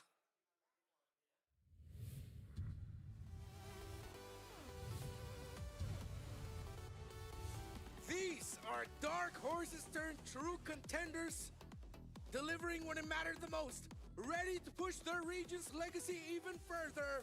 Ying, Han, Lena, Blink, and Stitch, the pride of Myanmar, Yangon Galactica! Napiyok si Renmar. Myanmar made it to a top 2 finish. It was at the M2 World Championships a long time ago. But according to most of the Burmese people, this is their time, YG, to make it again. Consistency has long defined this roster. And now they stand on the edge of the moment where they can shine brighter than ever. Lunar, TNZ, Rosa, Pagu, and Sigiboom seize the win. Aurora Gaming. The best team that Turkey has produced. Taking scraps and pieces and players from different organizations, meshing them up together and finding the perfect combination. With Rosa, Lunar, Sigiboom, and even Pagu from Poland. Swapping out Apex 47 into the coaching staff where you see him with Bagdelsef. And for YG, it's Coach Mars and Coach M God. I'm excited for this one, as we have discussed, for all of the reasons that we have already mentioned. But hearing the intros and talking about them, these are 2 teams from regions that have embraced them as the best that we have brought out so far. If that's the case, then I am expecting no less than 3 games. 3 close games where you see the best of Turkey and the best of Myanmar compete. So let's look at the requirements for Aurora Gaming, TNZ. Are we gonna see a wider hero pool? We've only seen a lot of assassins and Guinevere. Is that gonna expand? Meanwhile, for Sigiboom, man, I think Claude... May bagong skin na naman si Nolan. Take it away, ban it away, do what you need to do. May bagong skin na naman. Ang dami namang skin ni Munto. You played pretty much assassins. Okay naman. Ganun. They make it work. Again, we've only seen that once, but across from them, you know, for Yangon Galacticos, Han has been versatile, if I would say. he does tend to perform better on the utility junglers, and this is kind of the dynamic right now that we're seeing in the jungle meta. You know, some junglers opting for the assassins, some utilizing utility, even in a way just playing around that. And I think even for Stitch, again, another player that likes to go for the Claude. All the gold laners pretty much have showed us that they can essentially play the Claude, but I think the true test is what can they do without the Claude. If it's banned out, if you're forced to pick a fighter gold, for example, are you able to go ahead and do that? But I think what allows and activates Stitch a lot of times is, again, it's so fitting. Lina and Stitch, you know, and you put those together. Lina has been very commanding. ONIC Aurora will be when it comes to his lane, and next. go ahead and pick up. Looking at the 70 head-to-head between Furions. Sigiboom and Stitch, you can see this. You know, it's rather close. I mean, even the average KDA, the damage that they're able to do, the average damage, and even the team participation. Now, you're showing the Claude here, the Granger. These are the two pretty much top picks, other than maybe the carry that we see in terms of traditional marksmen that pop up. But again, gold lane is just in a very interesting position because teams like to still play for the gold lane if that happens to be the case, like we see from Team Spirit, for example, with Hiko, but then they have adapted throughout the Swiss stages. I feel like we've seen that in real time. And we even got a showcase of it with Domeng in the last one for RORA. So I'm wondering, you know, how much of that information too is kind of shared between the sister orgs here as they pass on and they go through their scrim process. I hope it's shared a lot because I think for Aura Gaming it would benefit them a lot as well, right? Sigiboom, known to be a really, really good marksman player. If he gets his hands on the Granger and the whole team just plays around him, it's going to be solid, especially considering YG. They like to go for a lot of front-to-backs themselves, which is strange, but against TL, that was the plan actually. They went up with a front-to-back composition. Ninang kulang sa kape, sabi ni Kleng. Kulang ka daw sa kape. So if you're able to out front-to-back YG in those situations where it is a front-to-back, Naglalarong Magic Chess. Yung ML sa Magic Chess. Ang cute-cute nun. Kleng. it's just not YG, it's not just the young goal. You know, we need to dive, we need to be Pinandaw niya sa GC. and that's the YG I'm expecting to show up today. Tana, game 1 na. Who come from more developing regions. Ang cute no, nasa advanced server pa nga lang yun. MLBB. Advanced server din kasi ako sa Magic Chess. They would see it as an evolution. Actually, nauna yun. Kesa magka-advanced server sa sa tawag doon, sa ML. You have to find the balance of embracing the best things of some of the best teams in the world while also keeping your strengths. One of Aurora Gaming Turkey's strengths is they love to play with multiple carries. It will never just be the TNZ show or just the Sigiboom show. Majority Hindi ako of the naglalaro times, the Magic roles of Chess, Sigiboom sabi. TNZ show, they have a lot of backup ideas. So if Yangon want Aurora to break Philippines, Selang Aurora Giants, that, a lineup ONIC here that can Indo, take out the main top carries 3 fave piece by piece, that step by goes step. grand final. But only two teams. Respect. Ever since Blink's never got a chance to play the Hellcurt again. He You know? shouldn't have showed it against Zone, dude. No, I mean, like, you gotta remember too. Yangon Galacticos, what was it? They've never not made the knockout. Oh, the knockouts, stage, yeah. right? Yeah. So, you know, getting to this point again, I also think shows just how competitive this entire run of M7 has been, and you know, even for these two teams. just Which showing two strength in different teams ways. Good you will respect fans all pick across, because that's what we were kind of highlighting here. You in the grand Rock finals was match? taken out, and we'll see if the Claude ban actually comes through, because this looks My English like Aurora's gonna have to decide is if out we of let it stock. slip through, and it's 100% gonna go over to Stitch. And maybe now teams are just going ahead, kind of deciding, you know what, if a team gets a Claude, then we'll at least just believe in our potential to go ahead and counter it with a Freya. And more and more we're seeing the gold lane Freya pop up, and there it is. That's the answer, I guess. So Hylos is banned out. This is most likely going to be a Claude pick. But do you want to go for the Yuzong? Because you've already banned out the Lancelot as well. I think YG were kind of sniffing it out, right? Like, Yeah.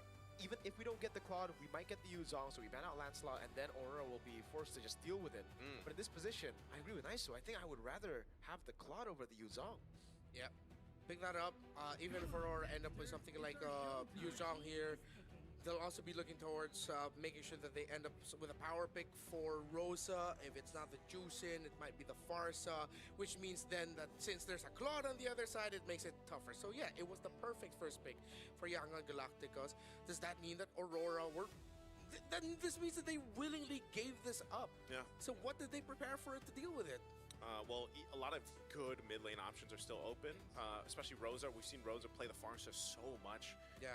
So I'm not sure if they're going to decide here if they pick up a Farsa or an Eve. Those are probably two of the heroes that they're really kind of trying to decide if they want to go for. But not only that, but also jungle-wise. Tienzi traditionally has waited for his pick, I feel like. When it comes to the draft, they will go ahead and grab themselves a Hilda, and then they go the YSS. So Hilda, YSS. Hilda, interesting because you do see very little teams actually ban it out, I feel like, and also very little teams that will pick up the Hilda. I feel like the last time we saw it picked up, it also just didn't do too well. So Aurora will go ahead and do that. It provides a lot of good information. Of SRG course, had Hilda, improvement you last also see a lot more of M6. a deadly Our grasp, but Philippines now the had answer is biggest the Fusion and threats. the Cho. Again, Cho 28 ONIC times down maybe there. had It's a funny- strategy. It's a 50% win rate for the Cho, and that's really how it feels, because it's almost like, all right, we've seen Cho even prioritized, and it's still kind of a 50-50. Yeah, Marco and I are looking at each other after these picks. We're like, oh, interesting choices. Yeah. Aurora going for the more like veteran route with the Vision playing through the YSS and the constant Vision and disruption by the Hilda, which I'm okay with. I'm okay with this Hilda because it's Aurora against Yangon. A team like Yangon, when you go up against a team from, again, more developing regions, you'd want to disrupt the Roman mid as much as possible, mess up the jungle as much as possible. Well, then Yangon matches that. They get the Cho right away so that it doesn't get taken away, but they're still leaning towards front to back because they have the Juicin, but they have dive through the Claude. So how is Lina going to be playing this Juicin? Yeah, I really like the compositions for both teams here so far. Despite them not going for the picks that we would assume are the prio picks, like the Yuzong here. I don't know why the Yuzong isn't picked up at all. We'll probably see the answer to that later. I think for YG, Aurora are going to have to respect the Nolan pick now. YG really likes to go for the combo whenever they have a Cho Nolan. Now, does that still work here? Because Aurora have a lot of CC immunity, and I think for the Hilda, it's fine. But then you look at the problem here for Aurora Gaming. This looks like a proper front-to-back, something that we were talking about that could work if YG decide to go for their front-to-back, which is clearly weaker. I don't think YG are going for that, dude. I think YG are going for full dive. That's why they went for the Juicin after picking up the Claw, and they were baiting Aurora to go Eve, and Aurora took the bait. So basically, they're both trying to play with each other's strengths. Like Aurora, like, it's fine. This looks like a weakness. This looks like something that can be exploited just because you have a Claude. But this is our strength. We have to play our clean front to back against your crazy dive. Yeah, that's part of the plan too, and you can see to supplement that. I'm interested. I'm finding it interesting that they actually go and ban the Guinevere. Can we get the win rate on that? Yeah, the win rate's pretty abysmal. But you know, it's one of those heroes that just kind of get picked up when there's not many options. But knowing again that Han is one of the few players that still likes to opt for the Guinevere, they ban it out. They take out the Sora. I'm almost wondering Sora if ban. jungle for the Yangon Galacticos if we'll actually just see a potential Baksha pickup. Yeah, with Fredrin also being banned out. So, oh wait, no, Baksha banned out. So, yeah, what is left for Han to play? I feel like this is going to be something more of a new pick. You can still go Nolan. Yeah, Nolan. Just the Nolan. Oh man, I don't know. You'll need the burst. If you Hindi na talaga ino-open yung Hellcourt. And though Nolan is the only one who can do that, unless he's really brave and decides to pick up a Fanny suddenly. That's what I'm saying. But that works. By the Hilda on the other side, that's only one pick that you have to worry about. It could come in. So, that works, by the way, right? Like YG. The hunt begins. Oh, Ruby. That more reason to go for Fanny. Yeah. And remember, they can still go Yuzong and XB. It's not banned. That's weird that the Yuzhong just like slips through. Just like we were saying with the Clay in the last series, you know. Now the Yuzhong goes through. They might have a stopper, dude, because this looks like a Fanny. Why would you ban Ruby like that? It's sus. That ain't a stopper, yo. But I don't safe. I think the Fanny was overlooked by Aurora. If Yangon are gonna pick it up. We haven't seen Han play Fanny, have we? We have against ONIC. Oh wait, yeah, it was Was it against? I think it was ONIC. Was it only the They one won on the Fanny, is what I remember. I believe it was against ONIC. We'll see. Or no, maybe it's their first match. Who was their first match? No Fanny games yet for Han. Yeah. Oh no, 1-1-1. Yeah. Sorry, yeah, that one. What? That was his Was first it game. ONIC? Sorry, not ONIC. It was first game. The end of one thing is I don't know. Now I'm questioning myself. Yeah. Esmeralda comes through though. Okay, Esmeralda's there. Let's go. Uy, funny. Good call. Yes, sir. 100% win rate for the Fanny. Wow. Yeah. I didn't realize the Fanny was doing that good. Yeah, we've been ignoring Fanny a lot, man. I guess we got to a point where only good Fannies pick Fanny now, so that's why it's such a high win rate, but it's so low pick. The only thing that could mess it up right now for this Fanny is if Aurora are suddenly brave enough to pick up a Bada. You swivel the Hilda into XP even though it's up against an Esmeralda. Hilda's job is just, let me clear this way fast with Concussive Blast and get the hell out of here. I'm not winning this duel against this Esmeralda. Then you put the Badang in the roam. If they're looking at front to back, I would go, oh no, my bad. I would go Minotaur, but the thing is, Hilda's already roam here. Yep. Yeah. Oh no. Unless they put it in the EXP. Ah, no, yeah, roam Hilda. There is zero stopper for the Fanny, dude. Han. It's haunting time. It's haunting time. It's Han's time. Okay. Han, get the job done. Haning time. This is where we get to see Han all over It's the the place. job of Han.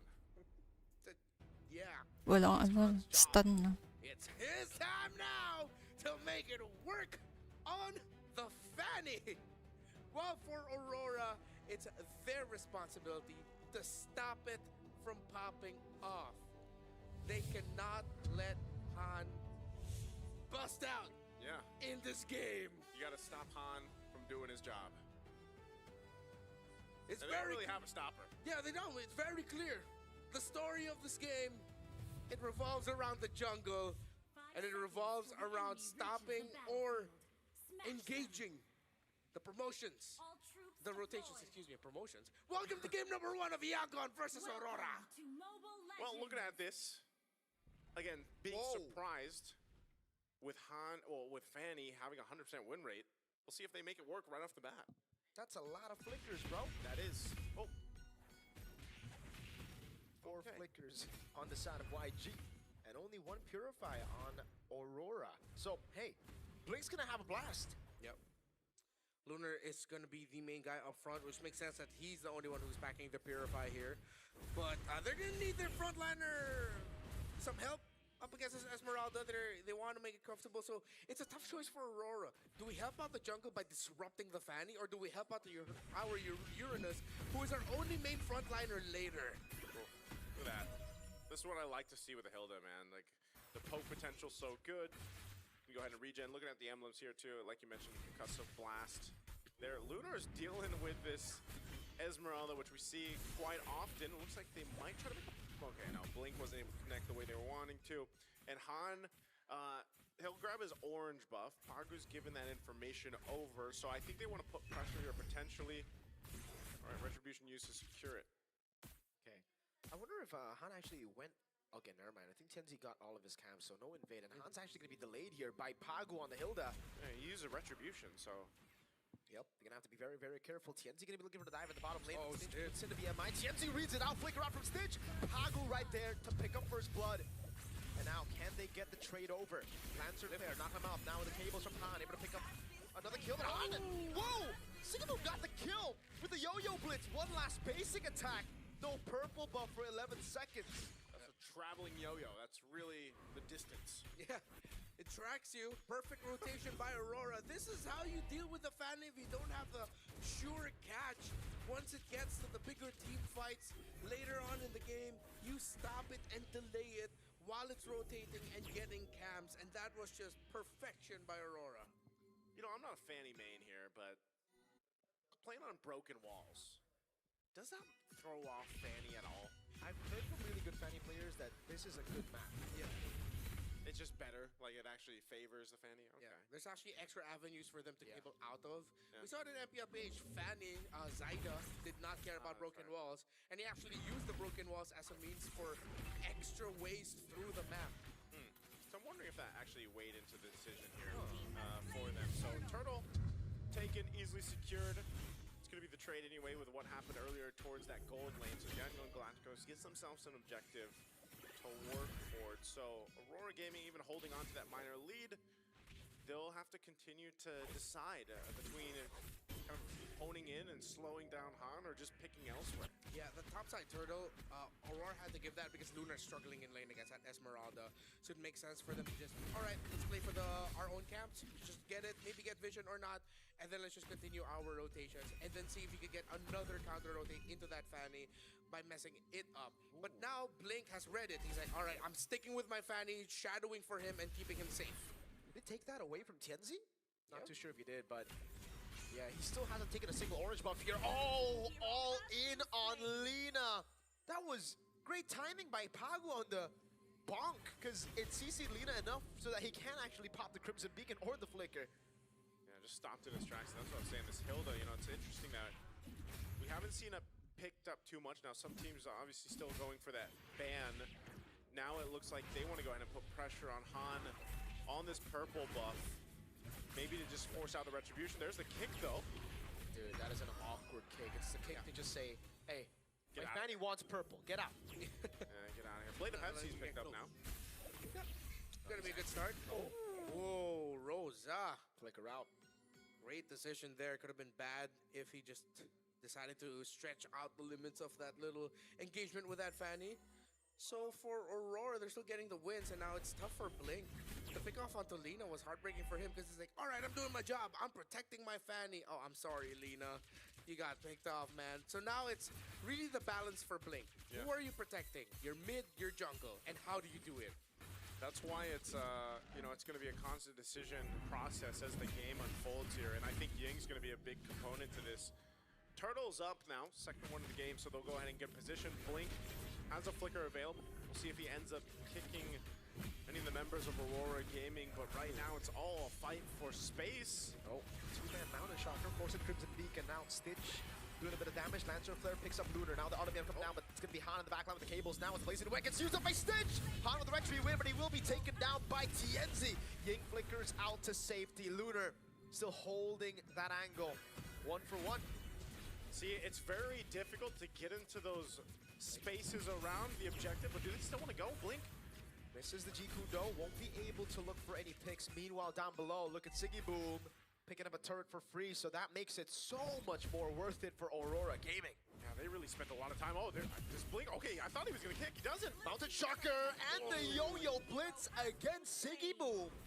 I don't know, man. Like, I thought maybe he would use it earlier on, and then it looks like they go in and possibly want to go into an engage, but then it doesn't happen, so Blink eventually goes down. So yeah, that's a whole lot of extra gold going to the hands of Aurora Gaming after taking that tier 1 turret. And, you know, this is not, you're starting to see that power spike happen here already with this lineup. Looking at the items, as Ying jumps in, yeah, Pagu's going to be fine. This is why Pagu's doing some pretty good damage too, right? He picked up the Fury Hammer earlier on. So a good this. Han? This is really bad from Han. He's trying to run away now. Lunar will shoo him away for sure, but like, he's missing out on a lot of farm with this. Yeah. Aurora Gaming, they're just outclassing Yangon Galacticos. It's evident even more so in the team fighting, despite being box-focused. Blink used the kick, but it was flickered away by Siggy Boom, changing his trajectory. So as I was saying, despite the very static formation Aurora has, Yangon can't dive through it comfortably. Yeah, Ying's gonna be all in up top. It's such an awkwardly slow game of MLBB, and it fits Aurora Gaming so well. This is what they need to do, because Yangon, they like it when it's fast, they like it when it's, oh man, furious. But Aurora Gaming, dude, they're slowing things down to a point where Yangon are just so uncomfortable. Look, like the Flicker is out, at least we still get a few more, like, brilliances there for Han. That was fast and furious. That was. I wanted to stop myself, but I'm like, you know what? Just go all the way, man. I wonder if you know, bro. I wonder if you know. Hey, family, right? So now Turtle's up.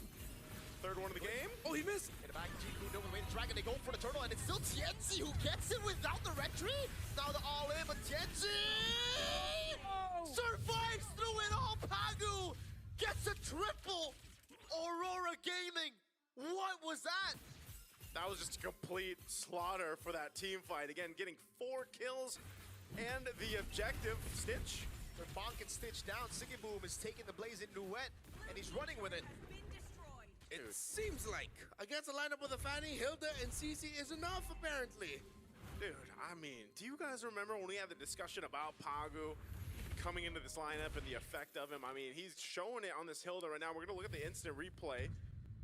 And look at exactly how this fight broke out. That's when Han already goes down. But then look at this. Even with the beacon used, they're all clumped up and just TNC surviving with a little bit of health, a little bit of that shield, but a triple kill for Pagu? It's like group up, group up, group up. Yeah, let's group up and get power of wilderness. It's the Hilda out of all the heroes that got the triple there that I find. Yeah, the concussive blast. The axe swings also maybe somehow. Oh, Han. Oh, that's rough. He did not get the game that he wanted here. It was perfect for the Fanny, but then again, you see the strength of the Hilda in the roam. Turns out, if you flip Pagu's name around, you get what this game is. You gap. Oh, dude. Oh! Wait, my God. Did Pagu just pick up an endless battle? Am I seeing that right? No, No, okay. I was going to say... The only damage item he has is Fury Hammer. Right? Okay, yeah, because I saw he should. Okay. Nice. So I was going to say, yeah, I was... maybe not endless battle, but like I have to see. I was going to say, I thought I saw it when it went to TNZ. But still, Pagu, man, Dom, Eyes, Fury Hammer. Like, imagine doing that much damage to it just a Fury Hammer. 2,000 gold gap, bro. In the roam. You gap indeed. Oh, man. Pagu. And by the way, our Turkish casters mentioned, you know, just how good Pagu is, like, coming into this lineup. And that confidence of, the Apex 47 going to the coaching position, they all had it. They knew that they had to go ahead and go with this, and Pagu's leading them in this game. I see it now. Pagu's actually a Witcher. He's from Poland, isn't he? Nope. Oh, man, he just goes all in on Blink now. They go all in on everyone, dude! So much damage! Stitch with the blazing new web, but there's no damage on the other side. They wait on the PMI! And TNZ shoots him down. Oh, my goodness. Dude, I don't know if the damage... Oh, dude, Han's job is going to get really difficult. It's... Could not get it slick enough in the map, and it's been rough all throughout. It's been a sweaty game, man. Yeah. I feel like at this point, Han is just, you know, he's now essentially been shut down. Losing his grip. He's losing the grip. The job cannot be completed. And it's all because of this huge axe over here, dude, Pagu. Pagu, 5-1 and 8 on the Hilda. Out of all the picks, just it'll crazy. be a Hilda. The walls are broken, man. Oh, man. I was going to go all in Still again. going. Aurora Wilderness. And again, for Aurora, 13-2. Before any damage from the YSS, Pagu took out almost 50% of King's health. Trying his best to go through the cables here. They will be able to get through the first Lord, but it's with the help of the Holy Shield. So, as we get into, like, the next few Lords... I don't know if there's going to be next few Lords, man. But, like, how good is Yangon Galacticos' clear, right? Because Jusen's pretty bad at that. Yeah. And it does look like Aurora Gaming have very good siege. They have a Yisenshin, they have a Yves, and then they have Lunar and Pagu who could just be like, excuse me, sir. Yeah, essentially it's bad for Yangon. Yeah. Their main reliable clear is Concussive Blast and Cho. It's getting bigger and bigger. Pagu, stop! Yeah, I don't know. I don't know how this is. I don't know how you stop this. Like, This is illegal. Yeah. For between Pagu and then TNZ, like if they choose to just go for a kill like we've seen across the map, then they can essentially get one. And you know, the question is that whenever you have something like this, 9,000 gold ahead right now for Aurora Gaming, what is the potential for the Yangon Galacticos to turn this around and make it happen? You kind of have to look at what are their options here. Well, Stitch is at least has the Trinity, and he can go ahead and clear out these waves as he has to.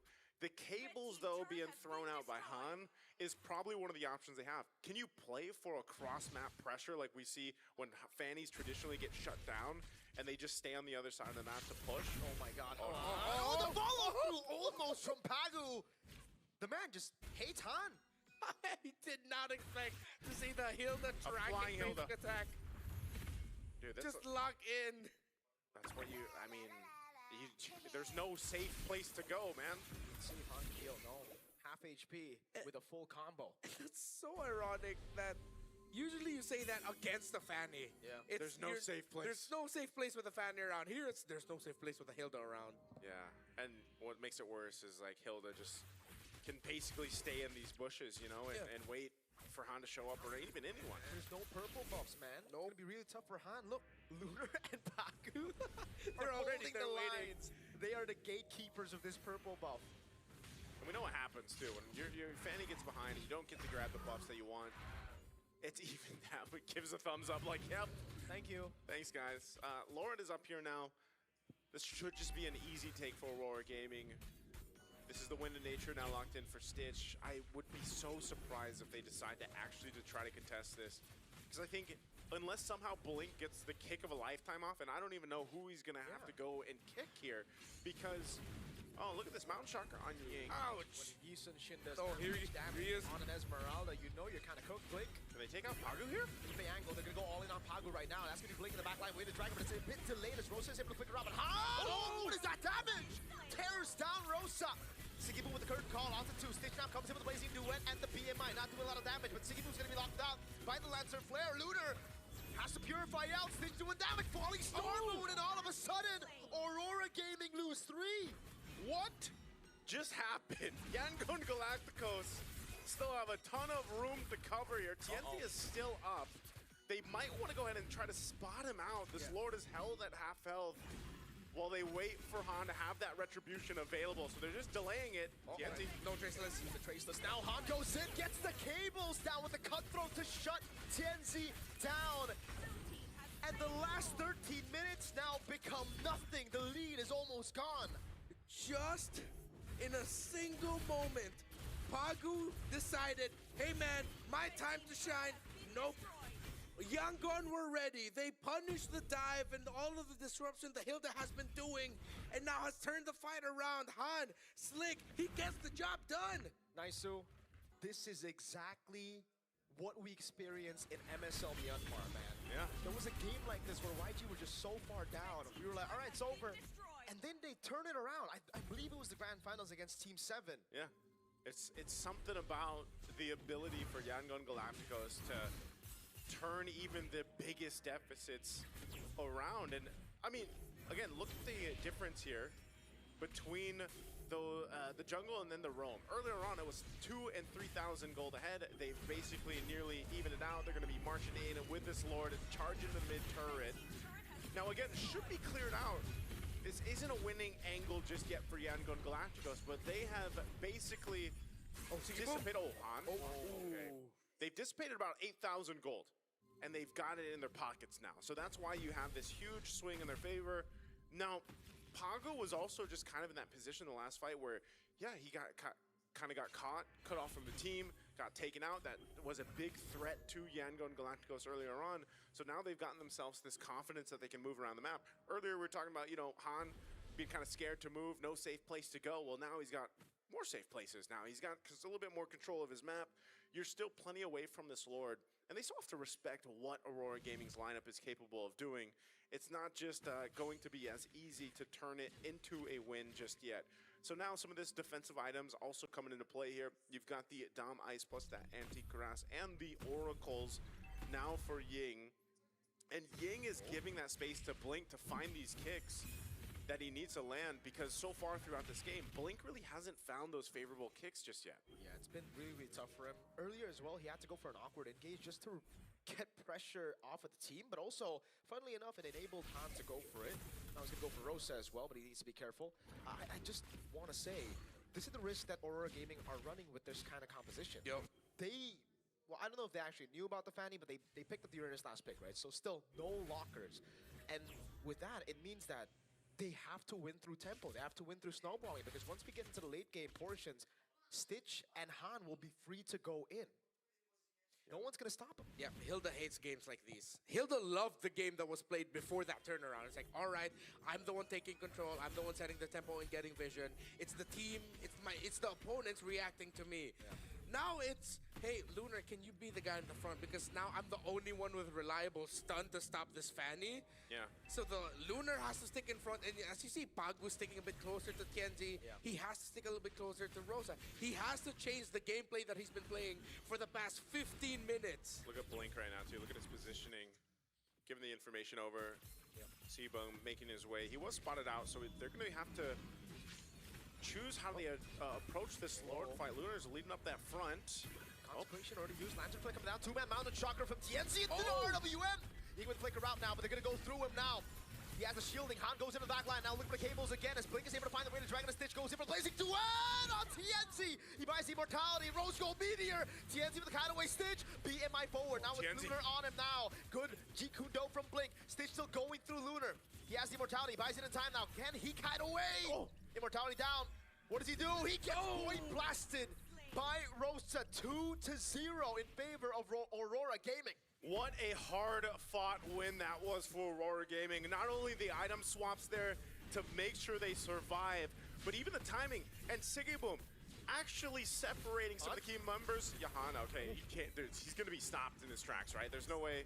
He does have a Retribution, but he's going to be a little bit too late to try to steal that Lord away. But again, Sigiboom was able to go ahead and separate some key members of Yango and Galacticos there and stay alive through it all. So a hard-fought win for the Lord. The objective, Aurora Gaming gains a little bit of control back in their favor, plus this being an evolved Lord. They'll now go ahead and head towards the base of Yango and Galacticos. The question is, with everything that they've had, the time they've bought, how does their base defense look? It's hot here. Again, it's going to be tough for them with all of the siege that Aurora has. The fact that Sigiboom has been perfect this game means he knows how important it is to survive for as long as possible as the CC. The longer these fights go, you see actually that's when the damage of Aurora is felt a little bit more. Here comes the Lord March. Into the mid lane base turret. They've actually already dealt with the side lanes now, but Blink has a ridiculous position. There's no one to follow up. Everybody's too far away. But if they spot him. Okay. If Aurora continue the siege, it would be very, very scary that Blink is behind them. Yeah, they'll clear out the Lord. They did lose the mid turret. Top's potentially going to be next unless Aurora Gaming decides not to full send this. So RWM drop down. Doing a bit of damage there. Han needs the cable back. Blink again in the back line. Able to find TNC! Way the Dragon bringing back. Stitch able to go in with a bit of crown and the Blazing Duet as Han goes in with the cleanup but can't find the cutthroat available. Still with the cables, backing away. Will lose his immortality to Rosa. He can't buy any item. Sigiboom takes him down. A great attempt from Yango and Galacticos to try to set things up, but Aurora Gaming had their number. They're going. Then got blasted. Stitch no winner crown, no Blazing Duet.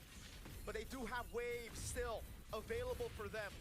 Those are still big super mini waves though, and now they're gonna be looking for the base. Again, Lunar walks up, the base is too low. And with the minions, it'll be enough. Aurora Gaming secure. Aurora, game one. With game number one under their belt, it looked a little dicey for a second, but Aurora Gaming from Turkey will make it happen. Just avoiding that setup and Blink trying to make something happen for Yango and Galacticos. It could have been bad for Aurora Turkey, but Han just could not get the job done fully. It's the happier ending for Aurora this time, as they were able to stick it out, wait, find their moments, and turn it around. Still, we saw there what could have been the shades of a big turnaround from Yangon. The kick was perfect, but again, it goes back to Rosa. Being able to stay alive, the Void Blast, the repositioning to set things up for TNC and Sigiboom to then finish off Han. Aurora knew that this Fanny would be such a huge problem, and they had all the tools to deal with it. It was just not as easy as they thought it would be. Yeah, again, amazing game here. Overall, like, it was just a great game to see, because even with that potential comeback there from the Yango and Galacticos, you know, it was almost in their favor, but even so, I think one of the big things was the composition that we got to see from Aurora Gaming. Not only that, but again, there was very key and clutch item swaps happening in those fights. And even for just the way that the fights broke out, again, the ability to go ahead and utilize the CC this way with Sigiboom and just as a whole, like the impact in terms of their certain heroes and the way that this composition worked, it was a whole lot of Pagu, especially in the early game, but then it came down to that team fighting advantage towards mid to late game when we got there, and this is where the lineup got to shine from Aurora Gaming. It took a lot of sheer micro mechanics to survive every dive that Han got once the game got extended. The fact that TNC ended this with only one death was impressive. Rosa, yeah, he really had to pick his moments. He only walked away with like around a 50% kill participation, 1-2 in 8 with Aurora's total 18 kills. But the times where you saw Rosa was there, huge impact every time with RWMs. And even the Void Blast when he's just trying to dance around the fan. He's like, Void Blast, okay, I'm dead, but I did my job. That's the worst place to be in, man. As a mage, like, dealing with a fanny. Self-peel, dude, because again, Pagu and Lunar needed to do their own job, and it's not peeling, it's actually to split the enemy team. Yeah. So the team that we thought would try to break the more systematic formation of Aurora, it was actually Aurora who was doing that. But again, we saw the shades of what could have been for Yangon's lineup. It's just that the lead that they built through their Hilda just set things up perfectly for their jungler in TNZ. Yep, and our MVP is going to be TNZ here, the 5-1-12. On the YSS, still working really well. We see just teams. May talo na yung Fanny. 100% win rate kanina yung Fanny. For that. Now, when you get to go ahead and be this YSS, and you have the amount of space in the early game that was provided, especially by Pagu here, it makes your job a little bit easier, you know? And we're going to look at the highlights as this game went through. We're already 13 minutes into these highlights, but this is where things kind of got out of control a little bit and where that potential comeback happened because Pagu got caught. You know, again, he couldn't even use that flicker to get out. I'm not sure if he expected to get bursted that much too, because this is where they were checked in their ability to rotate, to deal with these team fights and try to make things happen. But this is another key team fight. This is what I'm saying. Sigibom actually zoning out some of the members here and then coming back to help with Stitch, get the immortality off, and win that team fight. So, if anything, when you look at this, even off this play of Blink trying to start things up at a really good angle, this is why I was saying those reps that Aurora Turkey has had over those years has really helped them out, because you can see where their decision-making through these fights, the ability to switch their items out when they need it, of course, which, you know, all our players are able to do that. It's that repetition that they've had over the international stage experiences that are really meshing well together here. And they took this composition and they made it work out great.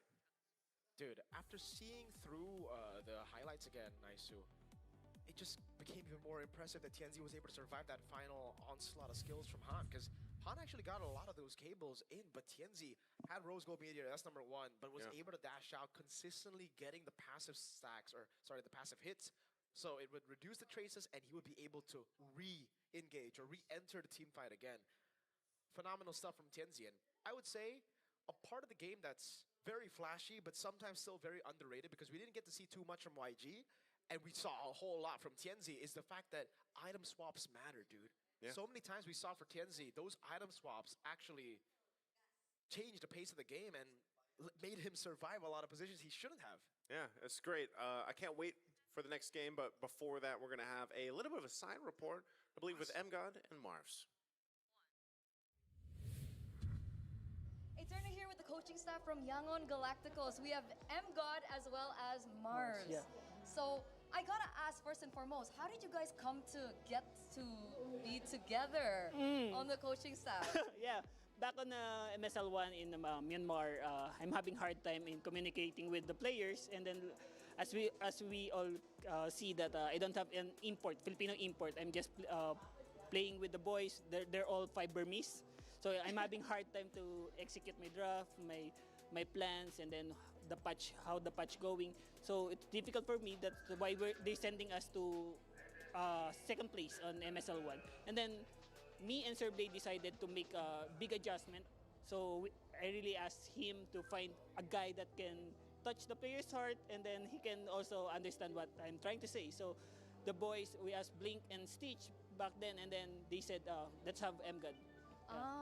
Okay. So MGod came after you came because of language barriers, right? No, Basically, that's it, right? So language barriers came through. Is it still there, the language barrier? The language barrier, yeah, it's still there, especially on the stage. If I really want to tell something, adjustment right away, it's hard for me. I need to go with him first, and then he going to translate to the players, and the players going to respond, and then I need to wait until Marv's they saying these things. So he's also a translator.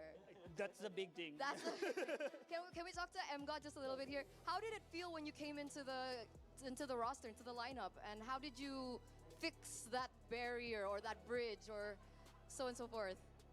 It's kind of weird because before that I never have to talk in English because all the other player are Burmese, so I always used to say it in Burmese. But when I came back to Yangon Gladiators, and then suddenly I have to talk English first. I have to understand English. I have to learn that first. Now, not like I'm not good at English. I can understand what Marv's saying, but it is so hard to explain it to the player. So I have to adjust it first, and then when I adjust it right away, and then I told the player in Burmese, and then I talk with Marv in English. Yeah, and then when he talk back, I learn it, and then I talk in Burmese to the player again. Yeah, it's so hard. So you guys are like a trilingual team, right? Trilingual team. I think you should learn another one. Just Tagalog for fun. So it's I'm trying, but my brain is not working anymore. Actually, it's more, he learns. Me because too, one my is brain more, is not working. Knowledgeable in the esports, Filipino esports side compared to me. I'm not Filipino, but he knows a lot of Filipino players, what's happening in the Philippines. he do better than me. Yeah. Okay, interesting. All right. So with kinuha that in yung mic. mind, right? You guys are basically tackling the Myanmar community here, especially coming now as a representative from Myanmar. Yeah. What is the general attitude like from the community? What's the sentiment like for you guys in particular? Oh, I think you should be the Okay, I'm God knows more. Okay, I'm God. So, back in the day, in the M2, Palmy School got the Wala second akong place, right? sinabi na So that, ganyan, Mobile Legends is so hyped in Jamil. our community. Yeah. So after that, we have a fall down. We only got Ikaw lang a 5 set, 5 set. Most of the nagsabi time niyan. we stuck with the 5 set, 7, 8 like that. So all the Burmese guys are hoping us to achieve something, so that sometimes they become a little toxic because they hope so much that they really want us to achieve something. That's why. And then Sino nanalo sa they want us PHPH? to win. Aurora ang Not nanalo like sa all the other ones. PHPH. They just sometimes is so much pressure Bad on us decision. also, but it's good. Because we want to Bigla-bigla win na that siya for- nag-comment, for sabi ko that. daw gano'n. All right. With that in mind, with the support that gets a little, off track, I would say, from what you mentioned earlier on, do you have a message to the Myanmar community, considering you've made it to the knockout stages, right? Thank you for supporting us, and then we are trying our best to adjust the matter, and then we are trying our best to cover our best form. So let's watch it. We're gonna try our best, play our heart out. And we're really, really excited to see what you guys will have to offer. So good luck for your next match, and we'll see you later. Throwing it back to the casters. Interview brought to us by Eterna. Great hearing, of course, from the coaching staff. Joke lang naman daw. Legit, I saw her outside and she was Sana may dice na din ako, kanina pa ako dito. That's time travel. She's also living in tomorrow. Whoa! Is that why they're getting her to host more? Because I think it's like the hosts and the reporters who can only do that. Wow. It's like they all have that ability. It's a special passive. It's not my kind of ability though. Yeah. It's not our kind of. I don't have a special passive. My No, passive is that I'm special. Only LaFell can do it. Only To have both? Yeah. But he's a host too. Yeah, he's a host. Yeah. That's why you'll see him later. Ooh. Right. Well, you say, man, bros before hosts. That's good. I'm gonna give you that. I think Nicer doesn't even fully know what you said. He just wants to dap you up. No, I heard him. Oh, you heard him. I Alright, cool. disagree. Okay. So, we're gonna do our favorite thing now. Full recline, gentlemen. Initiate. Both of you, go. Ah! Oh my god! Is this? Okay. Dude, Just relax. This there. is Just as far as relax. mine goes. Dude, What? go all the way. I think maybe you're just on the left. Hey, go all the way. it's some of the best ergonomic chairs. Look, it's handling Naisu's weight. Oh. It's full recline and it's handling Naisu's not very nice. weight. Someone He weighs like 500 pounds of pure muscle. 500 pounds. Damn. Let's go with that. Sabi na yung 500 Casual game pounds. with friends, climbing to Mythic, or doing a professional MLBB esports broadcast. Use Secret Lab to elevate your game with tournament-grade ergonomic support, the very same kind that powers the pros on the elite stage. All right, gentlemen. Dude, I love the Secret Look at Lab. Look at this. It's gonna bump me. Oh, and it doesn't hurt because it's all comfy. Hey, let's talk about the Granger skin. The Granger skin? When do we get to talk about this? Hopefully it's the next one. Okay, if it doesn't show up, I'm doing the opening. Yeah, I don't we'll care. do it ourselves. Okay, We'll all right. open it Let's up. get We'll through do it this fast so we ourselves. can see. Okay. Hey, do you need a new Game na Thunder agad. Ascendant skin or Charing. have a pack of cards. PHR, It's available no right now po. on the M7 Pass, and it's Turkey. really get it today. It's Pag free. AUR, Turkey. Kapag RORA, PH. With the Granger Prime skin, not just the other one you saw earlier that's free. The beauty of Granger Prime is waiting for you at level 75, bros, alright? So if you're at level 40, buy some support chests or just play the game, nerd. That's it. Game. All right, we didn't get it. Should we? Come Wait, do we? Okay. Is there one more? Or are we on. doing it? Let's do it, bro. There's no... They gave us card. Oh, wait, what if it's for game? Oh my god! What if there's game 3? What if there's a game 3? Bro, What if is this a sign? Did we just win it? I just got a special Han. Or Ying. I got a special Ying. Oh, maybe that means we'll get a game. So how do you explain what these are, guys? We will explain it later. We'll still have that. No, do it anyways. Hey, we brute force our way to an ad. Hey. The new way to celebrate esports highlights. The official MLBB M Series tournament trading cards bring premium design and modern tech together. Officially on sale on the 23rd of January, heading to knockout stages. And if you guys aren't interested, if you're like, oh, where's none of my players there? Are there only 4 cards? For all you EECAers, this is Kid Bomba special edition signed. All right? Wait, you see it? There you go. For all you Malaysians, this is Sakai's special edition sign. I have to make sure it doesn't show him the other one. And my god, Kyrie special edition as well. Look at that. Oh my god. Edward. Did you get anything good, Naisu? I got it. Are there only 4 cards? Yeah, there are. Wala silang code ngayon.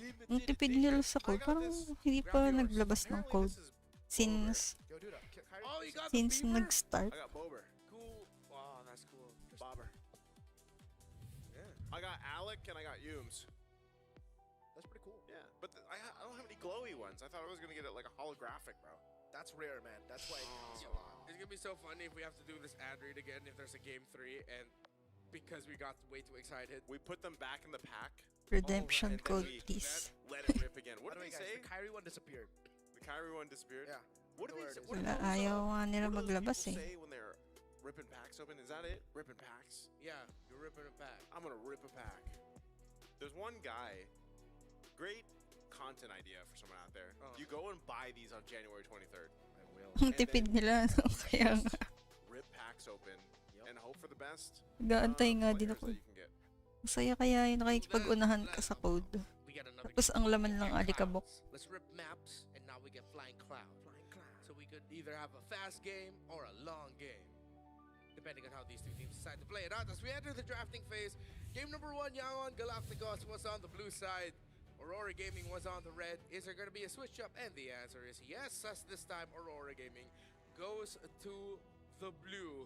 Lancelot and Grok taken out by Yangon Galacticos earlier on the blue side. It's the same bans. Meanwhile, Aurora Gaming now on the blue still continue to ban out the Baksha, respecting one of their go-to picks. But this time they ban the high loss. This is something that you don't see a lot in the first Dami phase. namang nilalabas na bagong Aurora skin. wants to set up for a Claude pick of their own. Yeah, they might just be going for that priority. Boom, first pick. Unless Yangon Galacticos says no. Meanwhile, also, the Hellcurt is open. Iyan nga ang laman. Fragments or yung magic dust. What's the trade? Or Jushin stand out. Kalea? lucky ticket. Kalea. Kalea. It's Kalea first. Would Yangon Galacticos go Claude Hellcurt here? Or do they just wait on the Hellcurt? Just kind of see. Okay. Let's see. Do they reveal the Hellcurt this early or red 3? It'd be really funny. Wala na ba PH? Tapos na yung laban nila. I think that Nauna sila. actions out of Aurora. Panalo ang Aurora Red 3 feels like a PH. reactive pick. There's the Claude. Okay. Go the Valentina. Oh, Sora is open. I guess also the Steel Tsunami Sam for now. It denies the Sora, but also it's been a way to deal with Kalea. So there you go. Get your own Tsunami Slam. Still potentially could pick up a Hellcurt if they wanted to. Now with this, but if they went Hellcurt here, I feel like it would be very risky for Yangon Galacticos. But knowing that they've already got, they've got a chance to make it work. And sometimes when they've picked up those Hellcurts or they've picked up some of those off-end picks, they've been able to go ahead and kind of just make things work. Now for Oras Aurora, SRG, 7 p.m. SRG. Pagtapos ng match nila, kung sino manalo dito, and of Barca, this is like I was saying, kung manalo ang Aurora, so far, di walang game 3. Barca, just in general, really strong. Pero kung manalo ang YG, so hindi siya magsa 7 p.m. ang SRG kasi halos pa 6:30 na. I feel like it would be very happy for Blink to just, you know what, let me just show up with my favorite pick. Blink? Where's Blink? Pick up the Hellcurt. Where's Blink? 7, baka umabot pa ng 8. They don't want to pick it up. You think it'll be banned? You think it'll be one of the bans here? I think it has to be now, right? Yeah, just to cover it. Because YG have built a proper utility-esque draft around what should be a Hellcurt pick. But then Aurora should just ban it out. Yeah, that's what I'm saying. Like, just ban it out. Yeah. Take it out. Ban out the Hellcurt, and then even so, Hans still gonna have to. I don't know if he's gonna actually go for like the Guinevere or something here. Is the Yusenshin a good way to deal with a Hellcurt? Is that why? Because like technically you just mount a chakra and you see you get vision. Get the vision, but it's dark still. Yeah. So maybe at least they'll pop it off preemptively, and then they'll have an idea where the Hellcurt is. So then when the Hellcurt does the Dark Night Falls, you can sort of readjust. It's like, okay, the Hellcurt's going to be coming from this direction before you completely lose all vision, even including the map. Do Aurora keep on banning utility jungles now? Yeah, last time they had the Baksha ban, the Fredrin, and the Guinevere all banned out. I'm not a fan of the Guinevere ban now, because you already see the Uranus. I think the threat of the Guinevere in previous game was because they could have gone Guinevere plus an Arlet, right? And they would have had a pretty solid combo. Even what was the most common one? Guinevere Cho? I think the Guinevere Cho was a common one, but also because you have a Tsunami Slam yourself with the Valentina. There you go. There it is. Makes sense. I was almost hoping, since it was open, you know, we would actually see. Alam ko hindi ibaban yung Hellcurt here, but damn, dude. They just wanted to prioritize the Uranus and the Valentina. Was that a mistake though? Because I think it might have been. Yeah, right? What if Yangon are playing the long game? They know that the Hellcurt looks really good for them. So Aurora bans it out, and now it's a wasted ban. So now I'm trying to run through my head of, okay, what could this pick be that warrants them baiting out the Hellcurt ban? Dude, maybe you're right. Maybe it is YG's pulling a Tony Stark to Peter Parker in Spider-Man Homecoming. What does that mean? Oh yeah, it's like, you thought he was actually there? If you're nothing without the suit, you shouldn't have it. If you're nothing without Hellcurt, you shouldn't have it. You shouldn't have it. So now they're showing that they can't do it without the Hellcurt, but that's the Guinevere ban too. Are they setting up a cheese pick? It's so hard to read this right now. Yeah, because I didn't expect even the Guinevere ban here. YG have a very, I mean, both teams have very, I think this game is more normal for Aurora Gaming's draft, but YG still have a very distinct way to draft around their opponents. So I guess we'll just find out. No Gwyn, Fredrin is still available, but there's no real combo. Yeah. You still need damage. So I think Han, I don't think you want to go Fanny again, right? This time you have a Kalei on the other side. I almost think they'll go Fredrin. But then what will you pick in XP? Oh no, sorry. Rome. You need Rome. damage Rome then. Well, Arlet Rome. Arlon. I was actually floating when you mentioned Rome together. Oh, okay, Joey. They don't need the damage anymore. They'll just get This a is standard worse than Rome. Fanny. Oh wait, never mind. Because you have Electrifying Beats fully stacked, you can get out of the Tsunami Slam. Sure. But it's that specific window, making sure that it's stacked up. You have to be very, very good at that. So Han, let's see. Shout out daw. Ay pa shout out daw si Ryan Dennis from Lapu-Lapu City, Cebu. Hello. Wala ka sa SRG ngayon. Oo nga eh. I think Fulvius is a requirement for all EXP laners in the world. Grabe yung naging game nila. Kalaban niya yung TLPH, no? But then what roamer will Blink go for?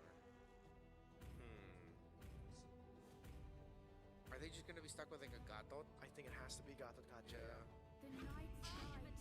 Oh, Esmeralda instead. Oh, Siggy boom. Well, this is kind of more so what we're seeing, right? Especially when YSS is picked up and a Claude is across. Like, those are the two check boxes. So it's like, all right, there's a good chance this could be a Freya. Really good, man. Yeah. Like, this might be a sweep, folks. Dude. Solid draft from Aurora right now. By the way, like, so many of the, like, orthodox gold laners that we expected to come into this tournament as orthodox gold laners have been stepping up. Yeah. Like, Dude, the Freya on doming? I wouldn't expect that. I would expect it more from OHEB than the...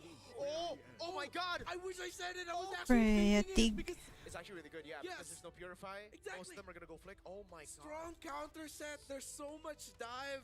Back of my head, I wish I said Tigreal because maybe that's why they picked up a Valentina also so early. I wish you said it too, man. You did say it. We heard you. No, I didn't say We it. heard We you. heard you, We bro. heard you. Thank Said you. it. Thank you. Loud and clear. I was Loud and reacting clear. when I saw it. The Tig is such a good pick here, but it will be slower. Won't be as fast. Pretty useless pre-4.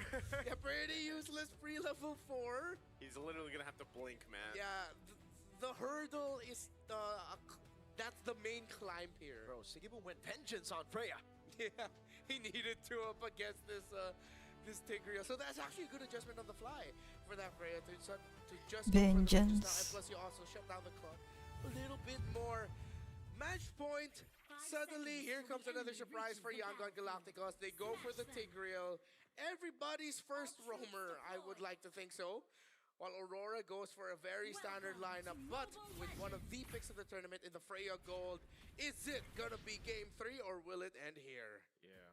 I hope, you know, because we're in the knockouts and it's this play-in stage, I hope we do get to see a game 3 here. But I do have to say that Aurora's draft works really well. The Tigreal, though, yeah, was... Oh my god. Oh. What a dirty play here, TNZ! With a steal at level 1. Game 1 wasn't tilting enough for Han. Oh, TNZ, you monster. They're not letting go, man. Oh my. This, as a jungler myself, surrender, guys. Like, that's what I would say to my team. You're one of those. Oh, Rosa. You're one of those, huh? I'm one of those, bro. If One my of those purple players. gets stolen and then an Esme shows up on orange, I'm like, yo, guys, I'm done. Type GG. Yeah, okay, to be fair, this is like one of the tough things about having to take in the Valentina at the center. If the opposing team clears up significantly faster, then there's that avenue. So for them to make the call of TNZ, start orange, and then after that you're going to go up to purple, see if you can get an invade there. That was a really good call by Aurora Gaming, and then they walk away with it, delaying this joy even more. Yeah, you can see from Sigiboom too, very pretty much same emblems. So it is that weapon mastery, quantum charge here still for them. Dude, they're not letting go at all, man. They want to go ahead and choke out Han. Han has no farm. And we were saying this is going to be the climb for Yangon. The pre-level 4, first 5 to 6 minutes of the game, but I didn't expect it would be because they cannot get a proper farming pattern for their jungler. Yeah, this is one of the things too, is it's going to take a minute for Blink on the Tigreal to really catch up. Now, maybe they show face here around this turtle, but I don't think they should. Feather Airstrike drop down too. Wait, the lethal ignition! Rosa gets the pick. TNZ gets the turtle. Purify out from Ying. Thank goodness is what White Cheer is saying, because Pago, if you had 4, that was another kill. First blood in the hands of Rosa. Like I was saying, Rosa loves this pick. Oh, they go in. Valkyrie's descent. Oh, it is so over. Han will fall while being so far down already. I think this is where you type it, right? It is where you type the GG. But it's rough because that was also just a bait. And as I was going to say, Rosa loves this Farsa. Not only that, but then you pull play like that with the team here, and then you build up this little lead already this early on. Again. Airstrike, Purify out. Stitch. He's Drop got the moves, man. Yep. Good side steps, but at this point, they're definitely going to be climbing all the way from below to see if they can make a comeback here. It'll be easy for Aurora Gaming to stretch this lead out to 4,000, then 6,000 into an insurmountable 10,000 plus gold lead if it continues going their way. If Yangon cannot somehow miraculously get trades through objectives, they're not going to be able to come back. Crosser Scythe now for Sigiboom. Just a couple hundred gold behind, but that's again because he has been rotating. Oh, Explosion. Explosion, Tsunami Slam as well. They're able to get one more on the board. Valkyrie's Descent coming down as Blink is able to shove him back, but Han gets caught. TNZ on a killing spree. And even there, it's not worth it. Han for Pagu. That feels bad, man, for Han, because now, even further behind. Dude, he's level 5. Oh, what? They popped Stitch. Bro, Rosa and TNZ are something else in this game. I can't tell like who I like even more in this one. Rosa feels like he's everywhere, reading every rotation for Yangon. Well, Tianzi started things off because of the good call and read to steal away the purple buff early on. And now he gets Genius Wand already, so that's locked in. They're not letting loose, man. Oh my god, right as he comes back up, Feathered Airstrike takes him out. Rose is on a killing spree, and Han is still 2 levels down as Tianzi goes for the turtle. This will put him in a very, very good spot as he probably will go for the orange buff as well, dude. Free turtle, mounted shocker, Ying. Trying to run away, Tianzi just goes for the clear. Siggy Boom in the bottom lane now. Can he 1v3? Flicker implosion from Blink, the Vengeance is on cooldown. Yeah. All right, they get something though. Like Yangon had to get something, and you know, with right now complete control across the map for Aurora Gaming, they're gonna continue to go ahead and stay on this side of the jungle, but they are low after pushing where they could. An Oracle pick up some of the first items now coming into place. They gotta have an answer for Rosa, man. Rosa scaling up nicely alongside Tianzi here. Yeah, the Genius Wand, and it's the good old classic rapid boost for it for the even faster rotations. That's why he's able to get to the key spots that Yangon Galacticos did not expect a Farsa there to be. The kill onto Sigiboom's Freya does slow things down just a little bit, but that is a consolation prize in what has been Aurora getting the first grand prize every time. Wait, they go all in on Blink. The mounted chakra was actually whiffed there. Han in the back line trying to go for some damage. Is able to lock them down as Han goes for the Electrifying Beats, but the song ain't painful, rather the Feathered Airstrike is, man. Those shots are hitting big time. The Airstrike again on Blink. They're getting all in on Ying. Now Implosion on 3, but the Purify out from Lunar. It'll just be Pagu. Wow, I'm surprised that no one went down. I mean, you can see that Aurora Gaming is kind of like brute forcing their way into these fights under the turret, and Yangon Galacticos able to survive for the majority of it, but still they're losing around the map here. Han trying to catch up any way he can. Pop the beats, okay. Yeah, he's gotta get out of there. Turtle's up though, so you're most likely just gonna lose all the objectives. You kind of buckle in and wait for that lore to come up. We also did discuss once that Tigreal was picked up, the strengths it has in the team fights, and despite the lead that Aurora has, those strengths are still there. Implosion will still stop the divers of Aurora from dealing damage. It's can Aurora recover and hold on long enough to make sure that it doesn't wipe them out? See if they can. I don't think, again, you're going to be able to do anything in this. Han might try to make an angle. Implosion, what? They steal it, Han! He's able to go in, shut down for Lina! On a killing spree now, and all of a sudden, Yangon Galacticos are back in the game. The goal lead's gone. Implosion, baby. I'll take it back. I was like, I don't think they're going to be able to do anything against that. Han's like, hold my beats, man. They all stuck together. Did they forget they're up against a Tigreal? What was Aurora doing? Clumped up together like that. That's the easiest setup in Ultimate for Blink. Yeah, look at this replay here. That's the question. What happened here? Han Blink on this offside. Look at Blink. Big implosion. There goes your lead that you built up for the past, what, 7.5 minutes up to this point.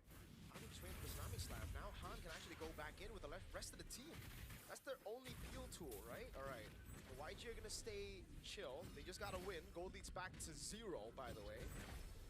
Yeah, pretty much even game. This top turret will go down. Stitch grabs that. And now Lina. Blink. Oh, they use that conceal.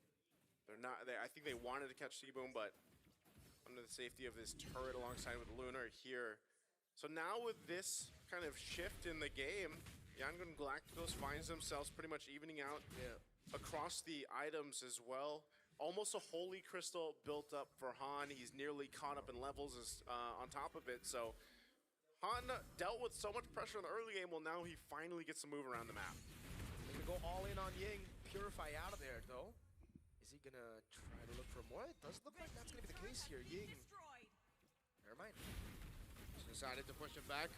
And with the Tsunami Slam in the hands of the Valentina, an avenue also to initiate without the Tigreal nearby. This is going to be the tough thing for Aurora to decide. How are they going to poke down the frontliners and Ying or Blink? Because you want to be able to poke down the frontliner so that you force out maybe an early implosion, one that you're a little bit more ready to deal with. But you don't have a traditional marksman to do that. All the poking is in the hands of Stitch. Oh, shit again from Blink! He finds CNZ. Now the Tsunami Slam not doing much. Stitch in the back line now going to be all in by Sigiboom as he pops into Vengeance as well. That Stitch taken down, but Han comes in with a song that gets him a mega kill. Ooh, I'm not sure if that was the fight that they wanted at all. Aurora Gaming checked once again by the implosion from Blink, and now the Lord is up. There's no way they can contest this. TNZ's down, and they just have to watch the Lord take. This is how every Tigreal experience goes through when we play solo queue.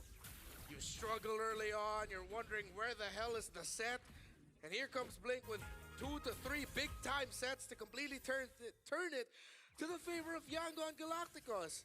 And with the last one, well, that was all Blink. Even if Aurora Gaming, you could say, yeah, they were slightly off position. You would not expect that set to come out of nowhere like that. Yeah, Tigreal was useless pre-4.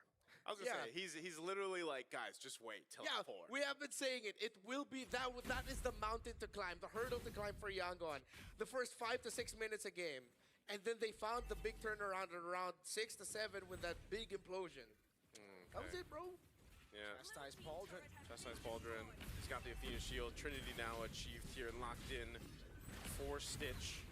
The Lord is gonna go down here, so no tier 2 turn to the mid just yet. But Yangon Galacticos has fought and crawled their way on the sacred hammer of Blink and his implosions. And also, it's just pairing up really well with the fact that for the majority of the time, Lina does have the Tsunami Slam. He hasn't taken the Feathered Airstrike too often in these fights, so they have a couple of options when they want to start a fight or if they have to peel for Stitch. So now, with this once again, they'll go ahead and continue to knock down some of these tier 2 turrets where they can, but Aurora Gaming will still go ahead and defend those. Yangon allowing the minion wave to do majority of the work in terms of the macro while applying pressure into the bottom side of the jungle of Aurora. Slow handling of the minion wave in mid as well. Sigiboom will not be... They're delaying Sigiboom being able to last it and get the farm there comfortably. Item check. I want to look at that. Oh, we already saw the Chastise on the take. Marksman, neck and neck. Items, neck and neck. A slight advantage for the EXP laner in Ying, but there's a lot of shields that Lunar can work through.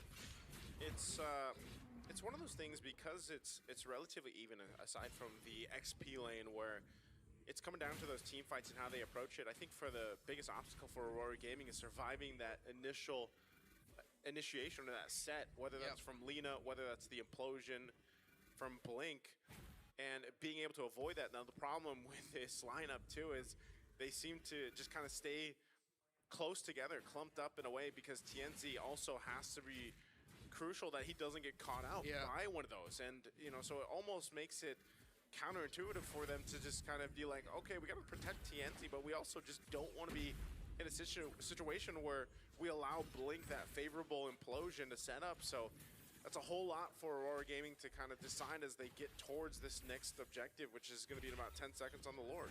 Man, YG really made us forget about what happened in the early portions of the game, dude. Yeah.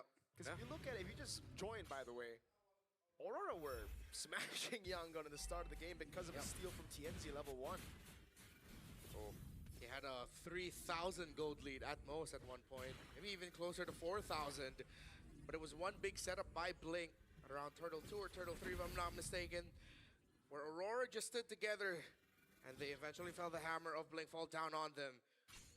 12 minutes and 50 seconds in this game with the Lord already up. Second one of this game. Yangon still with a threat of their Tigreal will always have advantage in positioning.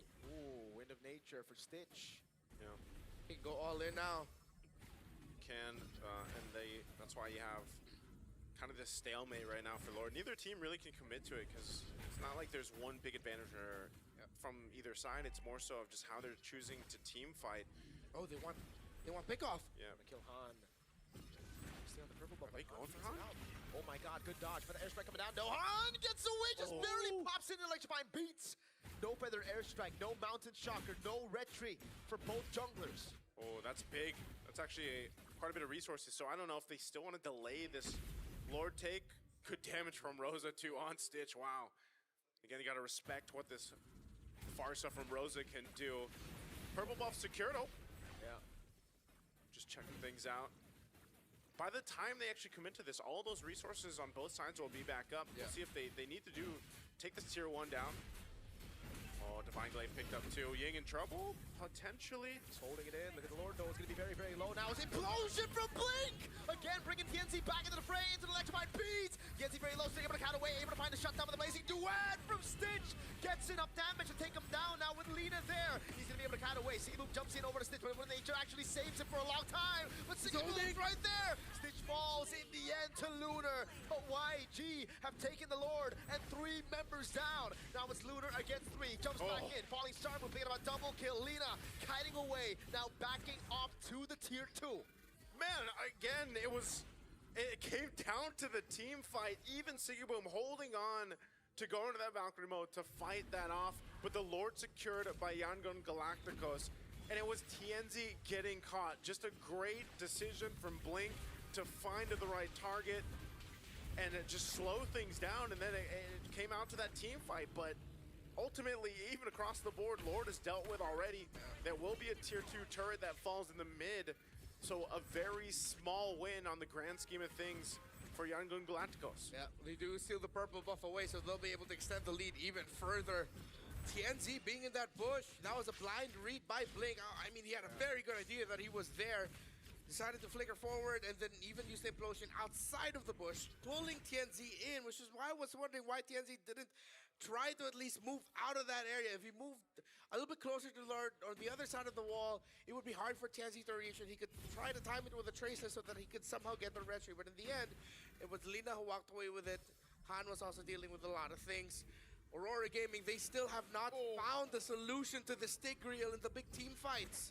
Those are nukes, man. Those hurt. That's a Divine Glaive now, too, for Rosa. So, you know, amidst it all, Rosa, once again on this farce, has done really well staying alive, not getting caught by, you know, Blink or even Lina when he has the Tsunami Slam. And this has kind of been the case, like Aurora has, when Farsa has been given over to Rosa, Rosa usually has like pretty solid games, just like this one. So it's still a matter of kind of this push and pull that's happening here.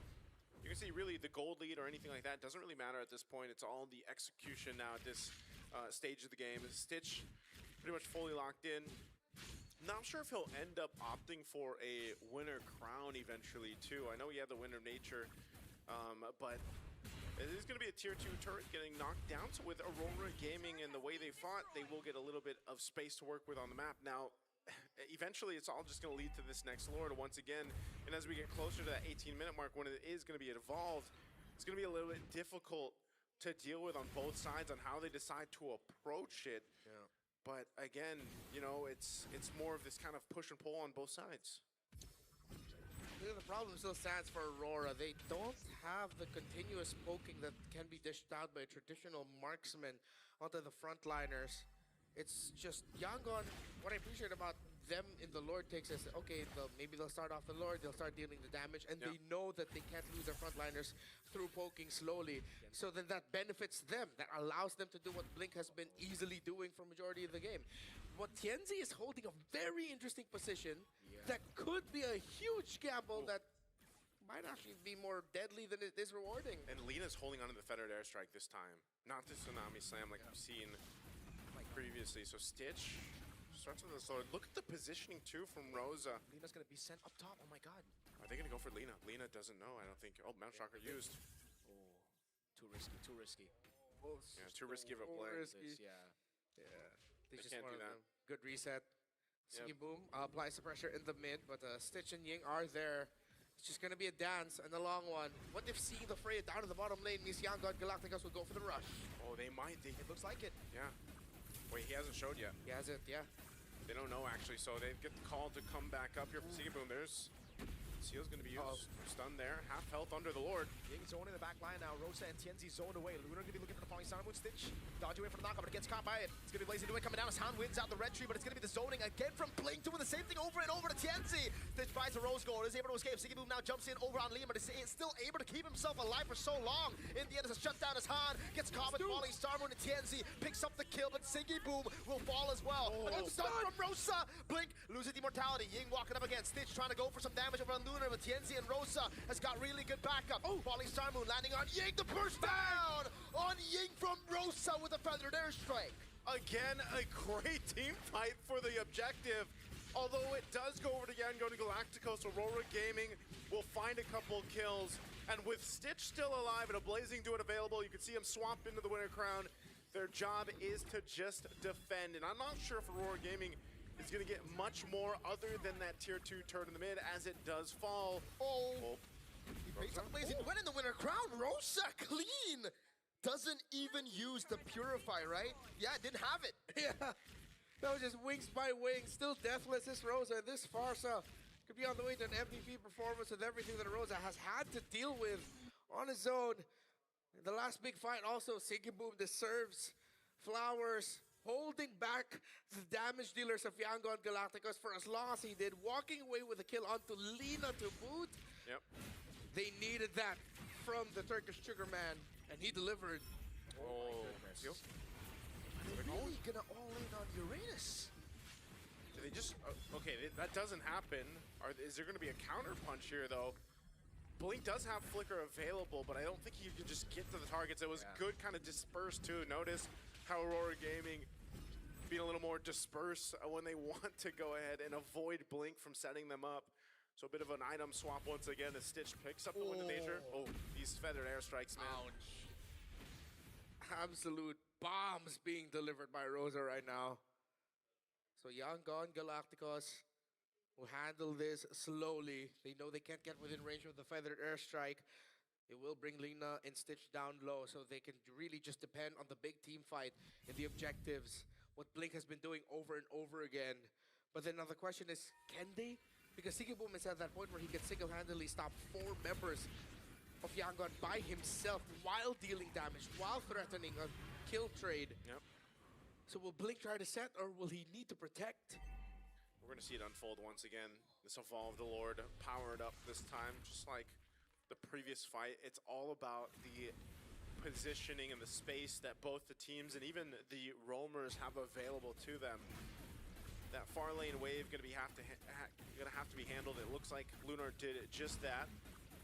So now Aurora, what are the approaches? You can see Han and Lina up here. No buff for Han, as it was stolen just a bit ago. Mountain Shocker used to give the information. Lunar. Falling Star Moon lands on stage. He's still doing a lot of damage over on Lunar. Pops into BMI. Now Pagu gets a Purify. Tsunami Slam into the Purify. Ying with the Consecration still holding this position onto the bush in the mid lane, but the wave is pushing in, and the slow push up top has been built up by Aurora Gaming. So YG are in a bad spot.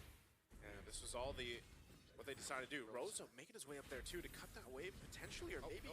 I think he's expecting someone to rotate there, but no one's rotating. Oh, what a flank from Rosa. No one sees him. No one sees him. No one sees Rosa. By the airstrike coming down, landing over on stage. Now he's getting the full lockdown as he doesn't have the Purify, and look at that. Blazing Duet cancelled out. Factory's descent by Sigiboom, and he finds him. Tienzi's still able to find immortality in time. Now kites away. That's a Tsunami Slam to lock Han away. Win a crown of the immortality, but he's gonna have it pop, and he will for sure die. Tienzi takes him out as Blink tries to run away. Sigiboom is cutting him down, and he doesn't. Lina falls to Pagu. Ying will fall as well. Aurora Gaming have wiped the Yangon Galacticos out. And they'll wipe them out and march down the mid lane for a victory here. Yung double ata. They bought the winner crown. Nag-winter crown. It's a wipeout. Uy, 2-0. They can do to fight back. Aurora Gaming. 2-0. As they sweep Yangon Galacticos. Grabe. It tested them and it looked hairy at times. But count on the Thorn Queen to remind you who you're up against. Rosa leads Aurora to a sweep. Man, we Sweet. said it throughout the entirety of the game, and we saw it in the draft too. Farsa in the hands of Rosa is just phenomenal to see, man. And you know, that last decision there, I thought Rosa was going Rora vs Arba. Hindi, sa ano sila eh. Ibang bracket tong sila. Hey, no one's over here. I'm gonna swing around. Aurora Turkey. Ang makakalaban ng Rora PH, kung sino man nanalo sa AE versus ONIC. Tapos yung matatalo doon, makakalaban yata ng TLPH. That decision, and that's why all that time it was like, all right, it's all all down to positioning for these Lord fights. It's been so close. Think about every single team fight we saw leading around the objectives, and especially the Lords, was a back and forth. It was almost a 50-50 who had the upper hand, and that one, that time, it came out with Aurora Turkey having that win. This is what we were saying about Aurora, man. They are a team that always has 3 carries. See, boom, TNZ, Rosa. Because Rosa doing what he did in this entire series, especially in this game number 2, as a Farsa. That was a Farsa that felt like an assassin. That looked more like a Gushin cosplay to me. That was, bro. Ito yung, ito yung bracket. Yan natin. And again, what a bait on the Purify by Pac. It was that stopped. Loser match 1, loser match 2. Yun nga. TLPH versus matatalo sa ONIC versus Alter Ego. Yan nga. Ayun. A knockup when you're up against so much, you see, maybe it is better to go for win a crown, because look at this, Stitch blazing duet, instant cancel by Siggy Boom with a knockup. Yeah, there was just, again, these team fights were fun to watch too, just because it was like so many utilizations of like item swaps, and then of course the conceals even from the roams, and just a way for it to make the team fight in your favor had to come down to not just one person. It had to be like multiple members and really a team effort. And I think that's what was highlighted here. This really could have been us going into a game 3. It was just down to, you know, who could execute those team fight wins more. And honestly, from the last ones, it was just really a back and forth. But that last team fight, crucial decision making. Well, Turkia is happy, and they've got 2 of their homegrown children on the stage with Eterna. Back-to-back victories for both Auroras, ladies and gentlemen, as we welcome them up on stage for this winner's interview. Dalawang Aurora. Welcome. How are you guys feeling right now? What's going through your head? We are so good right now. Oh, you're so good. Like you're feeling good. Feeling good. What about you, Rosa? You feeling good? Same, yeah. Same. I'm pretty sure the adrenaline is still kicking in. We do have Lunar here to translate as well for these questions. We're gonna start off with Tianzi. So we're curious, do both Auroras help each other out?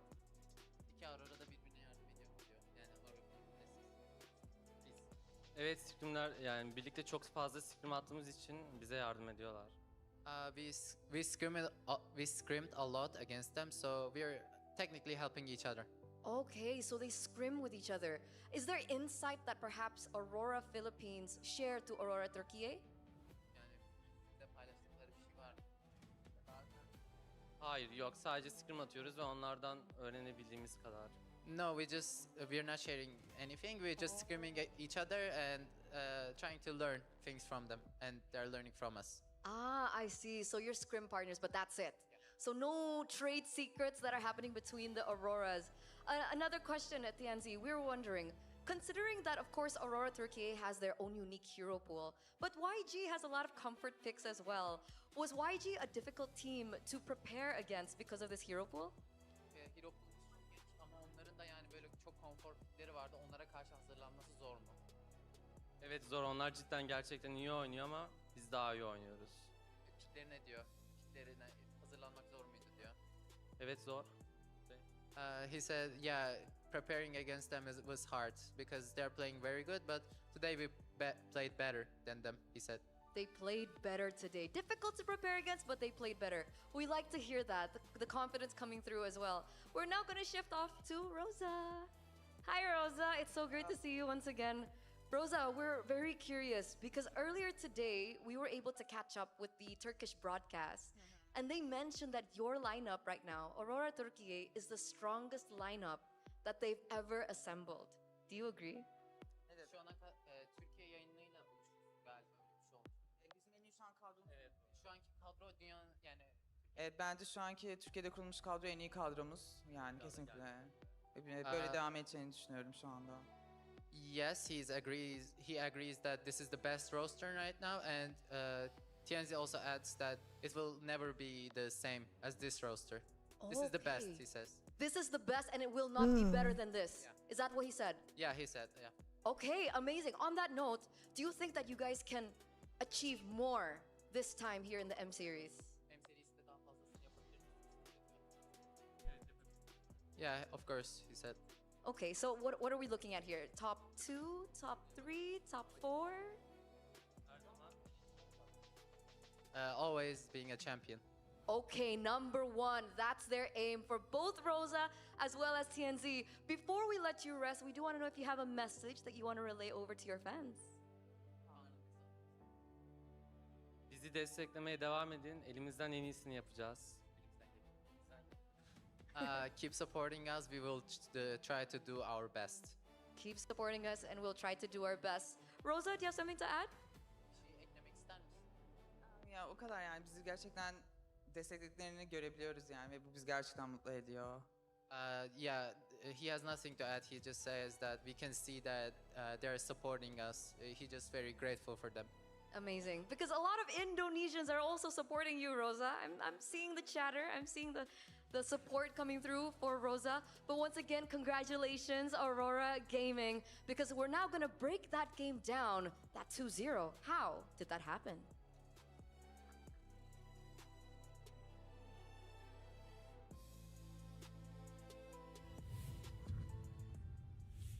Rosa happened. I mean, don't get me wrong, this was a total team effort in this entire series. But Rosa was special in this series, in this game number 2 specifically, that feathered airstrike used over and over again. I think there's a... sound like? No, but there's a bit more of a splash for the feather. Oh. It's more devastating than that, man. It's called a feathered airstrike, not a feathered blob. Feathered. So it's not feathered. Not a blob. No, but imagine that hurts. Like, you don't know or hear it coming, and then boom, just dead. Yeah, it's crazy because, like, Farsa is blind. Yeah. But that was an accurate shot. As we've seen how blind Farsa is. Again, the lore is, it's the bird. It's very the bird who's calling out. It's like, hey, Farsa, It's her husband, right? Yeah, isn't it her husband? Lore-wise. Her husband's the bird? Yeah, I think Alice turned her husband to a bird. Into a bird. Oh, dip. I did not know that. That's cool. Yeah. There's a reason why, you know? Look it up. It takes, you know, the question that we see on TikTok a lot, like, what if I turn to a bird? Would you still love me? Questions. Yeah. So, Naisu, can you help answer that question? About the bird? Yeah. If I were to turn into a bird? Yeah.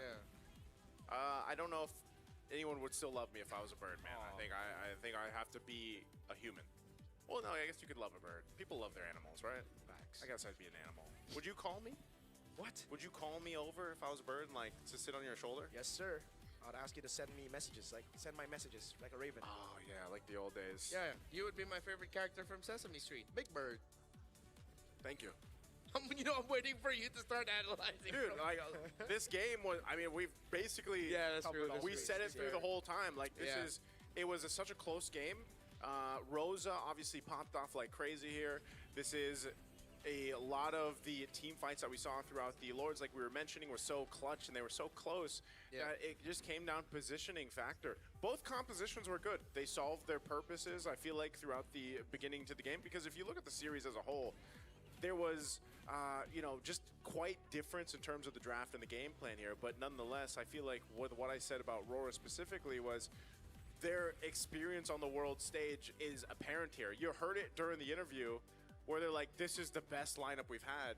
And I think that's collectively, just even from all their fans around in Turkey, like we heard from our interview earlier on, they all really believe in it. And I know people have sparked discussions everywhere about, you know, the Switch, especially when Pagu was first introduced to a lot of the international audience, not just here, but even in the previous international tournaments. And yeah, I think it really has found his, he's found his footing into this lineup that makes it work. And, you know, they get a sweep off of who some people would say was the dark horse of M7 so far. And Yango Galacticos is a great team, and they still have a chance down in the lower bracket.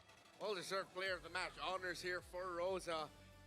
It is one of the longest tenured members of this squad that really helped put Turkey on the map and everything he did here. It's cool that this time we see Aurora Gaming Turkey go out a bit of that mold of how we understand Aurora teams. They're the ones who are a little bit more crazy with their approaches, a little bit more unique and out of the box. it's very unlike Aurora Gaming, I would say, this series, right? Because again, we expected coming into the series that Aurora will be the slow one, the systematic one, the ones that would want to build upon small advantages, but it was the complete opposite, actually. It was Young and Galacticos trying desperately to get back into the game as they continue to get big bombs on Yangon. I was hoping we'd have some more big blink plays, man. I wanted Tigreal to win. I wanted that to happen. We didn't get to see a lot of that, but we will get some big matches coming up next. Selangor Red Giants versus Team Spirit and Alter Ego versus ONIC ID. Still up on the docket. It's going to be LaFell, Gideon, and Brigida taking care of you, but it's been myself, Renmar, Mirko, and Naisu here. Thank you so much, and we will see you in Senayan in the tennis indoor stadium for the remainder of M7. Done. See you guys.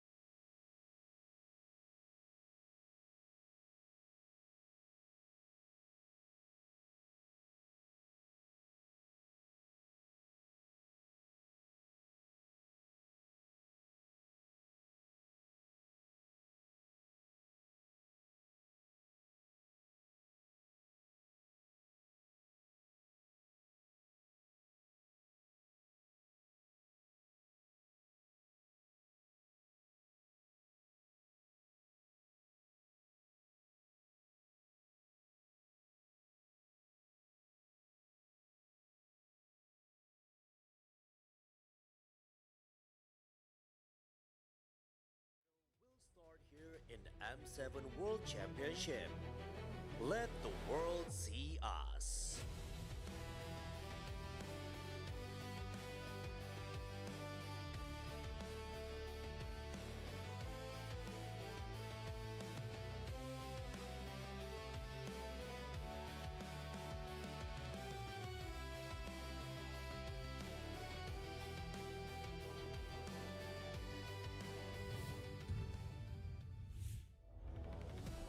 Let the world see us. Welcome, everyone. We're live here in Indonesia, XO Hall.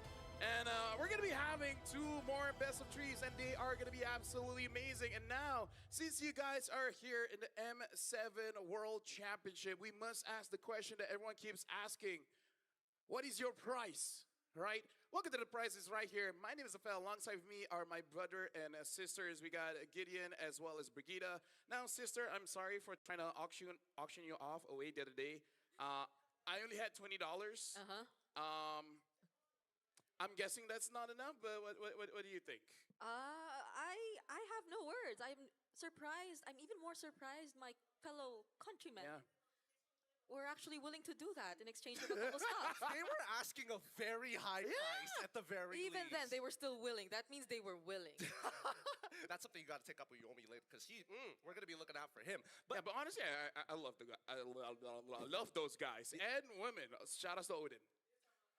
With the way that MS7 has been progressing, I thought I'm the Desos. The real question here is whether or not we're going to see another one of these teams move on to the next round. Because let me tell you, at least from what we've been seeing from shift number 1, the past 2 games, it feels weird. It's a very Aurora day. Oh, yeah. It's a very Aurora day, right? So shout outs to both Auroras. But now, Savage versus Savage. Who rules the goal lane? Is it going to be Innocent or Hiko? Like, both of them are amazing, but kind of different in the sense that Innocent has been playing quite a lot of fighters, and then Hiko is playing quite a lot of, marksmen, especially when the Clot is banned out. He looks pretty happy to use that Granger. Do you like the Granger? Yeah, I do.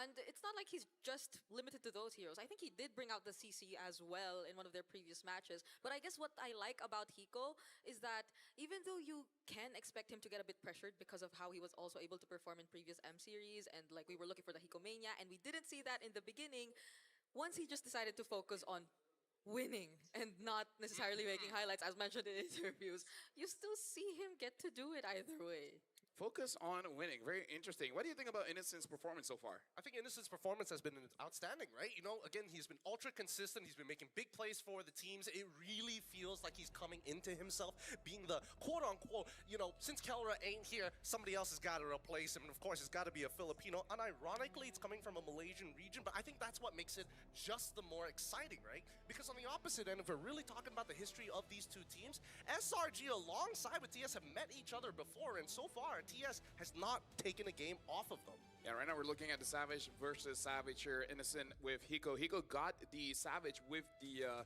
Granger, and Innocent got a Savage with the Sora, which is very Malaysian style, where in ranked games, if you get a Savage, you gotta surrender. Right? It's just the Malaysian thing. So even though he lost, did he really? We gotta look at the stats here. But mind you, the stats are not put in an equal situation for a lot of things. Number one, fighters against marksmen, as well as the amount of games being played, right? Team Spirit basically played all segments of the Swiss stage, and SRG hasn't been defeated, so it's been pretty smooth sailing for them. But even despite that, right, even when, let's say, Hiko does tend to stick with the marksman and all that, and Innocent has been exploring a bit more of the current meta in terms of the gold lane, the stats are definitely favoring half man, half beast. Yes, they really are. And I mean, what we've already mentioned, yes, there have been less games being played, so certain things are going to be inflated, like that KDA. It's already pushed up to 11.6, which is an outstanding KDA at an international level where everybody is somewhat either you are subpar or relatively equal. We gotta see for this matchup against Team Spirit, what kind of SRG are we gonna look at here? Because so far they've been playing around Sakai's as well as Stormy quite a lot, and we know that Innocent has been waiting for a marksman meta. I wonder against Hiko whether Coach R could be like, you know what, let's fight fire with fire. You know, let's play marksmen and then see how we do. Yeah, I think honestly when it comes to SRG versus Team Spirit, I'm thinking about the way they handled Team Liquid and how similar we could expect that to be in their match against Team Spirit. Because the way they were able to just focus so much on the EXP lane worked wonders for them. And based on Team Spirit's previous games, when people were rejoicing over Kid Bomba not being on the likes of the Uranus and stuff like that, and him being on more playmaking heroes such as the Sora, we saw a highlight from him yesterday too, then that too changed so much of how Team Spirit were able to execute. So I wouldn't be surprised if SRG might want to replicate a similar approach when they go up against Team Spirit. No, I'm not sure if they want to replicate it, but I do think there are some pointers if they do want to specifically attack the mid lane alongside with the gold lane, right? Because I think that was the very big thing. Sora being first time shown in that gold lane in that particular manner really goes to show how much they respected TL at that time. For Team Spirit, I think the big game changers of this, it has to be leaning more towards Sunset Lover and Kid Bomba. When you see these two able to execute at a high level, the games feel really, really easy for not only their jungler one-shot, but also for Hiko to kind of get into those positions and have the space to play in the first place. I would say for Team Spirit, kind of their win condition is to kind of play their style. And their style is basically where you want to win your lanes, and it's a burst-heavy comp, either a Granger or a Pharsa, because they tend to do really, really well when they have that kind of composition. So I do want to see whether SRG will allow that to happen, especially when it comes to winning lanes, because Innocent, Stormy, as well as Cram, all are amazing laners. Even opting to pick up a Zetian going up against the Kimi just to make sure that you're winning out that lane. So I really feel like when it comes to the draft here, I really am interested to see how Team Spirit is going to approach it. Yeah. I would like to see a lot of winning lanes for either side, because that should be the overall contention more than anything else. Yeah, maybe a bit more focus on that, because in terms of the other roles, like even the jungle, I think Team Spirit have already accepted the fact that maybe people are paying attention to one-shot's hero pool. So we do see him forced out to bring or to use certain heroes we don't necessarily expect him to. But for the sides, I wonder how the priorities will come into play. Like how or which would they rather have first, and which would they rather play comfortably and sacrifice in order for them to get the game. Here's the thing. I feel like if SRG early picks the Yi Sun-shin, we might see a Nolan. Because so far, that's been the best answer to go up against the Yi Sun-shin, which is basically to take the farm away. And then after that, just kind of neutralize the entire draft. Because so far, Yi Sun-shin has been doing well when everything is on him. So if you just shut him down, the entire comp just kind of fails. Maybe there's a little bit more to that meets the eye, right? Because at the end of it, the beauty of the Nolan is the fact that he can intercept you in the middle of your rotation. See how many cameras are on Brigida, by the way. There's too many. There's like 1, 2, 3, 4, like... I'm pretty sure they didn't have this many cameras for shift number 1. Disrespectful to our boys from shift number 1, but it's okay. It's okay. Just, it feels good to know that we're more popular. It's a collaborative effort. When you say we, hold your horse. No, I'm confident when I say we. No, because you get to see him. Yeah. In the background of my photos. I'm not sure about you though. But You guys heard it first. Brigida 2026. Hey, at least you can see him in the background. I swear. That's how you spot narcissism. But yeah, back to our point. Yeah, because I really feel like successfully starting out Yi Sun-shin is going his jungle and take away his farm, Yeah, that's one simple way of doing that. But you need a couple of other ways of doing so, right? If you have all 3 winning lanes, it becomes super easy to actually destroy your opponent's jungler and ruin their economy. But if you even have one winning lane, especially when we're talking about the mid trio, is where we're really going to see the bout actually get extremely heated. I mean, don't get me wrong, Sunset Lover, he's a great player, but after what happened last year, one mistake costed them everything. And that's why TS is extra angry, extra vicious today to bring all the metal to SRG. Now that you say that, maybe SRG wants to opt for Hayabusa instead, because against very strong mid laners, they're like, you know what, let's use the Haya. And let Innocent carry and just let Adi or Skies just keep on killing the mid. What do you think, Brigida? Possibly too. Although or you're not thinking. I get either way. Huh? What do you mean I'm not thinking? She's thinking about too many things. Yeah. No, but the other thing I was thinking about though was possibly how likely is it that we get to see another explosive game from Crab on the likes of the CC? Because I think that will also like contribute to how much space they're gonna create or how much they're gonna limit. The previous game against TL was a bit too surprising for me in terms of Cram's performance. Like, I did not expect him to perform that way up against Sanford. Actually, you remind me again, I think the last game, especially that Uranus, that was one of the best Uranus games I've ever seen. And yeah, Cram, a bit OCD, a bit angry, a lot of resentment in his heart. He's really trying his best. Like, even for us, me and Gideon, we have a sneak peek trailer of an interview with him where he's sharing just a little bit of his life before becoming a pro player, and that's something that we definitely want to check out. Looks like he had it pretty rough before he got onto the world stage. Yeah, but you see how confident he is right now. Like, even in the With the good haircut, yeah.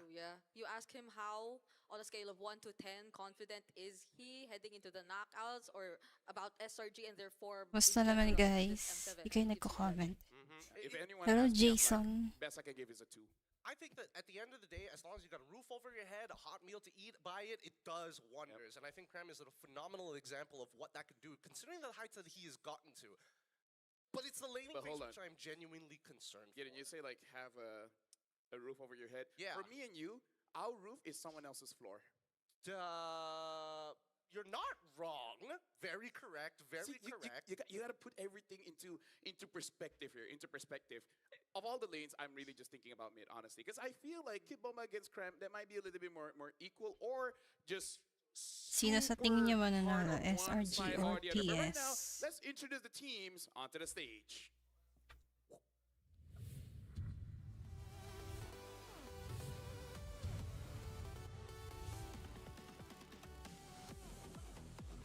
Perhaps it's truly their destiny to face only the best among the rest. But with Hiko Mania now fired up, the Fearless Dragons march into this rematch, looking less for revenge and more for domination. With Kid Bomba, One Shot, Sunset Lover, Samo, and Hiko, they make up the bastion of EECA, Team Spirit! Team Spirit again keeps on going up against the best, but they keep on showing up. Especially Hiko after that Maniac. I want to see how they do today. And coming in hot after the Innocent Beast's own Savage, the Awakened Giants enter this rematch with expectations high and confidence even higher. In the EXP Cram, Jungle Sekais, Mid Stormy, Romeos, and Gold Innocent, they're the champions of Malaysia, Selangor Red Giants! SRG so far has been phenomenal. Every single aspect of their team. Individual strength as well as having an amazing draft. Going up against Team Spirit here. So far their record Sila ba yung naglaban ng first round? But can they keep it up? Right now we are introducing the coaches coming in Nalimutan ko from na. both teams. From Team Spirit, it's only Coach Holdstar. From Selangor Red Giants, it's Coach Arcadia and also Raveki. Shoutouts to Winner, their backhand analysts in the rooms, and also to our marshals, Gary, to ensure competitive integrity throughout this game. Gary has been doing such a good job considering the amount of tech pauses, and he has been on it real quick. But for this upcoming game, we're hoping for none of that. Smooth sailing. We're hoping for Gary to do bad? No, we're hoping that no tech pauses doesn't have to work. This man has been working day in, day out, even when we are checked out. But let's talk about SRG to kick things off, because they have been doing phenomenally. In the total kills, 36. I'm surprised that he got this high, to be perfectly honest. But Innocent has been doing so well during the Swiss stage. Even Cram, second in GPM for EXP laners. Yeah, there's also a really weird stat for mid, but being #1 in turret damage per minute and destroyed as Stormy. I think this is something you don't get to see normally. So when we say they're objective based, it's kind of like, no duh. Even the mid deals a lot of damage to turrets. But yeah, looking at Kid Bomba, One Shot, Sunset Lover, Sao, as well as Hiko. Honestly, the one I'm really looking at is honestly Sunset Lover as well as Hiko being the damage dealers, and probably something that SRG might want to target, because again, Kid Bomba is amazing, but I kind of feel like something about EXP laners, when you know you're going up against someone strong, you almost want to tell your team is like, don't come to me. Let me 1v1. Let me show him who's boss? I think Crime is Let definitely... me speak a language that he doesn't understand, either German or Tagalog. Yeah, no, that's more towards Team Spirit for German or sure. But Tagalog. coming from Team Spirit's very own Facebook, we will let us see this meme. I saw this the other day, and I was like, man, this is such a mid meme. But if you look real closely How to to beat his... SRG, yeah. Exactly. That's killer. That's killer. How to beat SRG, and it just had to be Kid Bomba. Of course. Of course. Sitting on that chair. I don't think anybody else was willing to do it. And I Mama was like, think nah. if you ask very nicely, someone would consider. Oh, yeah. He's a sweetheart. He's a sweetheart. Shout out to Sunset Lover, man. He wrestles people.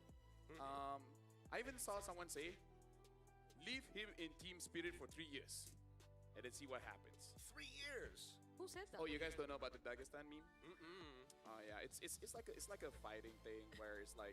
Oh! Yes! Oh! Yes! I'm so sorry. I should have been the first person to get that. Oh my god. We even said this before we got on Nest. Jokes fly all over, all the way above the head. I missed the Flew memo. over mine. It's okay, you're not that tall, but I will give a moment after the show Okay. to show you Yun, something. pa-start And na. then you'll get it. Okay, I'm excited to see that. By the way, congrats on being taller than Bude Clara. Clara. While she was wearing her booster shoes. We got 2 Budes here, one Clara and one Eterna. Is she considered Bude at this point? Yes, next to Hijime. Yeah, Hijime call her Bude, so shout outs to Bude Eterna as well. All right, big shout We could out. call her Bude Brigida. She just needs a nephew and then it's all good. Ooh, that one's tough. That one doesn't roll off the tongue as nicely, to be perfectly honest. Yeah, it doesn't. Yeah. We'll come up with something better throughout the show, but for now, let's jump right into it. Dangerous Grass going to be the map for this upcoming bout. And honestly, this could go in any way. Zhu Xin, alongside with the Eve, first bans, targeting mid laners. Yeah, and if they take, or like Sunset Lover, there's a Baban kaya yung Sora. Farsa again. Kaniban. That's been the hero he's mostly used throughout, but if not that, then also the Valentina option is out there because SRG, as we may all know too, the possibility of the Sora is something you might need to heavily counter out later on.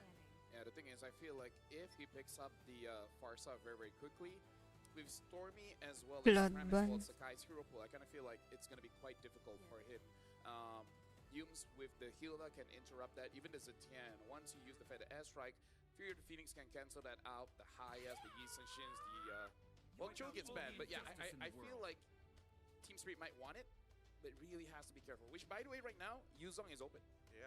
No, so many things are Oh, happening Yuzong. right out in the open. Like, it feels like Team Spirit is being the responsible one. Okay, we're going to be the ones who gets rid of the Jushin. We're going to be the ones getting rid of the Pod. Now, we also have to be diligent enough to get rid of the Kalia. They are potentially setting up for an assassin. Yishin Shin going to be the first pick here. So really just want to play around Sakai's here, Brigida. Yeah, the other options too, which I think have dealt a lot of pressure earlier in previous years, is still open. The Brock, the Yuzongs, they're all still there, but yeah, does TS still want to stick with comfort and prioritize the Farsa here alongside one of those heroes we mentioned? I feel like you gotta consider taking out Hilda, because you know SRG wants that. Especially here in Dangerous Grass. Yeah. True. I feel like Yuzong, Hilda are really high. Granger. Pinoy Granger. Ooh, interesting combination to actually lean into for the side of Team Spirit, right? Naturally, Granger is going to be, attack-based. Sorry, he's spell-based, but it really leans into attack damage, so getting rid of people's armor or reducing it is so good for him to start that snowball and kickstart the initial engine that he needs when you get a Sky Piercer. Yeah, I feel like Team Spirit has to be careful of a potential CC later on. For now, SRG, I kind of feel like they gotta secure that Yuzong and then +1. The +1, it could be anything. It could be mid. Anong team kayo ngayong match? SRG or TS? Together of the Farsa and the Granger combined, could be a problem for SRG. Even though they go for a really good dive comp here. Oh, but they Sora kinuha nila. Sora. I'm fine with it. There's a Valentina still for Sunset Lover. Yeah, but they fought against this before. They see where the Oo Valentina nga. is going, and then they just shift around the Sora. Could be gold, it could be EXP. Yeah, no, this is a really good position to actually hold on to your flex pick within the first phase, right? Especially if you are on the blue side. For TS, ideally they wanted to get the Sora, or at least that pick for a flex down by Red 3, but now getting a Valentina now could compromise the entire map. It means that they have to focus a lot of their bans into taking away supports, supports who can shove out the lane quick. Like Gaton, for an example. Yeah. So they do pick up a Valentina here. SRG, they have two options. Either ban out certain EXPs to force this Valentina to go EXP and then put their Sora in gold, or just ban out all the other mid laners and kind of force to put Valentina in mid. So SRG is in a very commanding position when it comes to the upcoming bans. Yeah, Team Spirit on the other hand though, the options they can potentially look at are Yoom's heroes. That I think they'd be okay Ba't ayaw nyo mag-comment? with the Grok since they do have the Valentina. The Cho's not available Bakit ayaw nyo anymore. mag-comment? They took away the Hilda as well. Mag-comment kayo. What other heroes of Yoom's could we consider here? Yeah, get rid of the CC. As I thought, they got to make sure that Hiko has a good time here. And again, this is just confusing because you really don't know where this Sora is going, which is amazing as SRG has been showing they're very comfortable playing double fighters, and both side laners can basically use each other's heroes. Yeah, I think the best part right now is the fact that both Cho alongside with the Kalia has been taken out of the pool, which means that Hiko most likely will have Flicker in the process, which is great in a matchup when you're fighting against Sora, because the biggest scare when you're playing into the Sora players is when he hits level 4, because you can instantly die even if he does have like 25% of his HP, as long as he hits all of his abilities. But if he can flicker out of his ult, then you've got a better chance of survival. Yeah, I think the other options there for Yoom's too includes the Hylos, or wait, there's another one. Gatot. The Hylos or the Gatot, yeah. Or they're gonna pick up something that we haven't even really considered. I mean, they can just go back to Khalid, worst comes to worst, right? But then that's just another ult you might be Anong team kayo ngayong match? SRG or TS? They're banning out the Lapu. Ooh, that's good. That's actually very good. Yeah, you got to take away the divers, but again, the Yuzong is still available, and maybe they're okay with that because probably this Valentina is going over to Kid Bomba, and Kid Bomba wouldn't mind getting a Black Dragon form. I think that SRG now... Or they can pick it up themselves. No, because they see the Lapu ban. If they just ban out the Yuzong, you're in a much safer position. That means you can set up for Uranus, Esme, while you have the Farsa. Yep. What is the gas ban gonna be, though? I personally feel like... Shout out from Tanawan Leyte. Hello, Rex. Rex Olimbirio from Tanawan Leyte. Hiya, Lancelot. Yeah. Who are they more scared Joy. Oh. Joy is actually pretty good here. Gin? They don't ban assassins.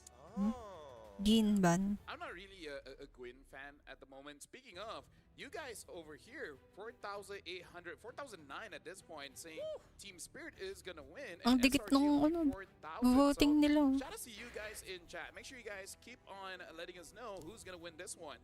So now 30 seconds in, Team Spirit, they're gonna be picking Joy. And again, this is an amazing draft for the Joy. Maybe the Sora could be awkward, but other than that, it's pretty good draft for Joy. Yeah, this is where we find out where the Sora is gonna go. I think Sora has to go into the gold lane at this point, right? And I think that TS is scared that SRG is going to go something along the lines of Phoveus now that they've seen like everybody on their side except for the Hilda can actually dash to proc him. Mintatar is a little too dangerous, and overall, from the way that I'm seeing it, I think it's kind of up to SRG what's the worst poison.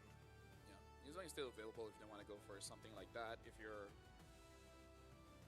I think they can go for something very Sayang, walang sumagot ng tanong ko. There's an Alice, but Esmeralda. 0% win rate right now for the Batang. 0%. It has not been doing good. May battle emote sana, kaya lang wala lang sumagot. The other options too, I think Tapos even na the yung Hilos have offer. very low, if not 0% win rate. It's so the options time left to for you watch. were quite limited too. Team Spirit and their EXP lane. Or Rogue. Who knows? I don't know. If TS decide to I just don't want to see Uranus, please. I would immediately think of the Uranus though if they just want to match. But Kid Bomba being Kid Bomba. Ano yung tanong ko? Wala na. Secret. Be yourself. I think that's kind of the... yeah, I don't know. It doesn't feel like there's a good EXP Be yourself. Yeah, be yourself. Don't be Uranus. Exactly. So going for the glue also yourself, makes sense. Uranus. Get it? That sounds like a hole that I don't want to go into. You know what, Brigitte? We're gonna go shopping and I'm gonna buy you new shoes. Every single one of them is gonna get you at least 10 inches taller. He said any shoes. He said any shoes. I'm gonna throw that semantic out there as we start looking at it. You can start hitting up the menus to see the most expensive ones. Uy, Patrick ulit. Yourself in that hole, sir. But let's get into it. SRG facing off against TS, and the index is telling us it's only a negative 0.6 for TS. Not gonna lie, I never understood the numbers. People even contact me on IG, bro, as that's like, I have no clue. But either ways, ladies and gentlemen, we're jumping into the game. SRG going up against Team Spirit. This is the knockout stage where SRG has been looking very promising so far. Can Team Spirit finally get a win against the Selangor Red Giants? Yeah. Out. We jump right into the land of Dawn, and Break, give us your first initial thoughts about the draft, because I feel like it's either or. Yeah, I do feel the same way. I think the way that there's a Badaang Farsa in mid would immediately grant SRG ways to deal with the pressure that Sawo could potentially do on this Hilda. And we're seeing it right now. There's such fast wave clear that we're getting, but it's not that Team Spirit are incapable of fighting back. That's a new Badang skin. I've never seen that skin before. It's new. Right? It's new. I haven't seen that before. It's pretty good. It's a pretty good skin. And so far, the trades have been very proactive so far. With Lethal Wanderer falling into the hands of TS, at the very least, we're seeing that Team Spirit understand that level 4 is probably where things are going to happen. Sawo, I'm sorry, you're early game oriented, but let's just focus on those mid trades because there's no bigger plays to be made. Yep, Temporal Rain again for Innocent on this Sora. We did see this previously as well. And laning is definitely going to be one of the interesting parts of this matchup, because the way it's looking right now, and it's sort of expected because of the recent adjustments to the Granger, but Innocent early on is already dealing so much pressure to Hiko. Yeah, I agree, because right now we really have to look at all the lanes here, because even got to talk about mid. Team Spirit technically is winning the lane, but the fact that Stormy and Yums is holding out, making it no entry point for Team Spirit to actually go and take away any of the green camps is honestly good for Selangor Red Giants, because even though they don't have a marksman in the gold lane, they wouldn't mind actually waiting for the game to extend to 7 minutes first before really considering doing anything. Oh, Sawo stealing away the gold crab. No, I totally agree with you, right? Because it's one of those scenarios whereby your HP is a more valuable resource than actually having pressure when you don't have prio. Oh. Crab might be in some trouble here. He takes the electrify beats, and that's first blood already as the guy's looking for a trade back. With the help of the turtle boat, he gets it. That Sawo going down. Feather Airstrike comes immediately after, on towards Sunset Lover. Flickers out of the way. Even the lethal ignition didn't burn him down low enough. He loses his regenerate because of it. And now the turtle being contested heavily as Yums trying to control both members of TS single-handedly as the rest of SRG comes in for the fight. Pulled on by RORA, and one shot takes it away. Electrifying beats into the retribution. Big wins for TS. Oh, because look at that. Sakai is still on cooldown. He didn't have his retribution, but SRG were able to set up so well for that. Yums has been holding that turtle bit for a very long time, even when Stormy was trying to take out Sunset Lover in mid. And that's why they weren't able to burst it down as quickly as they wanted to. But without the retribution, that became the big problem for SRG. Honestly, I feel like valiant effort, because I can see a world where SRG could have gotten that, because Innocent was there, and he used the shifting clouds. Oh, hold on, looks like a trade up top with Sawo. It's a full combination, you can't break out of it. Fist crack, fist break, Yums locks him down. And Hiko almost got 1v1. There you go. Innocent. This is gonna be a problem. Sawo, you're the guy expected to really put the pressure for Team Spirit early on, but SRG, they see you as a target, not as a threat. Oh, wait, hold on. Already using the Mountain Shocker, and punished straight away. Good usage from Sunset Lover to find the pick onto Yums.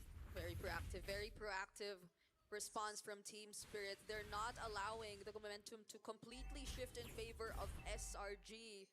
But what we fail to take into account so far is the fact that the gold lane is a bit too pressured by Innocent. He's dead. Exactly.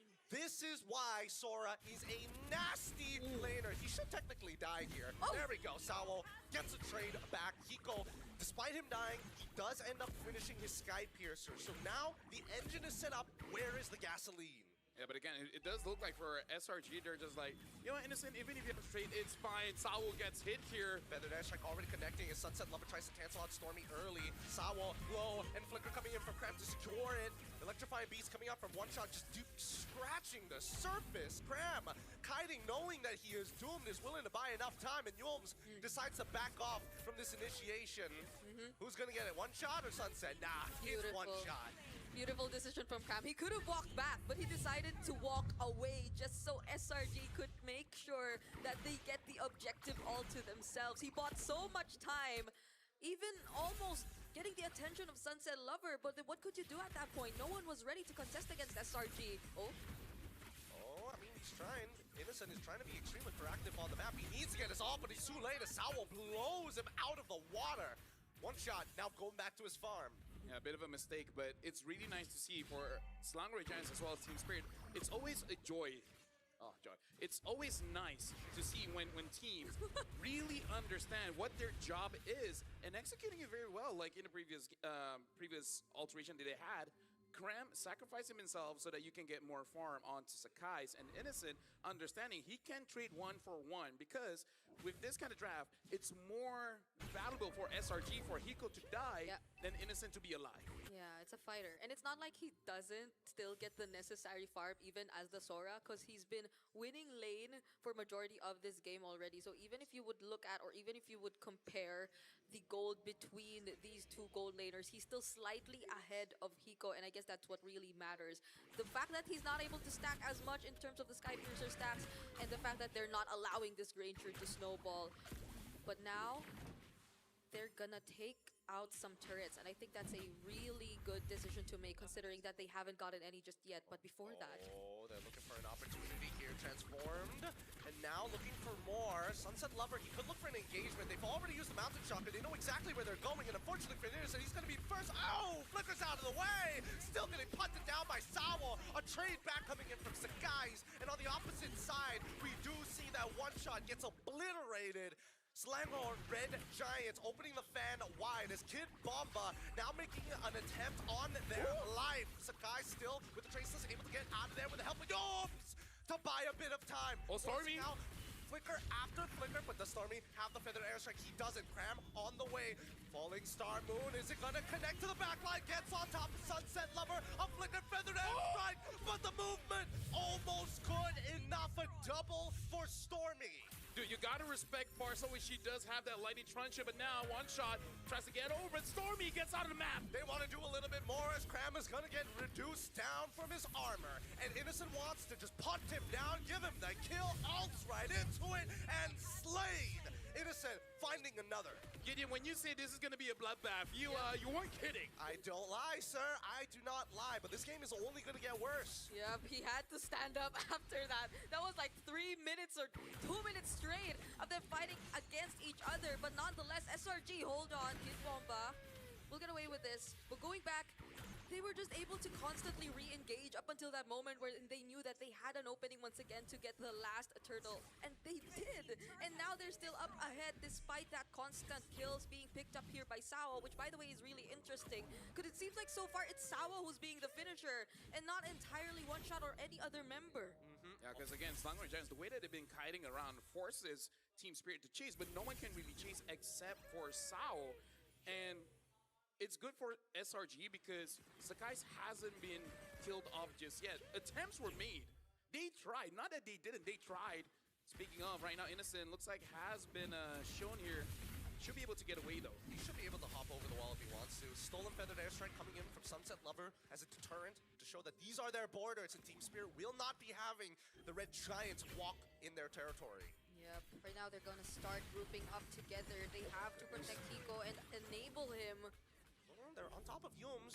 I mean, Kid Bomba can decide to get on top of him if he wants to, but the Traceless is going to be, the Mountain Shocker is going to be a huge deterrent. They know exactly where everybody is. And now Sora gets a free push on that top side as they look for the engagement down onto Cram.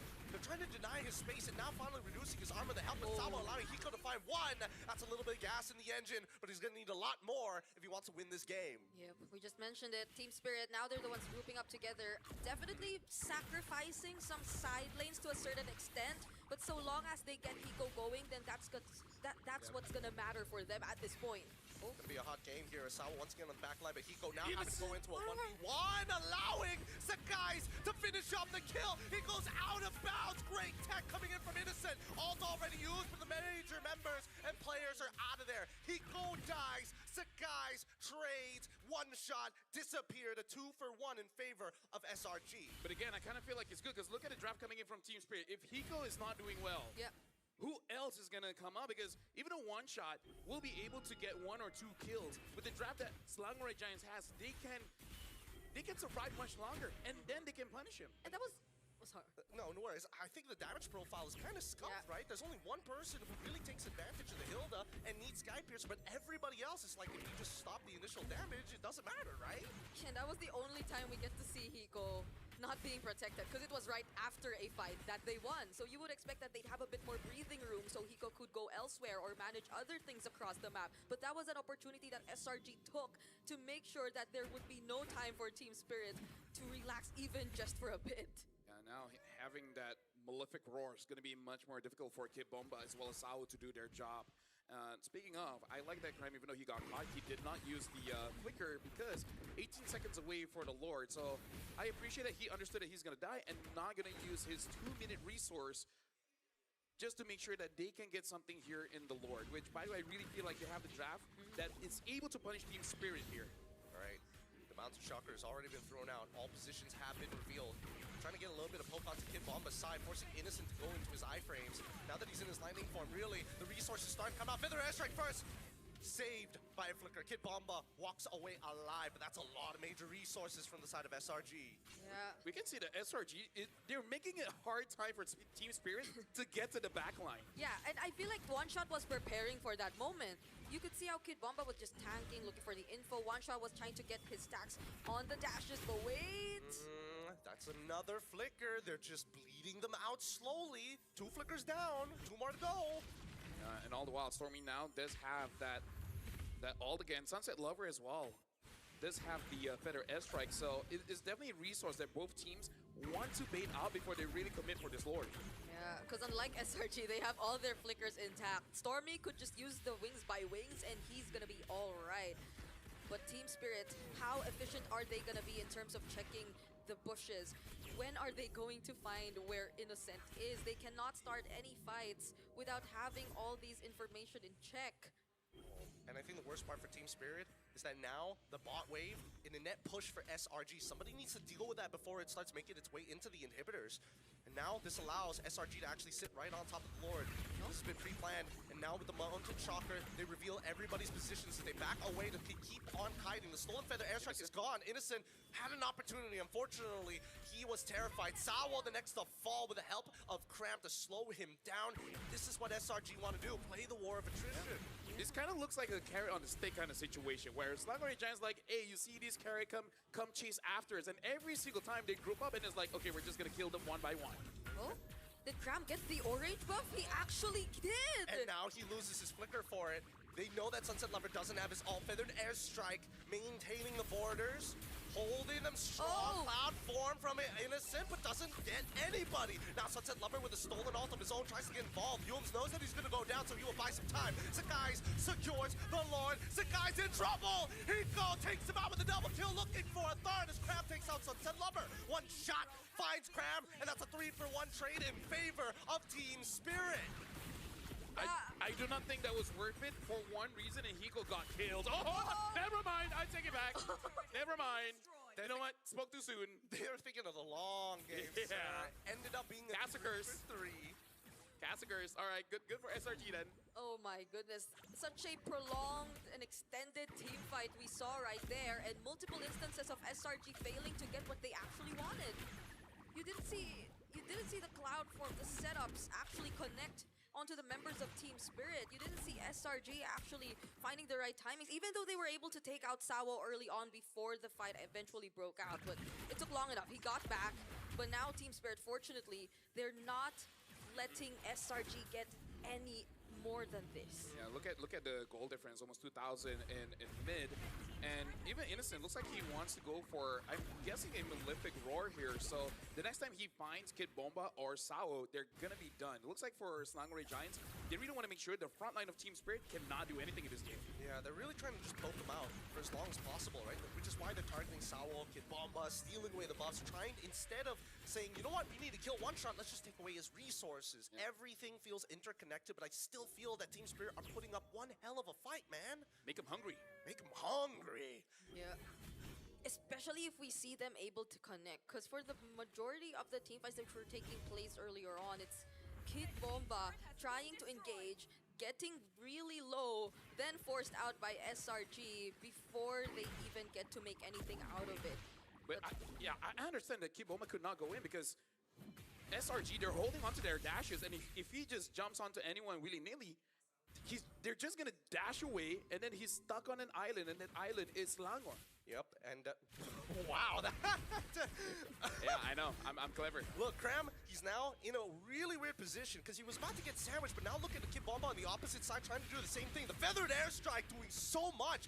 Kid Bomba, he's so close to falling. Traceless out of there. Flicker coming in from Sawo to try and make it happen. Drops the turtle ball on top of him. Oh, One Shot gets peeled off by Yums like a man punching a can. You need the right tools for the job. If you want any kind of friends, find friends like SRG, man. God.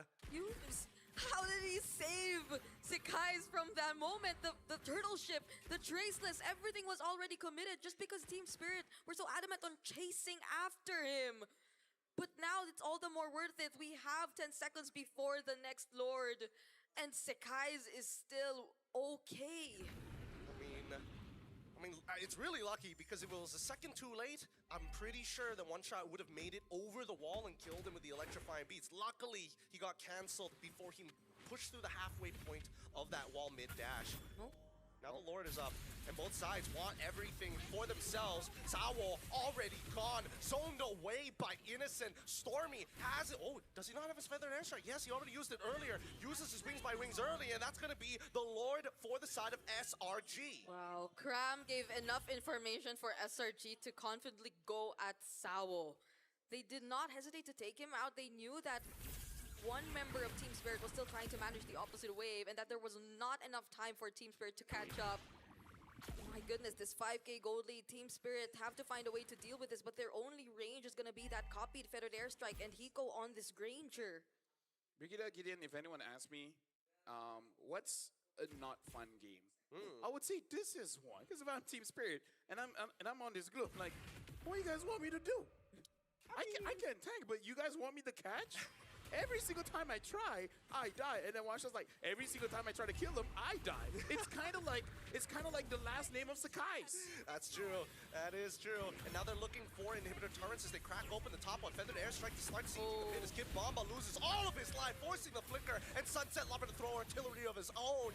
Now that the beaches of Normandy are clear, electrifying beats coming out onto Cram's side, tickling him, scratching the surface of his HP pool. But they want that mid inhibitor no matter what, and they will not accept anything less. They continue to push up forward, but they don't have ults to work with. Sunset Lover looking for an opportunity to shove them away, and SRG forced back finally.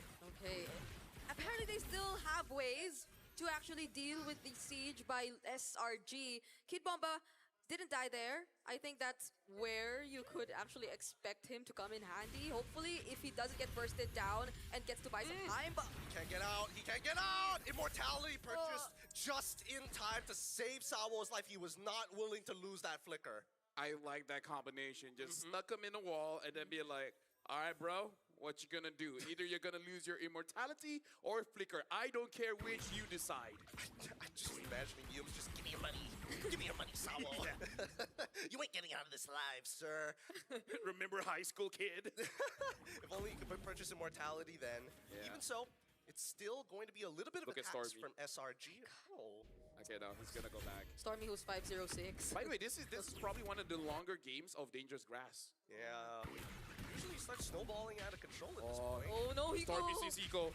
He sees it. No, they don't. Oh God! Blasted, but he gets caught in the middle of the wall. Forced the flicker out of there, and now the entire fight has already collapsed. Kid Bomba loses his life. A single push made the difference. I know my boy. He's probably grinning ear to ear. He's like, got him.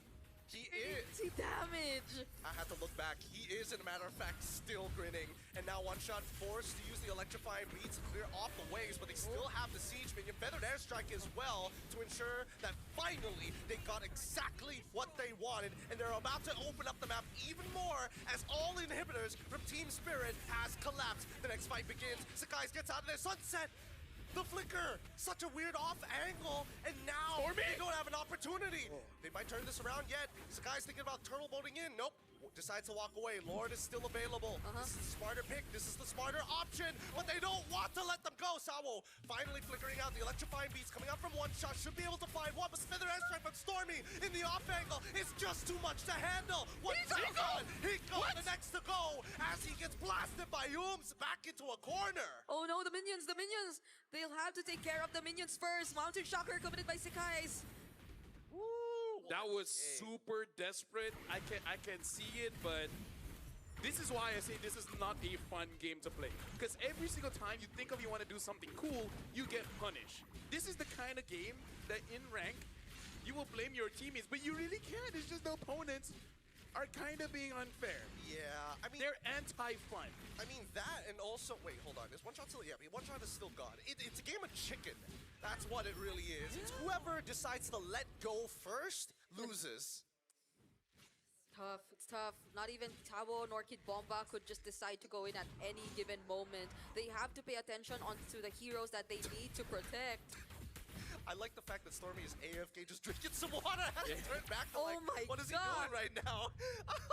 Well, we got to look at the instant replay here, and Stormy's positioning here is absolutely amazing because you can see that they want to go in. Hiko dives in for Innocent. That's a Sora, right? Yes, you went for the goal lane, but your goal lane is not of same value, my guy. Well, let's see how much value they're going to get off of this Lord. Now that they're sitting around it, they get the damage reduction from this 21-minute evolved Lord. Oh, even the turtle ball has been thrown out. Feather Airstrike finally targeting towards Kid Bomba and the rest of the wave. Winter Crown coming down with the electrifying bees. One Shot finally disappears. Sakai's two-taps him, and they go straight for the bases. Sawo, Sunset Lover cannot clear this wave in time. Game 1. Selangor Red Giants again SRG. with a very clean game, looking a very nonchalant, and yeah, they just keep on kiting a team spirit. In a way, they're just like, I dare you. Yeah. I dare you to come and chase after me, because you're not fighting against one. You're fighting against Late ka naman all eh. of us. I got my Ano Nakama na, with me. third I got match my na. amigos, my hombres, My posse. Nakama. my Ohana. You just, I thought it was a comma. But yeah, still, I guess props to Team Spirit though. They prolonged that game for 21 minutes long. Maganda yung early ng TS, di ba? So much damage Di already. lang nila I think na once they even hit maintain. the mid game, it was a bit too hard already for Team Spirit to deal with everything, but they were still finding ways around it, just not enough ways. And it's also on top of the fact that they did make some really expensive decisions in games, such as Sakat ng Farsa eh. Hiko's decision to still flicker in and try to get the kills off of those members of SRG who were trying to chase. Because I guess it's a sort of tunnel visioning in a way, that you get to see an opening for you to get in more stacks, for you to just wipe out the enemies and go for the cleanups, but then you fail to take into account that there are waves you need to manage, and that your base is wide open, and that there's an objective coming up, and that you're the guy who cannot die. Yeah. The only guy. It's a tight win condition, right? No matter how we look at it, the win condition for the side of TS really is based on the performance of SRG. But luckily, SRG were playing very airtight. Yeah. Minimal mistakes across the board, trades that were effective. And we thought they lost a couple of those trades, but then you add another 15 seconds later, and they win it back. Yeah, because it really does look like for Selangor Red Giants, they compute what that draft wants to do, and then they just understand whatever heroes that we have, understand what your job is. And basically the job, Innocent, make sure that Hiko does not have a good game. He will force a 1v1 to kill Hiko, and that slows him down so much. That's number one. And then Cram, zone everyone away. Yumes, make sure that Sakai's doesn't die. And then Stormy, just kill people. And he did that. Even all by himself. Yeah. Especially that one he did down bottom. Because You would think he would already recall, because everyone was already getting back to the base. Yeah. But at the same time, it's like, hey guys, want to see something cool? Do you guys want to see a magic trick? First he's there, and then he's not. Magic. He's gone. And I think that moments like this really question. Sana Game 2 na TS. Gusto mag-Game 3 ni Val. Find an off angle. Like, it's very different from MPLPH where they're looking to kind of outsmart you, out macro you. Here, it's just one of those things. You don't check a bush, and I'm sorry, we'll take out your gold lane. Yeah, I guess that's another one. We want to be cool. No. They're No, we want to be cool. Oh, you guys are. Like, as in, like, you know, go on with your point. Okay. What was my point? No, I know. I remember. So, what was? Exactly. No, wait. I remember. Okay, so that's the thing. I remember now. So the thing is, they expect that there has to be people checking bushes. There's not a single player from Team Spirit who could just go for the dives. That's one shot, I guess. But one shot has been shut down so much. So Stormy was just too free on this Farsa, could position himself wherever he wanted to. He had nothing to worry about at all. 1, 2, 3, 4. Yep. He again, he's holding up the numbers well. Grabe, sakit ng Farsa. 1, 2, 3, 4. Kulit ng damage. When we really look at it, especially when we're about to hit the highlights in just a little bit, right? Where could TS look to find openings, right? I think that was the really big question. Or did they already lose from the drafting section? I kind of feel like the draft coming in from Team Spirit is Ito actually na yata mag-champion sa M7. SRG, sabi ni Mark. I Ayaw mo really feel like PH. for Team Spirit, they had a pretty good draft. It's just that for Selangor Giants, this is in a way where you draft not against your opponent's draft, but you draft against your opponent's play style, right? Because I really feel like for Selangor Giants draft, they could change certain heroes for other picks. As long as they can do the same thing, it's fine. As long as Innocent gets a hero that can 1v1 Hiko, it's all good. As long as Yums can have a peeler, doesn't matter what kind of hero, even if it has to be like an Akai, as long as he makes sure that Sakai stays alive for the rest of the game, same as Stormy, then that's all good. I really feel like when it comes to the draft, SRG already understands their job, and basically the coach asks them, it's like, okay, which heroes can you do the best of your job, essentially? Yeah, because I think this draft especially would require you to really be active early on, or if not from the very beginning of the game, because you have the Hilda, you have the Valentina to add a bit more pressure, and the Joy could just go in for the immediate follow-ups, even though, let's say, you're just there to deal a bit of damage towards your opponents and not necessarily go for the pickoffs. Because if you look at the side lanes here of SRG, it's not like there could be an ideal target whatsoever too. That's an Esmeralda that you're talking about. That's a Sora gold lane that you're talking about. So the most you could really do is just look for ways to pressure the map or the areas in the mid for SRG. May import kasi na But since Pinoy. it's Yums Oo, on kasama the si Badang Coach and Arcade Stormy dyan. on the Farsa handling it, then that was already completely Tatlong denied Pinoy. for Team Spirit early on. Yeah, and Panalo pa as of din right Pinoy. now, before we start the draft coming in for the next game, we were able to get Smetana as well as Osprey. So let's see what they have to say about this. Hey everyone, it's Eterna here with Smetana and Osprey. Welcome. How are you guys feeling? Feeling very good, feeling very surprising to see all the games today. So we are hoping for the best. Hoping for the best. What about you, Smetana? How you feeling? Чувствую себя просто прекрасно. Feeling also very great, very amazing to be here. Very amazing, very great today. Anticipating this next match? We are waiting for this match with like a lot of impatience, to be honest. Like we want to see how our region will perform versus SRG. See, that's the thing that we really wanted to ask about, right? Because if we're looking at history, SRG seems to always have a one-up over Team Spirit. How do you think they're going to do today, considering how they've been performing so far in M7? Personally, I see the improvement of Team Spirit on day-to-day basis. Like I can see they're actually improving their play style, they're improving their drafting game. So based on this, I can say they have some chances into this, not gonna lie.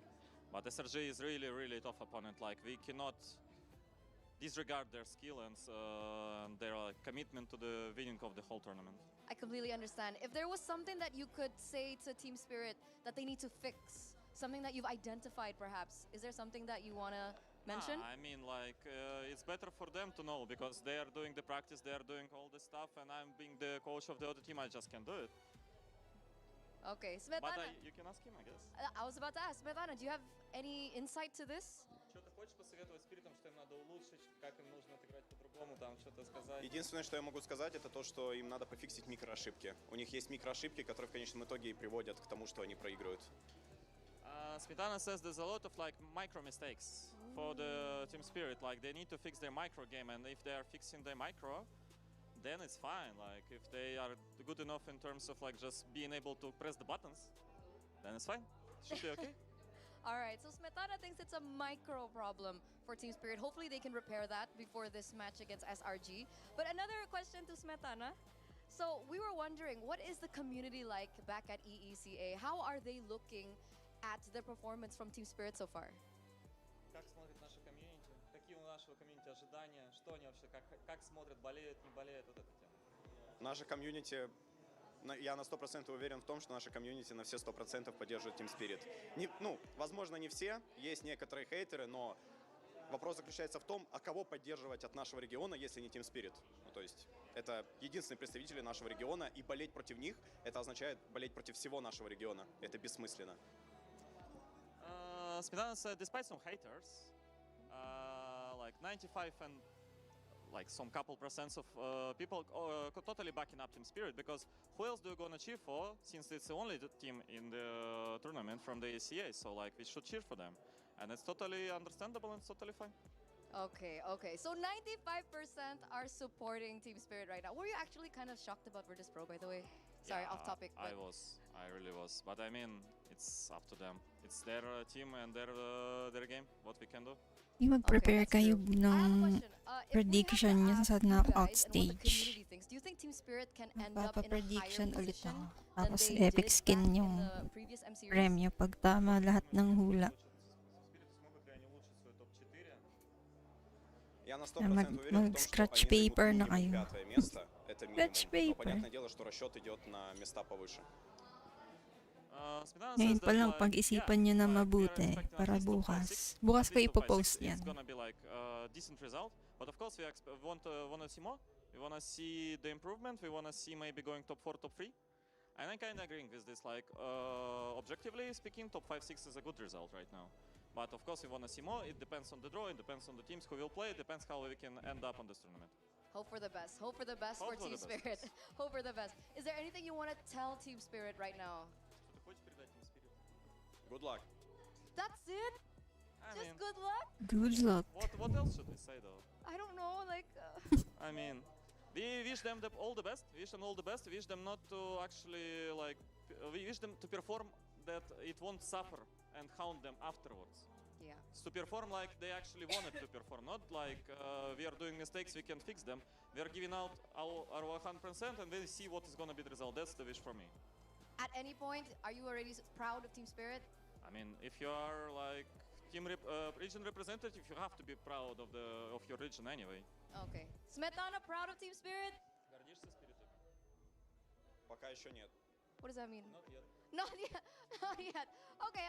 I think it's gonna take a little bit more to entertain Smetana. And on that note, thank you so much once again, Smetana. Thank you so much, Osprey, because we're gonna throw it over back to our casters.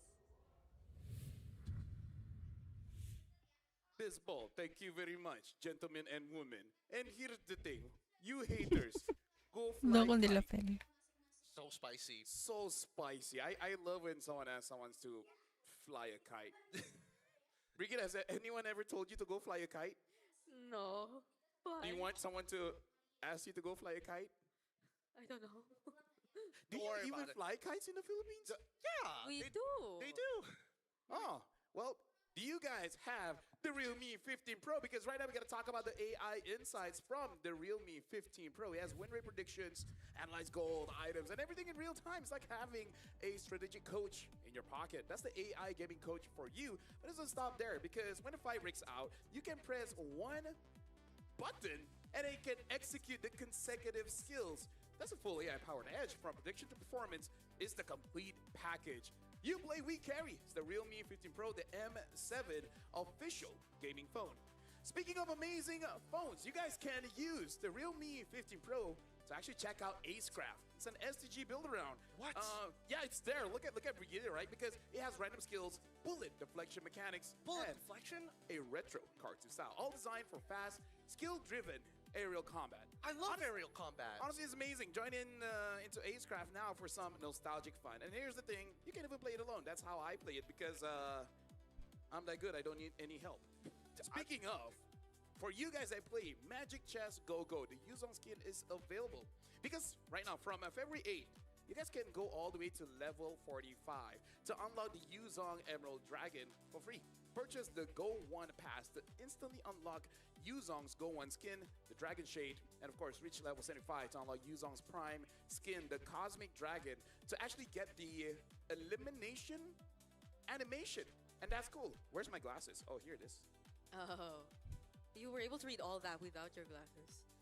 People don't talk about this, but he's got a phenomenal memory, some may say. Oh. He just plays a little like, I don't remember. No, honestly, I don't remember everything, but when it comes to sponsors, trade in.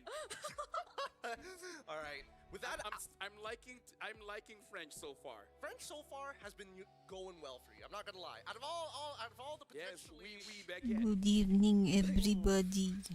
Yeah, That's not racist, is it? I mean, Mag-comment kayo.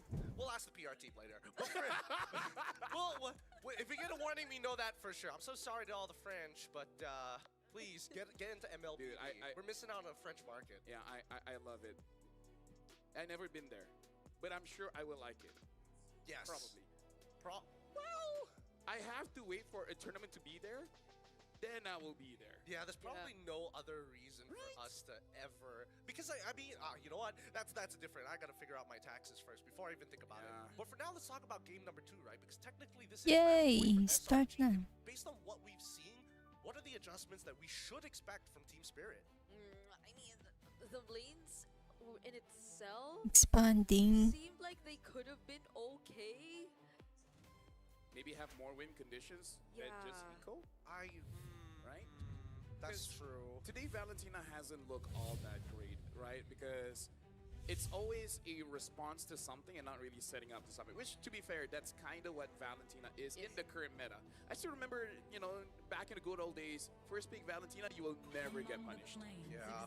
No, it's very true, but I think that it goes a little bit deeper. This does show that TS Hiko can actually play the Sora, or he opted not to go for the Sora in the fight. Because, I mean, the draft that technically could have been flipped, right? Yeah. I mean, he could have gotten Sora for himself, he's just chill with it, and they got Valentina on the opposite side. They could have done a little bit more. Yeah, it's not that being reactive is bad. Mm-hmm.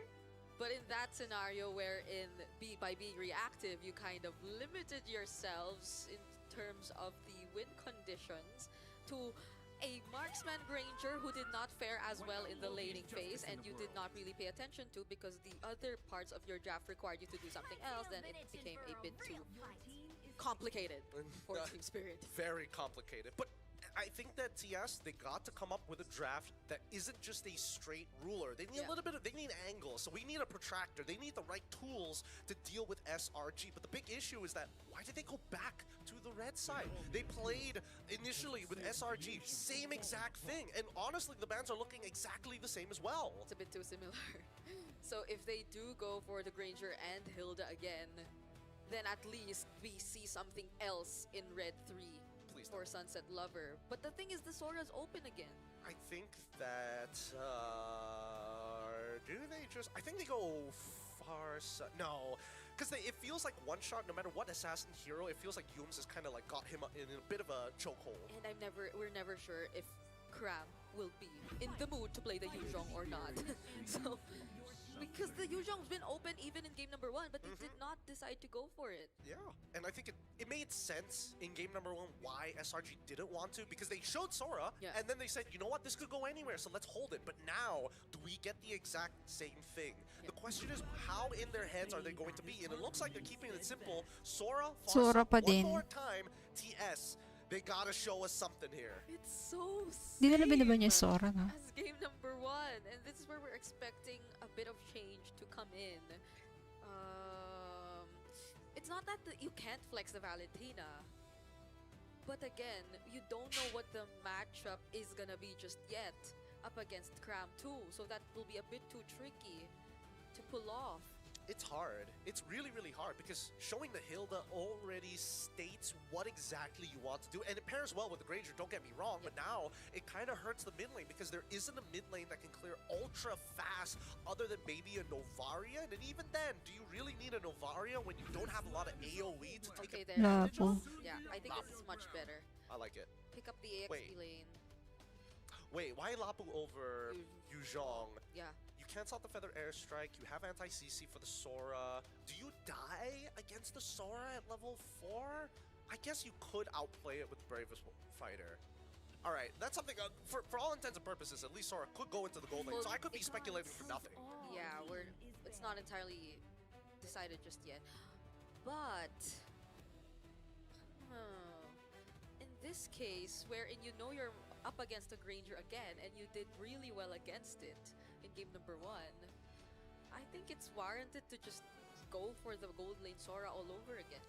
At least you get a better matchup. And at this point, they're just taking out potential matchups for the Lapu to make it a bit more difficult. So that's the Esmeralda already gone. I mean, if they get rid of the Uranus, I think they just want to make sure that the lane is volatile so they don't always have to rotate to Hiko. Maybe they can actually sneak away with the top gank with Kid Bomba. They were taken out as well. So it seems like they don't mind opening the Yuzhong still for Cram as well. The CC is also still available. There's a lot of options. I don't think you could completely limit the options for Cram at this point. So... There. Yup. Okay. All right. All right. So what does that mean? What does that mean? Now that we see both Uranus alongside with Esme out of the question, now the EXP becomes a little bit more volatile. It's a battle of skill. It might be Yuzhong versus Lapu Lapu. It could be Glue versus Lapu Lapu as well. Both of which are kind of okay, but Lapu's main goal is to stop this Farsa. I want to see whether SRG are waiting to see the jungle pick or the mid pick before they decide what Cram or Yums is going to play. Sorry for not saying anything for a while. I love hearing you guys talk. Hello, ate. Everyone said you guys have amazing voices. No, not when I'm singing. Oh, okay.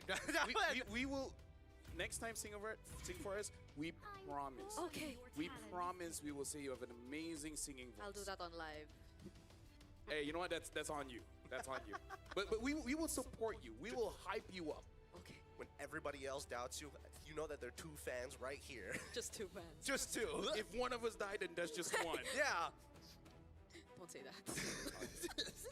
Even when the rest of existence is gone, we still are your fans. Well, I can't remember the copy pasta. From our grave. From our grave, we will roll. We will be like, you're good. All right, same exact bans in the second phase, with the only difference being the Esme alongside with the Uranus. They're really maximizing this time because this pick is so important. Whoever gets picked here in red 4 is basically going to have to push this game, direct the flow, and Hayabusa gets locked in.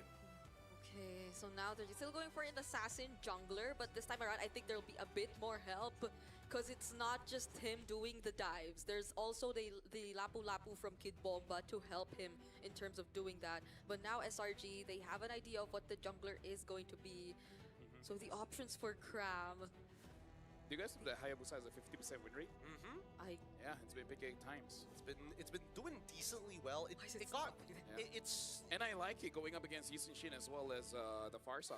Like both will have difficulties counterplaying this Hayabusa. I wonder if the Badang is going to be shown up, right? Is that going to be the regular? Well, the Badang is there for sure, as well as the Phoveus. No marks, no gold lane marksman whatsoever for SRG. Yeah. I kind of feel like Sakai's and Innocent, they're like, you know, brothers. They're very close to each other. And Sakai's hold Innocent by the shoulder, look him straight in the eyes, and said what? You will always be a fighter. I will attack from afar. Die for me. Half gold land, half EXP. We changed it now. The moniker changes now. Half marksman, half fighter. Everyone keeps saying you carry us. Let me use Eastern shit. It's basically just be like, we're gonna win anyways, okay? Uy, comes. Oh! Oh, okay. I'm actually okay with that. Yes, Yeah. because now at least, because we saw that TS was playing the mid-treats very, very well, applying a lot of the pressure onto Stormy on this Farsa, and it's almost technically permanent damage in the lane, but now it's even easier to do. Yeah, there's a lot of poke. You get to, I guess, utilize the Hilda a bit more, because then when you get the information, and you also have your own way of getting information, so that could somewhat help in terms of limiting what SRG could do to take you by surprise. And it's not like they've been doing that constantly even in the previous game with the Badang. It's more of the Badang trying to interrupt what you want to do. So now they have multiple ways to deal with Stormy. If Stormy still doesn't die in this game, He's I don't know. good. He's too good. Yeah. Anyways, Gideon, I do not trust numbers. Ladies and gentlemen, we're jumping into game number 2 here. Slangway Giants going up against Team Spirit. This time, Team Spirit changed 3 heroes off their drive. And like Brigitte said, can they kill Stormy? Because Brigitte wants to see that boy die. I didn't say No, not too much. Too much. Naisip pa. Just pull it back a bit. Oh, yeah. All right. In-game. In-game. Can we change the phrasing? Whether or not he will die. Ah. I don't want to see him die. I like the storytelling aspect. No, it's just that she's too positive. I need to bring some negativity in her life. You can't. I've tried. I've tried. I haven't She's tried. Very positive. Give me my opportunity, okay?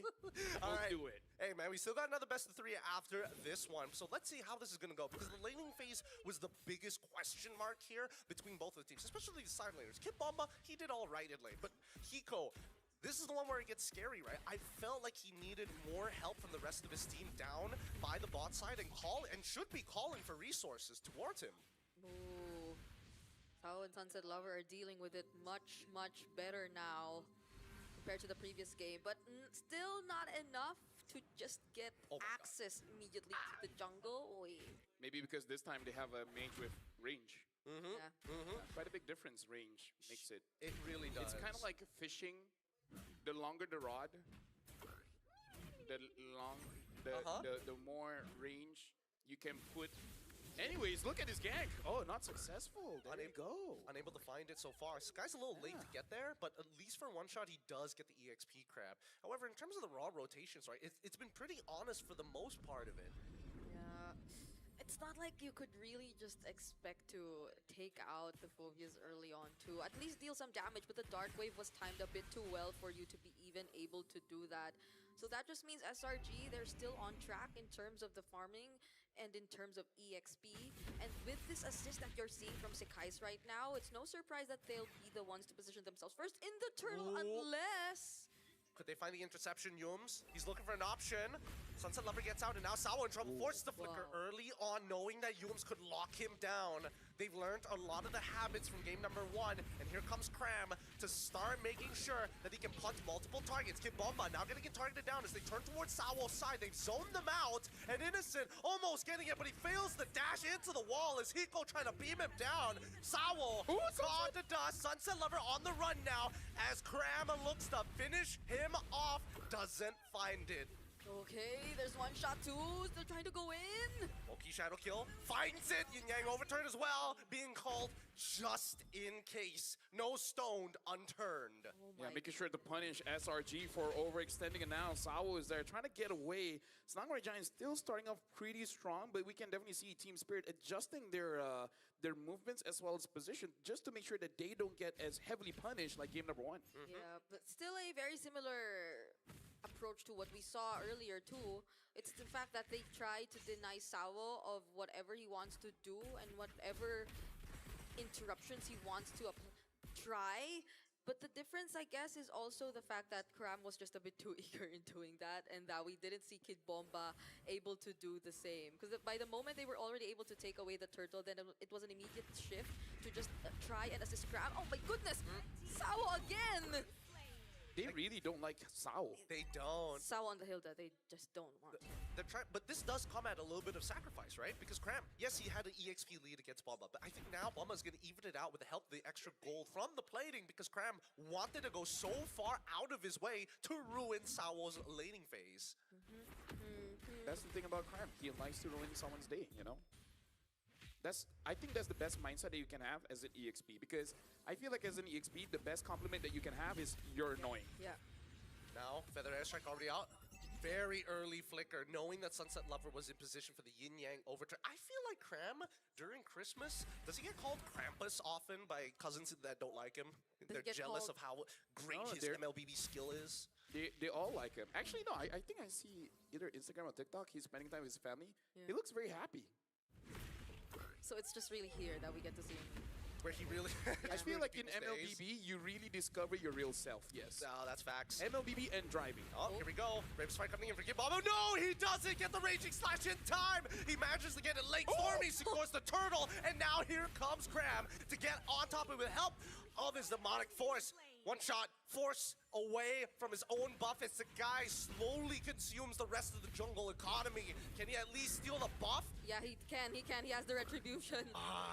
And one shot doesn't. He didn't use it in the turtle. I'm surprised he didn't. Like, what are the chances? It was actually Stormy who got the turtle, but he did, and now he just gets a free pass to get away more and more resources from one shot. Now that's a 2-level gap we're talking about between their two junglers. Look at the way that they are blockading them out from this tier 1. Yums and Cram are just setting up the borderlines. Yeah. Again, Songway Giants right now really showing their trust in each other. Sakai is basically telling the team, I don't want to retreat this, so Stormy, you kind of have a lot of damage. Use that. And then Yums and Cram be like, guys, they cannot kill you.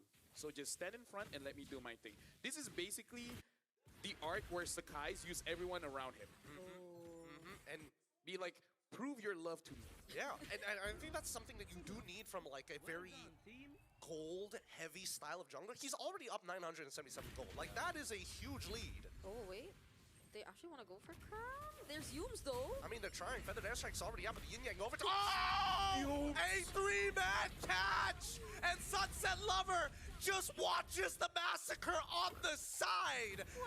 Excuse me, do we need one more ban against SRG? Do we now gotta respect this Badan? What was that? The Malaysian hero? What did we say about Yums being there? He was just waiting for the right opportunity and he catches 3. Now that's a tier 1 turret over to SRG. That's a mid-tier 1, and even bot tier 1 is gonna get Feathered Airstrike blasting Eco, forcing Stormy to flicker away. Innocent, though. Innocent's waiting on side. Oh, wait, can he actually go for this? Does he have his ult? Yes, he does have his ult, but nobody's showing up, and luckily, Nico not gonna take the chance. Yum's now in some trouble here, getting punched away. Raging Slash coming in from Kid Bomba as well. Not sure if he wanted to hold on to that, but for now, it's gonna be a no contest. Sunset Lover trying to run away, flickers out just in time. Amen for the land shaker. Oh wait, no, an opportunity. One shot, he just needs the ult. Ogi Shadow Kill finds it, but Hiko secures it. Okay, probably a little bit too far forward. I think even Krem is like, oh wait, probably not a good idea. But so far, again, amazing slam. Oh, Stormy. There's not one shot. By the way, he still hasn't died. Not that I'm waiting for it to happen, but... I mean, you're not good at hiding it. Let me just say that. The fact that you're keeping count. No, oh, so guys, okay. It's gonna be okay. And it's sad because Sunset Lover's been always trying to go for the off angles. Yep. He tried to enter from the mid bush. He tried to maybe attempt to go from behind, but he gets spotted out every single time. Does. And right now, SRG are just playing airtight. You can see that even Stormy really respects Sunset Lover. Even though he just completed his first item, he knows he is susceptible to a one-shot. Susceptible for Yin Yang overturn. I mean, at this point, he has a side quest to make sure that Brigida doesn't have her day. It's like, no matter what, we will lose, but I will never die. Again, I don't want it. He's holding his teammates by the shoulder, looking them in the eyes. I don't care if we lose, I'm not gonna die. Really looking at Zion Senpai and be like, I understand, brother. What is Zion Senpai gets shot out? It's a Malaysian thing. It's a Malaysian thing. We'll let you know later. This one really has some deep context to it. But for now, the fight is about to begin. As Sabo and Kid Bomba try to defend their territory, even the turtle ball being thrown down as another tier 2 is falling. At this stage, SRG are taking out as many tier 2s as they can, or what we'd like to call them, economy towers. Yeah. We call them that? Yeah, tier 2s are considered to be economy towers because they're really easy to get rid of. They hold no like structural integrity to the game other than tier 1s and inhibitors. It's so tough though, because Team Spirit are working hand in hand just to get sure that one shot gets his farm.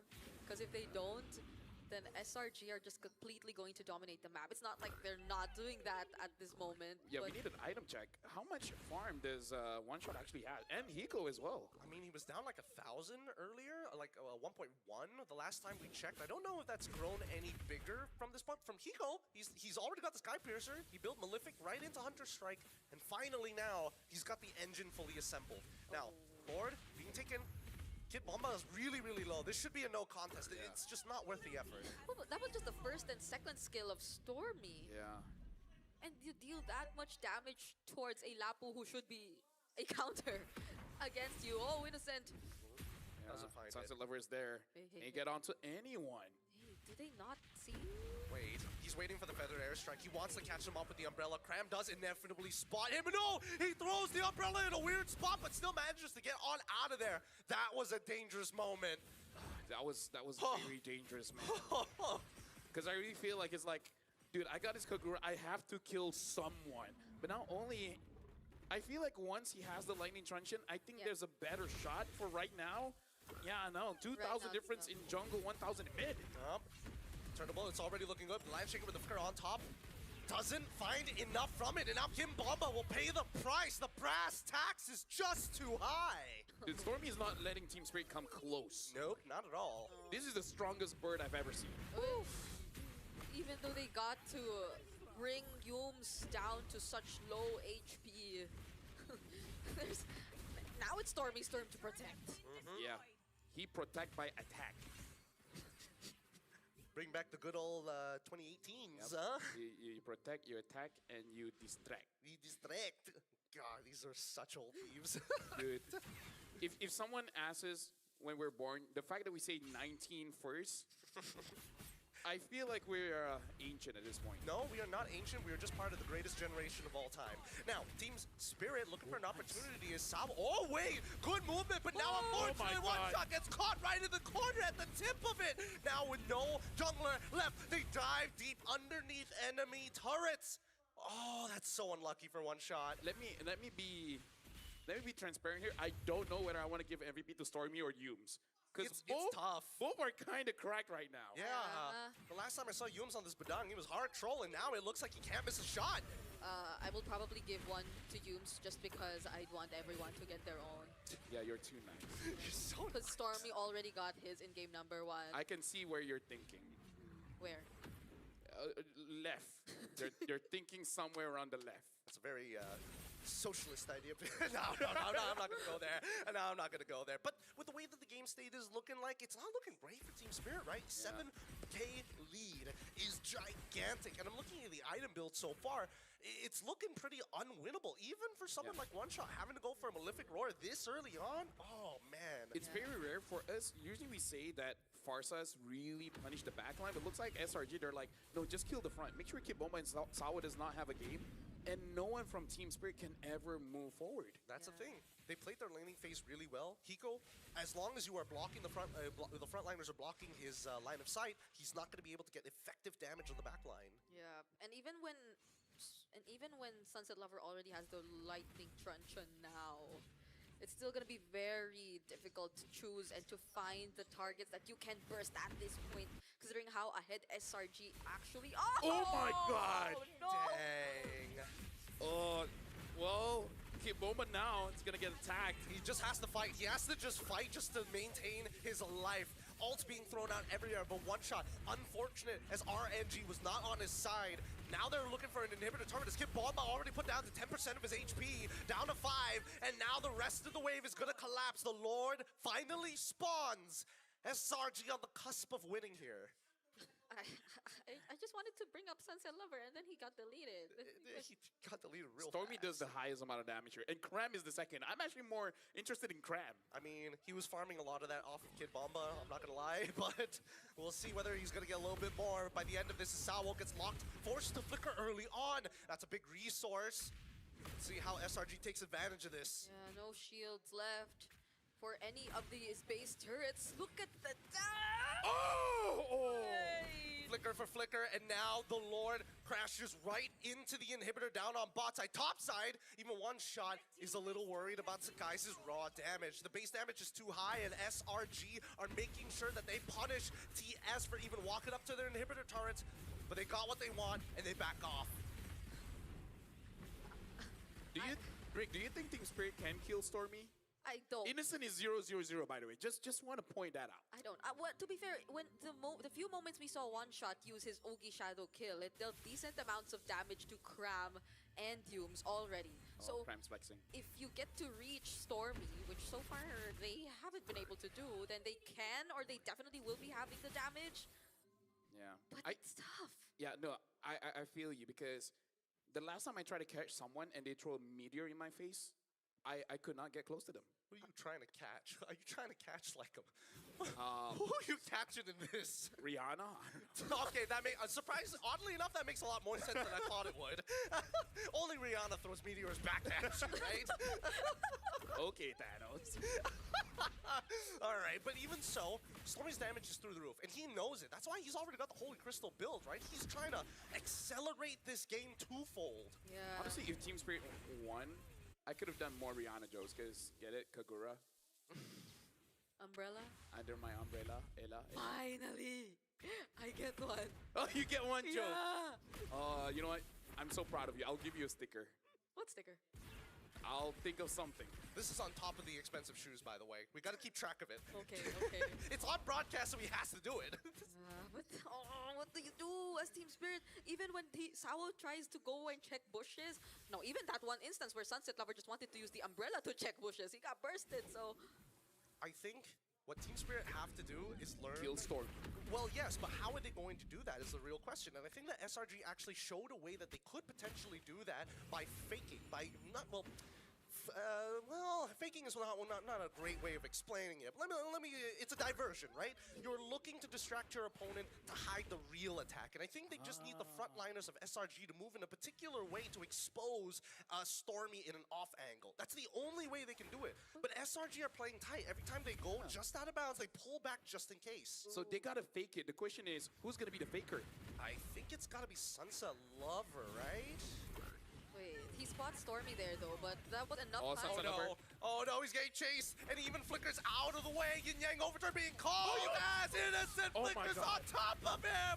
This game is almost done and dusted as they chase the remaining members of the TS back into their base. I really want to know how they shot call. Who said, yeah, let's just kill them now after we get the Lord? I think they saw their lead and they're like, it's GG, man. It looks like they put them in checkmate at this point, and now they're looking for an inhibitor turret.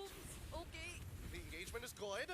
Doesn't find too much, though. That's one resource they don't have to worry about. If they just focus on the wave, they might be able to hold out. Oh my God! 10 seconds left, one shot.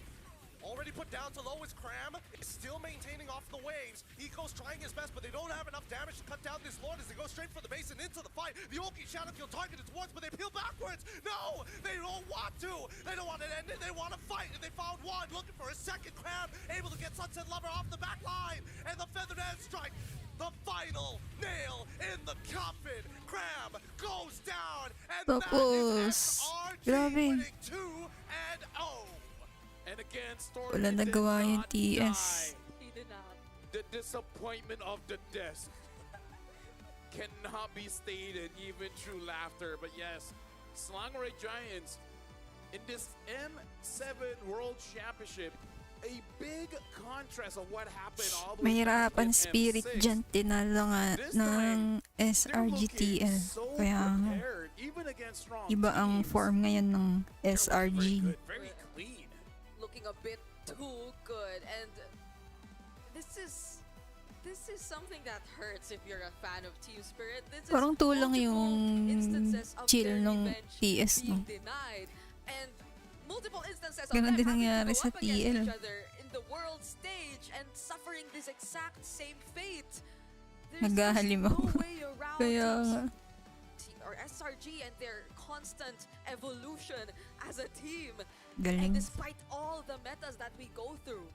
And it's not to say that they did bad things, because they got the heroes to deal with the Farsa. Yeah. The Farsa just kills them first. It's kind of like coach and Stormy talking to each other, and then the coach is like, Stormy, I'm gonna give you Farsa, but they might kill you. But then Stormy's like, well, what if I kill them first? And then the coach is like, you know what? That's the Saan ka mindset. tumataya? Wala akong tinatayaan. Becky thing to agree with. Yeah, honestly, yeah, it sounds more Becky. Yeah, because Arcadia will probably look at it and was like, I didn't, you know what, never mind. Yung What do you guest want lang me to sa do? ML yung nilalaro ko na I ano, think that TS, this is a really guessing. good learning experience because the meta is shifting, and I think that SRG have kind of found a really good solution for blue side. The question is, how do you play red side? Yeah, because that was 2 games in a row. Ang sakit nung ano, Sora ni Innocent. And we saw the exact same flow. They changed it already. Inopen pa din nila yung Farsa. Enough dive heroes. But how could you constantly dive in the presence of a Badang who times his fist Ang break or hapdi nga fist nun. crack so well? He can even just choose either or.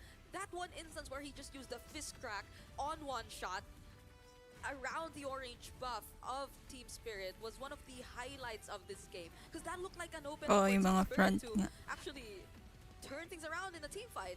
But then he got denied with a single fist crack, and then they were able to re-engage again. Yeah, honestly, Nakatatlo pala SRG sila. also living in tomorrow. Basically seeing when an attempt is going to happen and Yums just prepares for it. With that, congratulations to Solango Red Giants. With this, Team Spirit will be going to the lower brackets. But for now, we're going over to the stage for the interview. So, TS ang kalaban ng Aurora Turkey. Congratulations once Ay, again Aurora Turkey. to Yung SRG! YG. The fans are going wild in the building. You have so many supporters. It's insane. They were waving the Malaysian flag. But I'm here up on stage with Arcadia and apparently Tom and Jerry. Are you guys aware of this? You guys are known as Tom and Jerry? Apa Tom and Jerry? Apa to? I don't know. You don't? Yeah, you guys don't know? I guess the viewers would know better. You guys, let me know why they're called Tom and Jerry. But in all seriousness, we have Sakai's as well as Innocent. Now, Sakai's, you were able to deny yet another revenge plan coming in from Team Spirit. And unfortunately, we didn't get to really talk to you guys about how the draws went yesterday.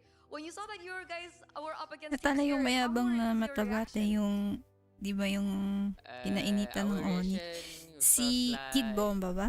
Oh, Siya? here we go again. It's like, so I can say exciting lah. Exciting to meet them again. And Nakasibangat nga din yun ng ano eh. So, bau, wangi. Natalo ng Yeah, Aurora. bau, wangi. Bawangi, so it smells good. It's lucky hands from Luminaire. All right. So what about you, Innocent? Do you feel the same way? Like, here we go again with Team Spirit. During the draw, just normal because you know it's a draw, so we don't know what's gonna happen. We're just happy PH and Indo, the different bracket. Yeah. Can I leave the stage? By the way, I'm Ano really- oras can I ng leave? laban ng ONIC ID? But yeah, Sunod na it does sila. look good for 9 SRG PM on the yung brackets so far. Not too schedule. good for PH, not too good for Indonesia. But like we were talking about, Innocent, people are Pero considering baka that lagpas you have 9 yung such unique start kasi because Sora has been timer very pa ng popular 10 coming into minutes. M7, but not so Tapos much in the gold lane. may mga So could intro you pa. explain to us the reasoning behind why Tsaka may Sora is explanation good in din the ng gold lane? game na to, so baka past I 9. think it depends Pero on hindi the naman team. siya sobrang Because late. for us, I think we can really use it, you know, because Oh, pinay to it's si on our Innocent, playstyle, tsaka si that's Kram, why. and si Maybe Coach other teams Arcadia. need to adjust or depends on their playstyle. I see. So Sora gold lane can work, but it depends on the playstyle. Do you have any Kalaban tips ng maybe ONIC for the ID viewers ang who want Alter to use Ego. Sora in the gold lane in their ranked games? Just spam your ulti in RG so you can master it. Okay, just spam it in RG. Amazing. Arcadia. Balik ka ulit. So great to Mag-dinner see you muna once kayo again. kung How di are pa you kayo feeling? kumakain. Well, first, feeling content that we had a good day today, and I'm very happy and excited to be back in Indo. It's always fun to be here. It's always the crowd is always electrifying, so it's good to be back. Oh, we miss you. We really do miss you, Arcadia. Arcadia, we were wondering, how do you think about Sino mga kalaban ng Team Liquid? Yung matatalo sa laban ng Alter Ego and ONIC. Yan mga kalaban ng Team Liquid. I would say we're we feel Tumalawag. better compared Anong to the tumalawag? last M6. Tumiwalag Because ba? Yun ba? before going into this tournament, we really talk about M6, like how hard it was during the Swiss stage and how we were fighting for our lives basically. And this is what we wanted. This is what we work for. We want to have a Swiss stage that is more, I would say, more smooth, and a knockout stage wherein we can be at our best form as well. All right, best form for SRG right now. I was wondering, what do you tell your players before a match? Well, it usually depends on who we up against, because we know in this tournament there's a lot of good teams and there is no team that to be underestimated with. So we just make sure that we have a good understanding of our opponent and basically play with our strengths. And I am very confident with our team. I know that they can be the best once they have their mentality already in the zone. And it's just more about reminding on how good you can be and how good you are. Oh, that's really cute. That's so cute. Sakai's innocent. That's so cute. Is he actually really this cute behind the scenes too? Is he this heartwarming? Yeah. Or is he? Does he get angry sometimes? Yeah, he's so cute. He's so cute. All right. Before we let you go, Sakai's, I was wondering if you had a message to all your fans out there. Me? Oh. Double mic. Okay. Oh, okay. To the fans, I would like to say thank you so much for supporting us until right now. I just hope you Balik guys na lang kay Nine. Sige. keep supporting us until we reach grand final. So, Let's go. We're so proud of you boys, and good luck on your next match, as well as you, Arcadia, because right now we want to throw it over back to our casters to explain exactly how that match ended the way it did. So casters, it's your time to shine.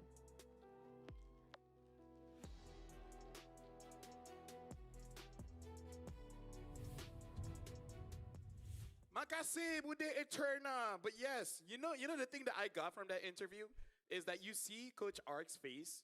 He was looking at the players and Eterna, and he's like, "You just unlocked something." Because after this, the players just be like, "Cute coach, Coach, you're so cute." Like he knows, like, oh my God, this will not go away. I'm glad that they've already finished the documentary, so they don't have to air that on live television. What do you feel about your coach? Oh, he's so cute. He's the CA now. Oh man, not Coach Ark, cute Ark.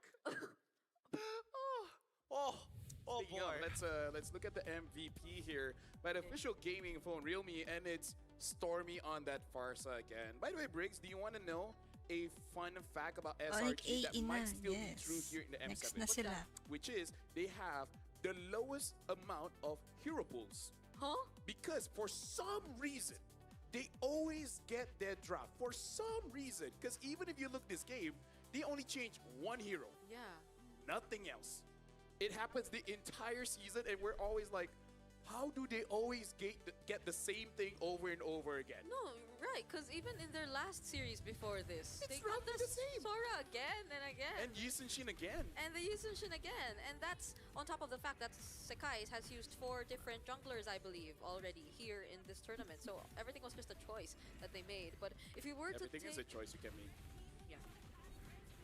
Anyway, if we take a quick look at what happened in this entire game, it's very similar, I'd say, to how the early game panned out, even in game number 1. It's just that Sao got shut down early on.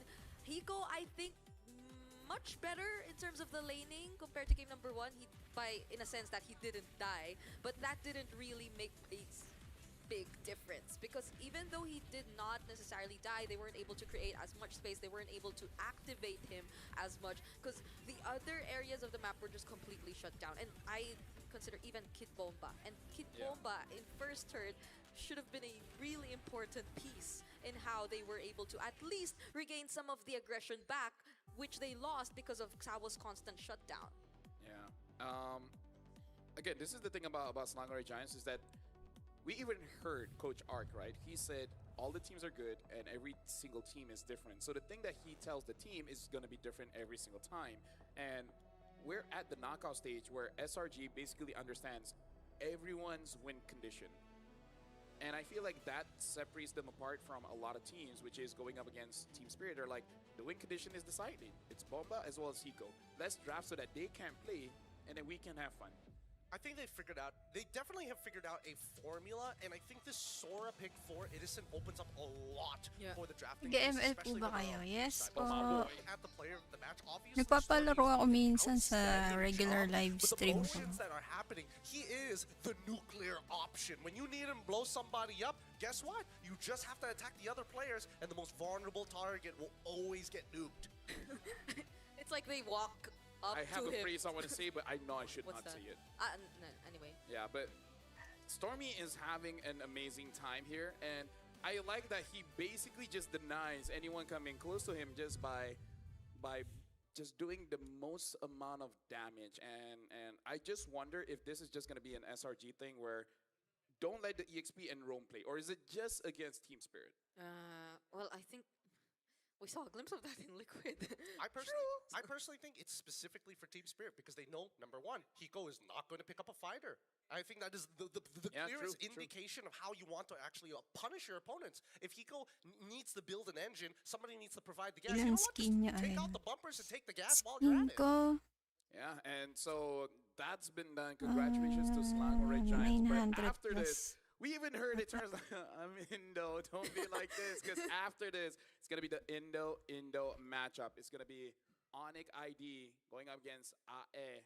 Join kayo minsan sa pa-5. That's going to be interesting because now we can say who will be the strongest Indonesian team. We'll see you guys right after the break.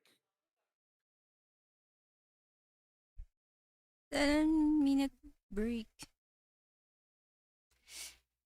Ayan, meron munang 10 minutes para mag-chill.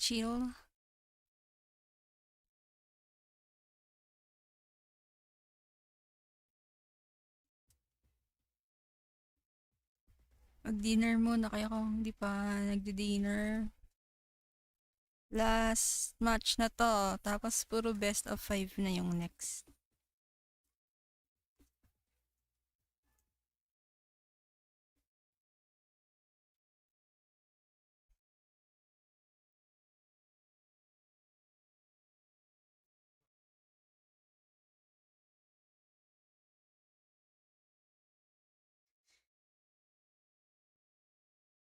Hindi ako makakapag-add ngayon. Pag kasi nagpapalaro ako, tsaka lang ako nakakapag-add.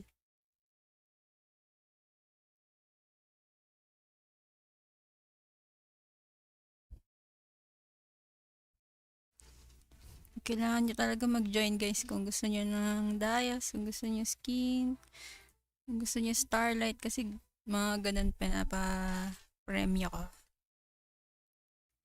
Tapos yung next challenge, M7 Pass ang premyo. Abang-abang kayo sa palaro.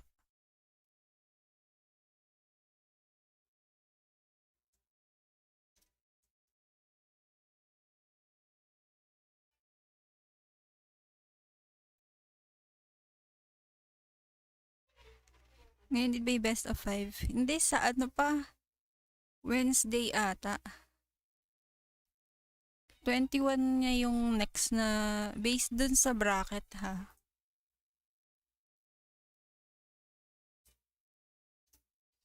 Based sa bracket na nilabas nila, January 21 yung susunod na matches. Simula January 21. Tapos hanggang 25 na yon. Hanggang grand finals na.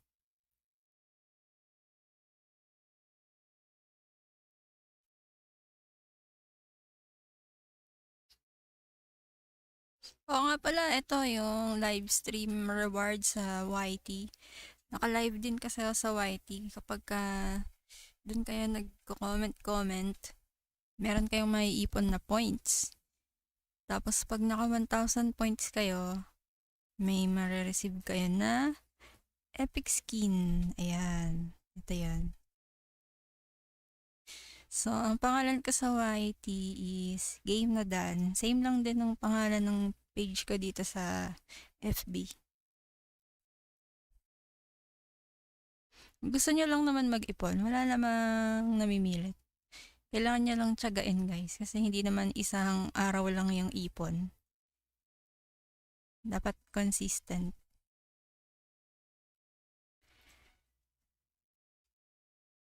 Nagpatalo na naman po ang TL, sabi ni Marco dyan. Sabi sa'yo, nagpatalo sila. Ate Glenn, kumain ka na?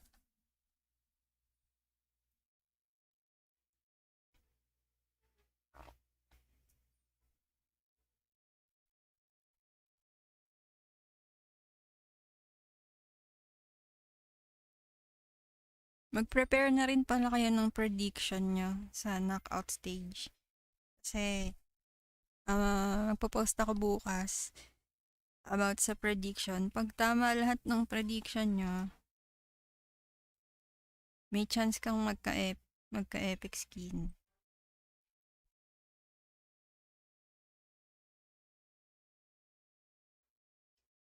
Kumain ka na, bakit? Ano ulam mo?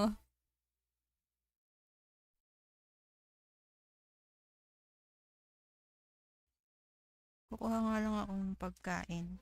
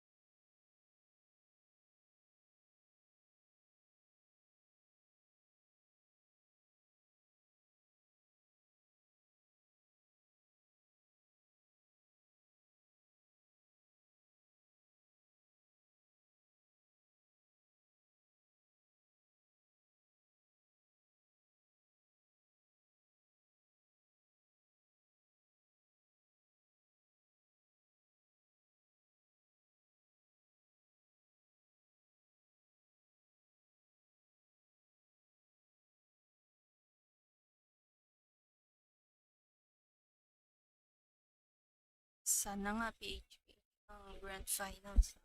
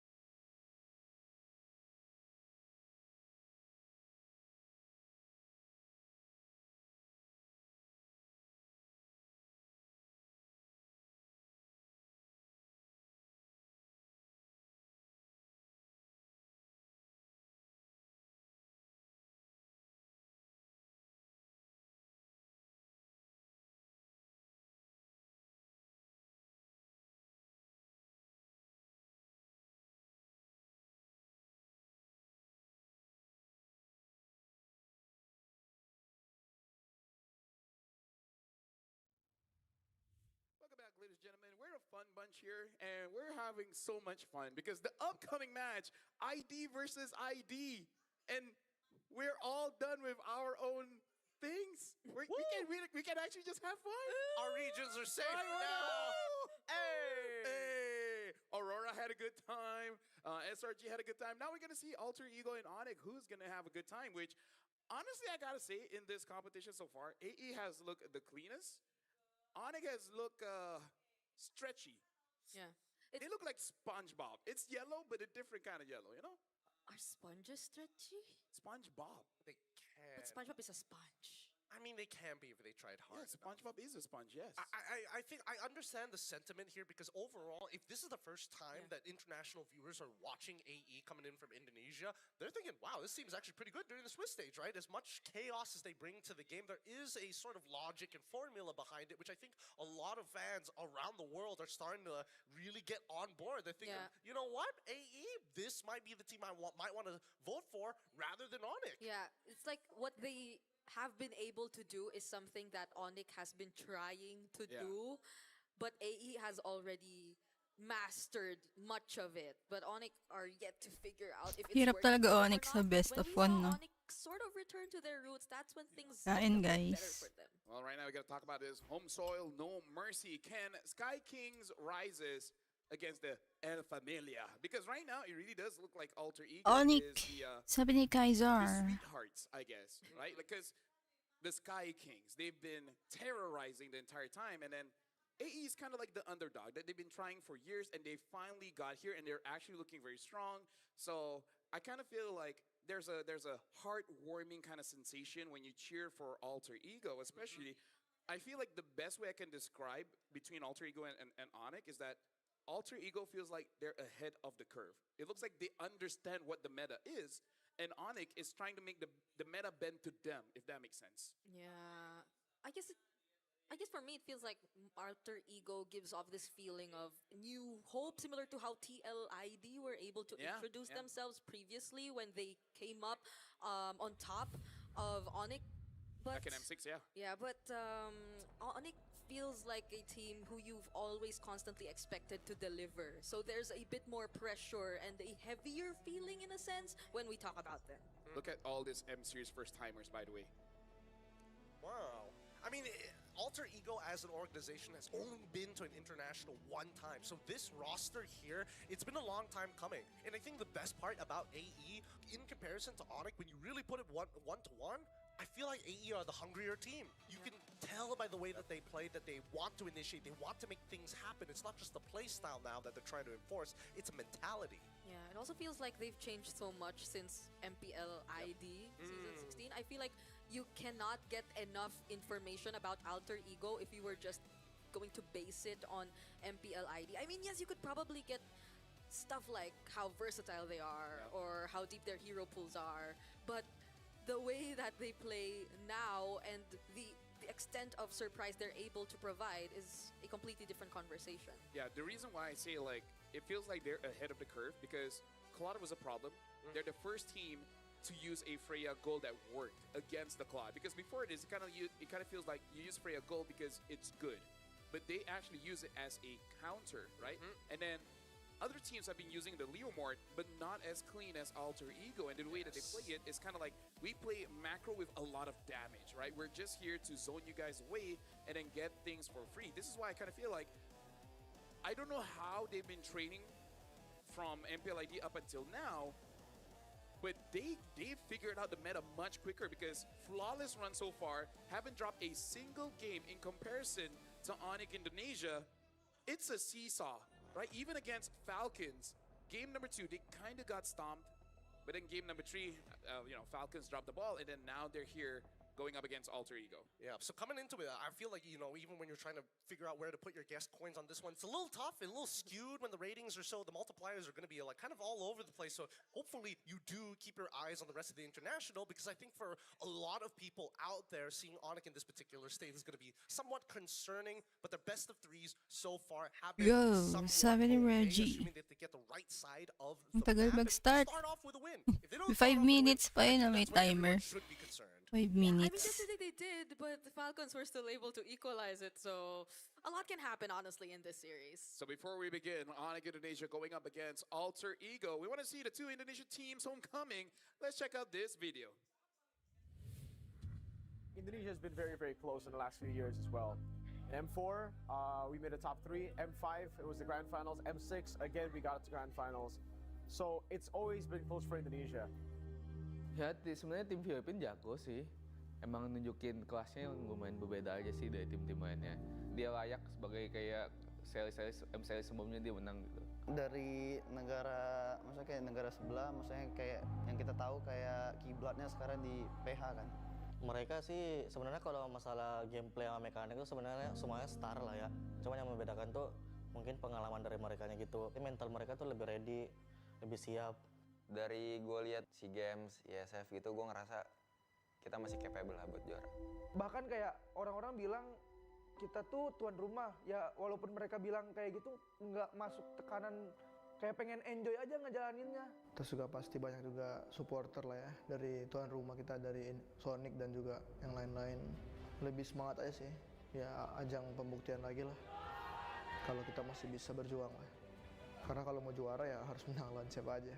Cuman kalau gue pribadi gue berharap banget soalnya Indonesia menang maupun AEK maupun ONIC sih.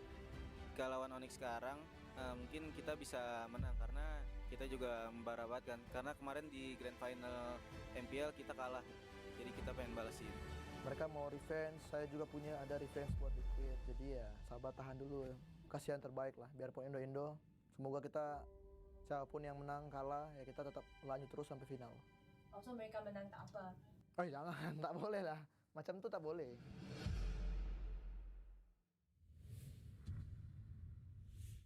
That was kind of emotional. When it comes to emotions, Buti na lang may translation sa ano. You just heard me say Sa ilalim. before we got back. No, my headset Okay.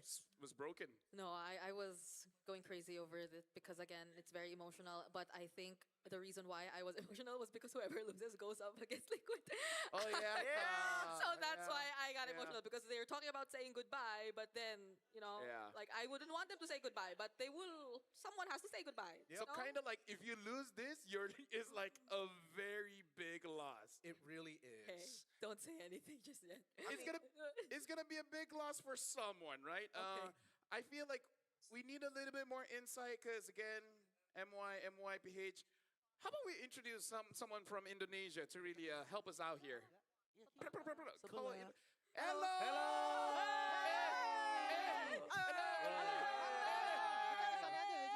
Hey, guys. Okay. Hey, we're doing great. We're doing great. We need you guys' help because again, MLBB. We don't have a lot of information on the Indonesian teams here, so help us out. Let's talk about ONIC Indonesia here first. You know what? OG, can you help give whoever to answer this question?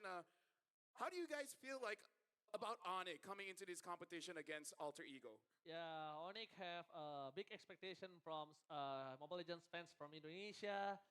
They the champion region from Indonesia, but we know they slow for getting hitting and get ready for this tournament. And also for Alter Ego, I'm really impressed. They really improved. They're really strong, and I hope one of the team Indonesia can beat MYOPH now. I hope it's so. Oh, gila lah OG, gila lah. Very good English. Oh my God. Shout outs to OG having perfect English there. Tagal. I'm gonna talk Char. to Wawa here. Okay. Like Nainip OG eh. said, Alter Di Ego ba kayo has been nainip? looking so good now. Do you feel like Alter Ego can beat ONIC Indonesia? Yeah, I think they can beat ONIC Indonesia, but in one term, like they must do like some surprise draft or maybe some surprise strategy, because ONIC is a very fast team that can adapt to their opponent. Yeah. Yeah.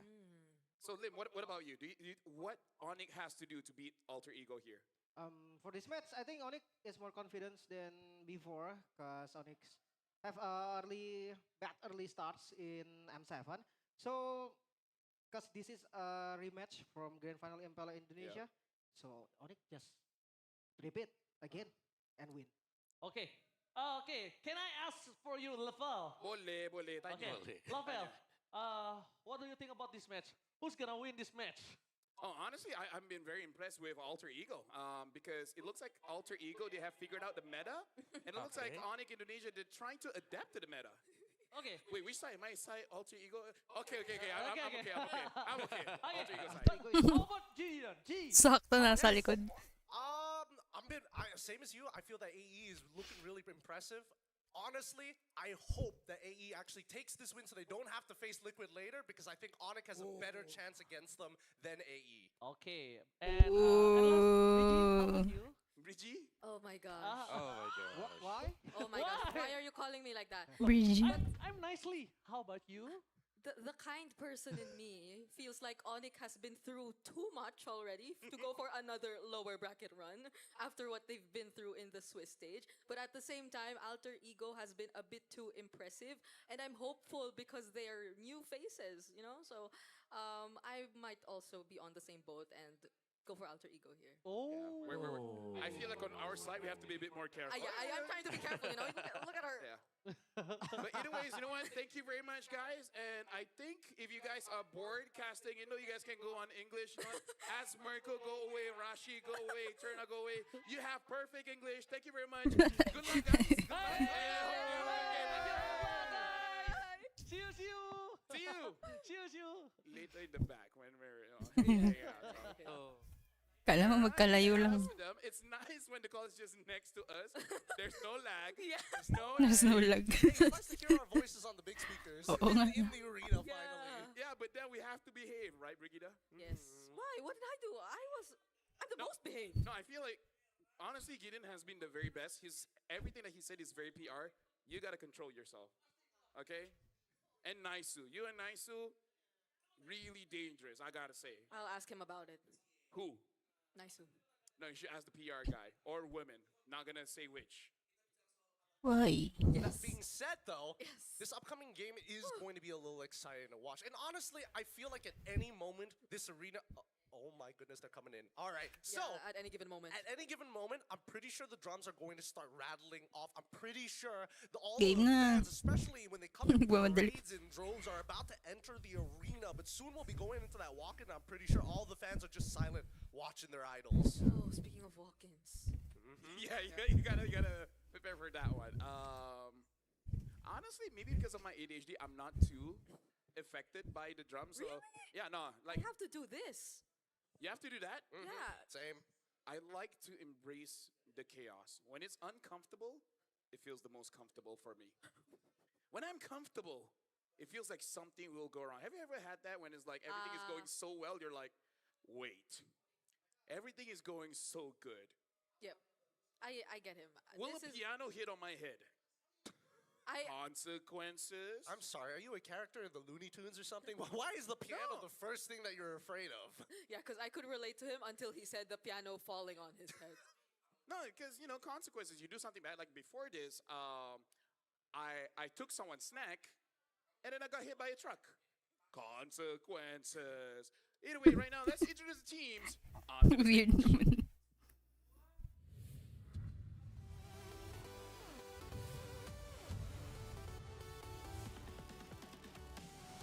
Crowned kings at home, but tested on the world stage. The Sky Kings return under the pressure, champions with questions to answer, and a rival eager to take them down. In the EXP lane, we have Lutpi, Jungle Kyrie, Mid Sans, and Rome Keyboy, Gold Skylar. Sonics, what time is it? It's ONIC time! This is familiar territory for ONIC Indonesia. They fought against Alter Ego before in the grand finals, winning it 4-1, but that's a different meta. We gotta see how have they been adjusting, especially now Alter Ego's looking so good. Alter Ego, who once denied by the same opponent they're facing. El Familia enters this rematch with a different edge, a different rhythm, and a clear intent to rewrite the ending. In the EXP Nino, Yazuke in the jungle, Hijuman the mid, Rome, Alec, and Gold Arfi. Outer Champs, make some noise for Alter Ego Esports!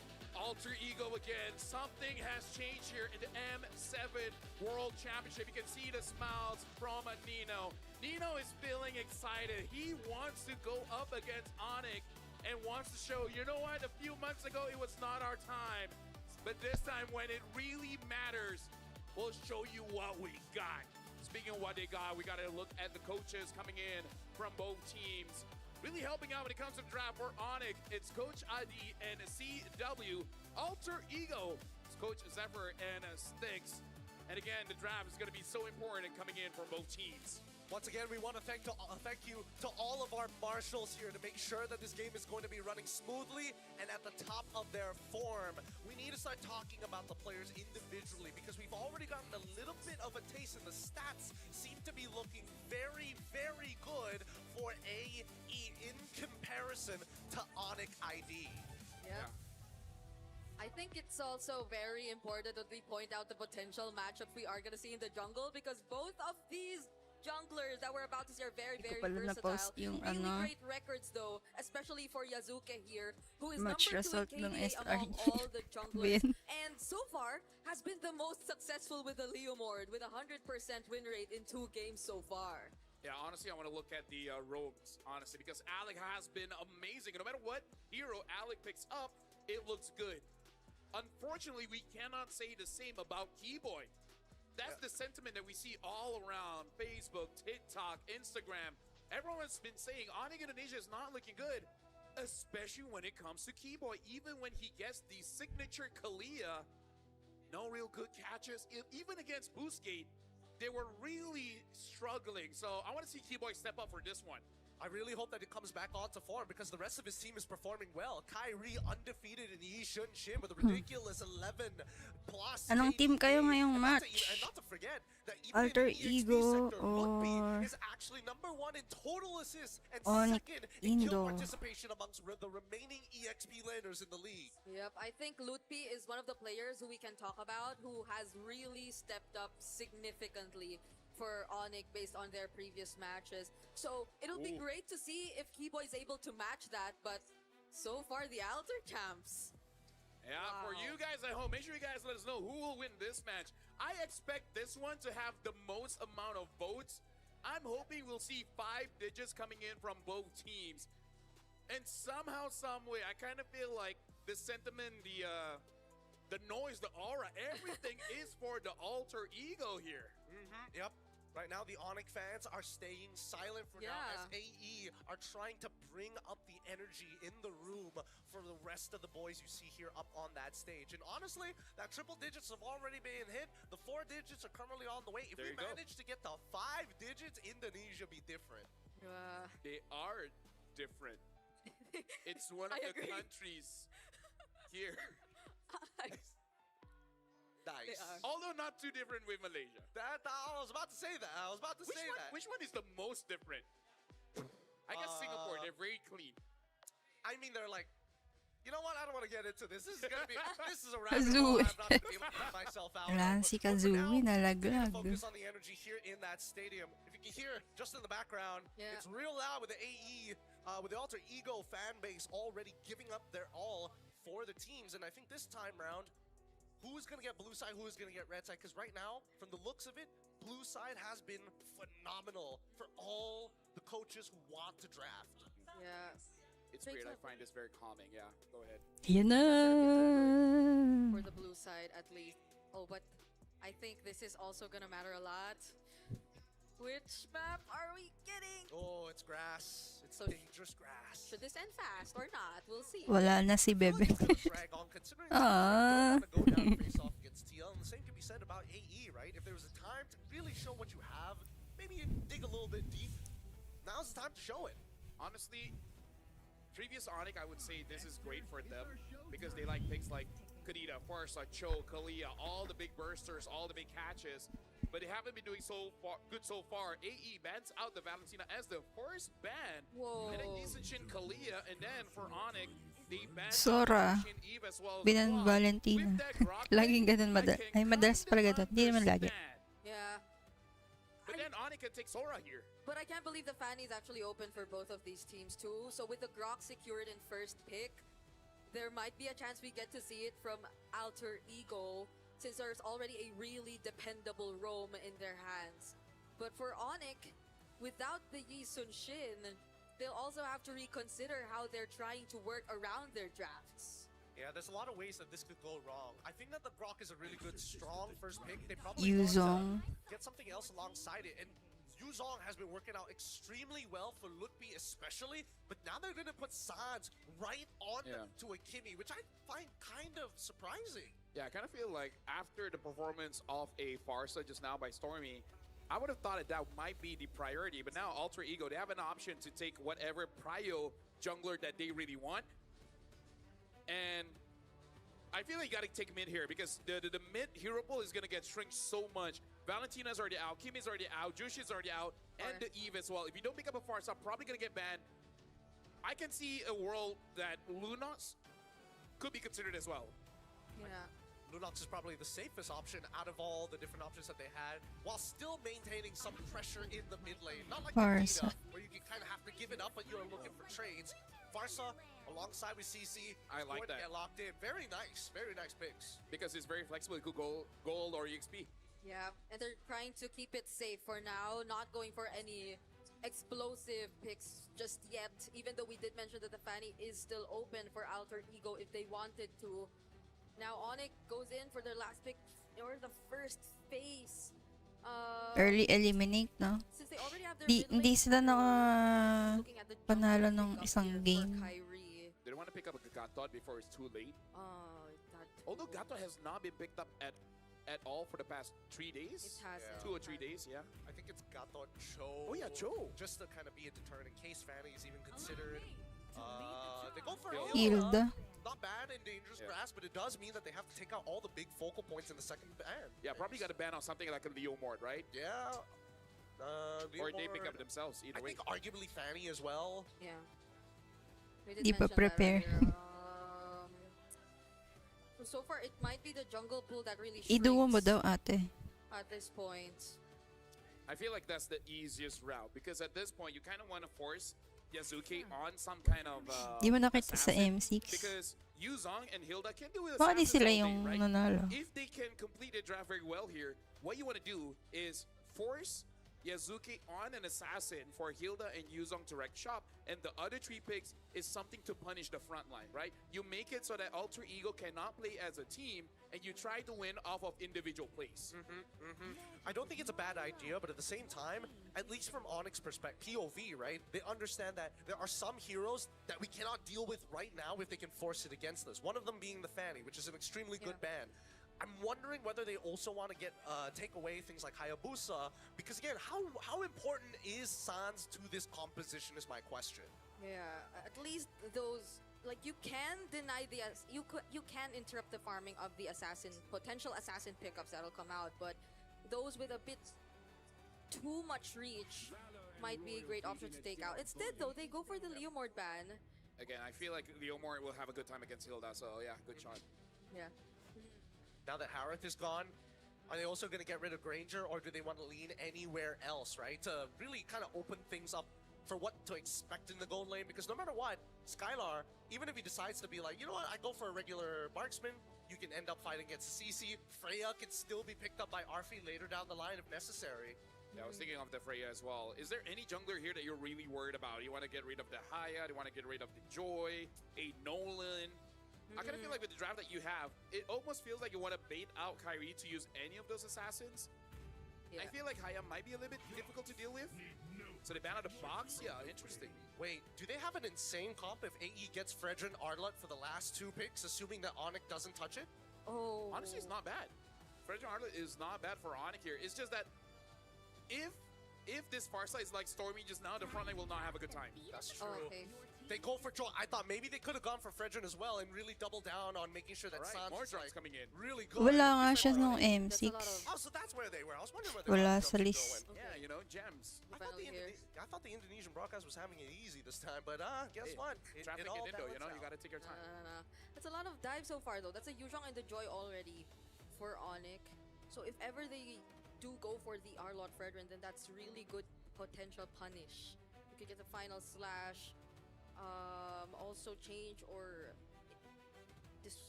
disturb the positioning here. Or at the Especially very for least, the just tank. peel the Joy, right? Just keep this Farsa protected.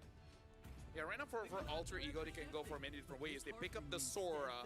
Hello, And now with Tatsuki. the Guinevere as well. One of my most hated picks, 17% win rate. Was that its first win just yesterday, right? So It was the first, no, it was 2 days ago in the hands of Detective. Oh. Yeah. And Detective is not with us. I mean, he's still alive. But meaning like he's not in the top 8. Yeah, he's, you know Wala what I mean? sila sa He's been wildcard eliminated last from the tournament, si unfortunately. MC, But man, M6. I don't know. Looking at this draft, I'm not 100% sure whether or not this is going to work, because AE had decided instead of a very simple, straightforward style, they said, you know what? We're willing to coin flip. We're willing to have a higher ceiling because of these coin flips. Honestly, this is a very Indonesian draft, because what this tells me is you're just gonna brawl. Let's see who fights better. Because if it were just the first 3 picks, the Farsa Gatot CC, I would have immediately voted for Alter Ego's draft. But now there are a bit more conditions that you have to tick. Although there are a lot of great hero synergies that can come into play. That's a Guinevere and a Farsa, that's a Sora who could go for a lot of AoE setups. But if they aren't able to pull that off, then ONIC might have an easier time. Well, ladies and gentlemen, this is the rematch of the grand finals of MPL Indonesia. ONIC against Alter Ego. Winning this one makes it a much better time, because losing, you're going to face against Team Liquid. Going to be real tough here. The laning phase has been such a detriment throughout the entirety of today. I think that has to be today's theme for every single one of these games. Lose lane, lose game. Yep. Now we're looking at the sides. Right on cue, we'll have to see how this goes for both Lutpi, Nino, Skylar, and Arfi, who are all fighters. There are no marksmen in this game. So I am more, but I'm more inclined to believe that we are gonna see all brawls and no easy turret pushes, not unless there is a successful team fight.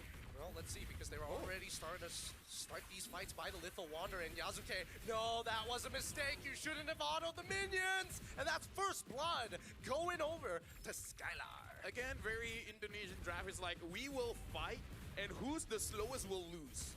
Yeah, but you gotta look at ONIC. They have so many dashes and ways to chase after you. And Yazuke can only use a spatial migration to get away, but he used it to jump in.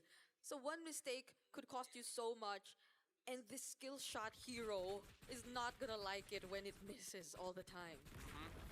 I mean, able to get the Purify, but again, I kind of feel like by the time Sans, you know, like in 40 seconds, I don't think any gank will come over to Sans. Yazuki now has to make sure that he keeps up when it comes to the farm. I feel like after this, they might be able to go for that play, but you gotta wait for Hijime to at least get 4. Let's see whether he's going to get it on time, right? Because now that Yazuke has already given away that first blood, Keyboy, he's making sure that he's marking him, right? Making sure, hey, where are you? Where are you currently at with your levels? And it was Skylar who actually got first blood. So it makes it easier for the Esmeralda. Force the flicker. Also, the traction pulse coming in from San. At least two flickers have gotten out of the way. This technically should be a no contest, but I feel like Yazuke, he's not going to let it go easy unless he sees too much pressure, and Keyboy gets right on top of Nino. The Sundering Strike does barely anything to him. As Yazuke, he's thinking about it. No, Kyrie secures it. Arfi in position, gets right on top of Skylar, even with the curtain call as well. Oh, the whole house in the rupee is thrown at Keyboy. They really did not like him. At least they got something. We're able to trade even despite losing that objective. And I guess that's what you need to consider if you're Yazuke. When you jump in, it's that you will have other people to help you. And it's not the best time when we saw him trying to think about contesting for the objective. Oh, that's another jump. Or Traction Pulse also gets pulled in. Yasuke quickly getting out of there. Could not commit any further. This tech charge as well onto Keyboy, forcing the flicker, and now Sans having to use the hover pack to get away from the feathered airstrike. That was a solo kill from Kyrie too.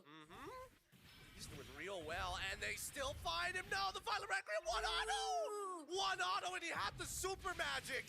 Quickly, magic comes away, spatial migrations to close the distance, and yes, we did see that Kyrie was able to find a kill of his own on the opposite side of the map against Nino.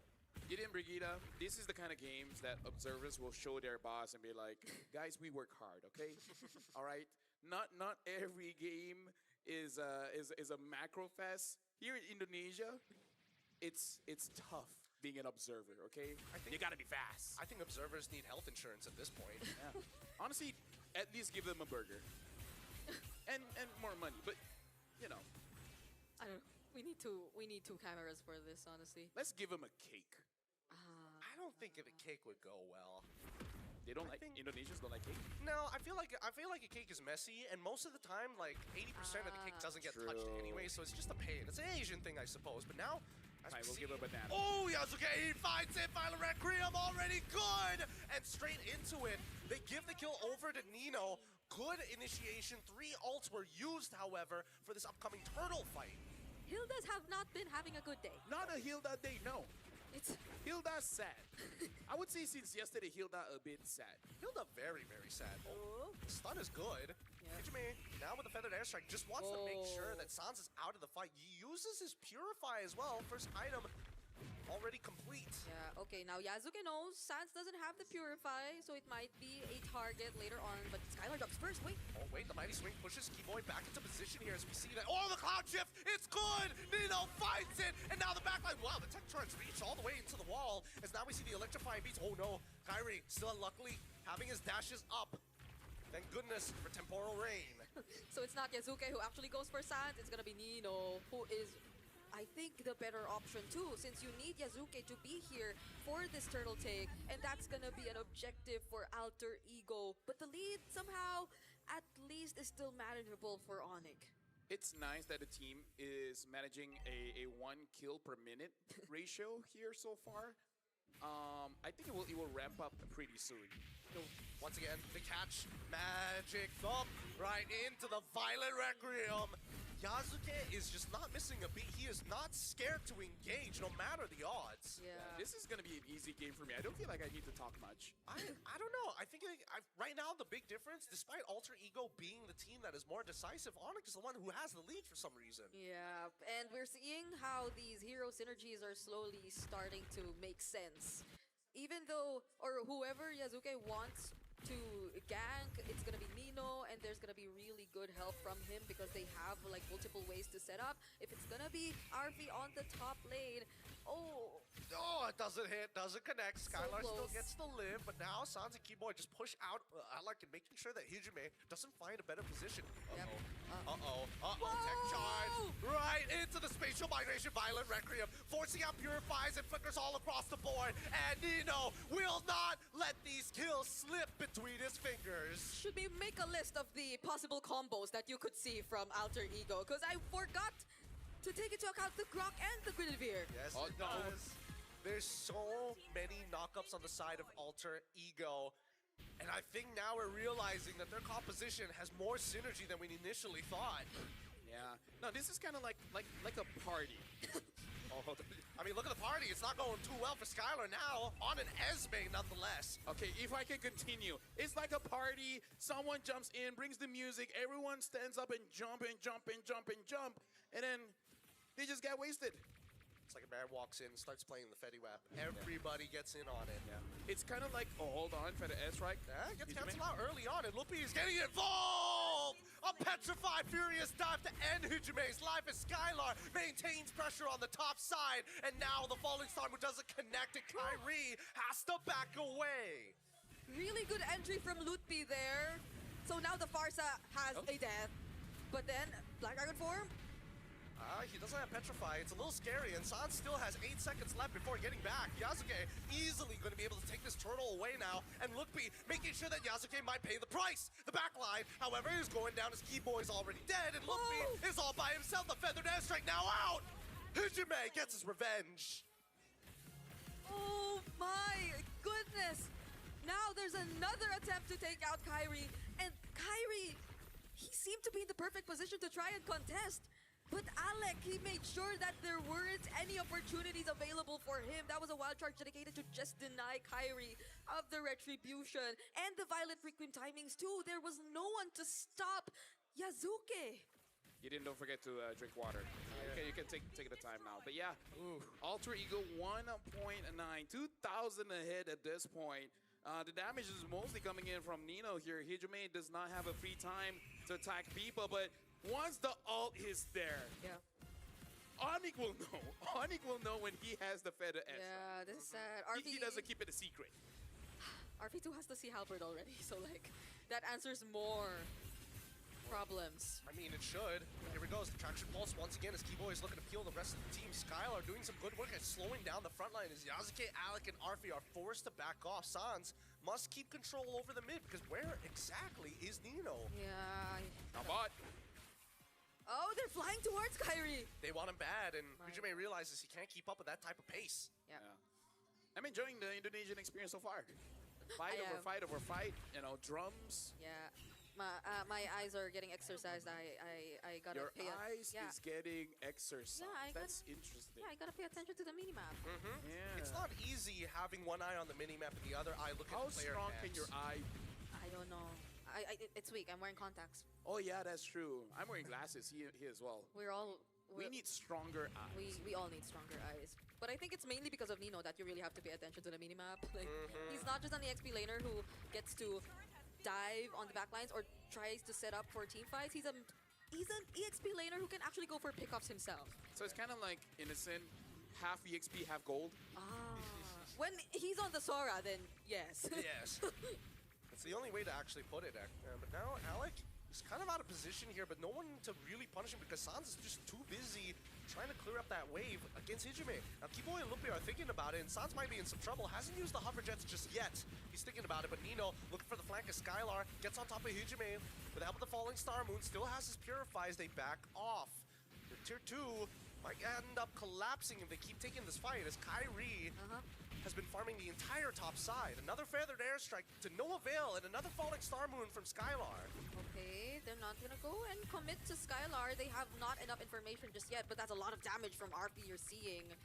Yasuke and Nino already positioned themselves here in the Lord, but Lutpi with the Black Dragon form will make you a bit more hesitant to start things up. Yeah, I gotta say, right now Hijime has to make sure that whenever he does use his ult, someone gets taken down, because I kind of feel like it's just zoning them away, but I feel like the timing of the zone isn't the best. Oh, tech charge being thrown out here. Even the mighty swing not in the right angle, but Sans is still getting hit by the curtain call as they commit, as RV flickers forward, ends up dying, and Lutpi saves a life with his Petrify. I mean, again, everyone is looking for those individual plays, but you have friends. Open up to your friends and tell them, I need help. Yeah, I want to kill this guy. that Come felt a bit join too me. forced. That felt very real in game.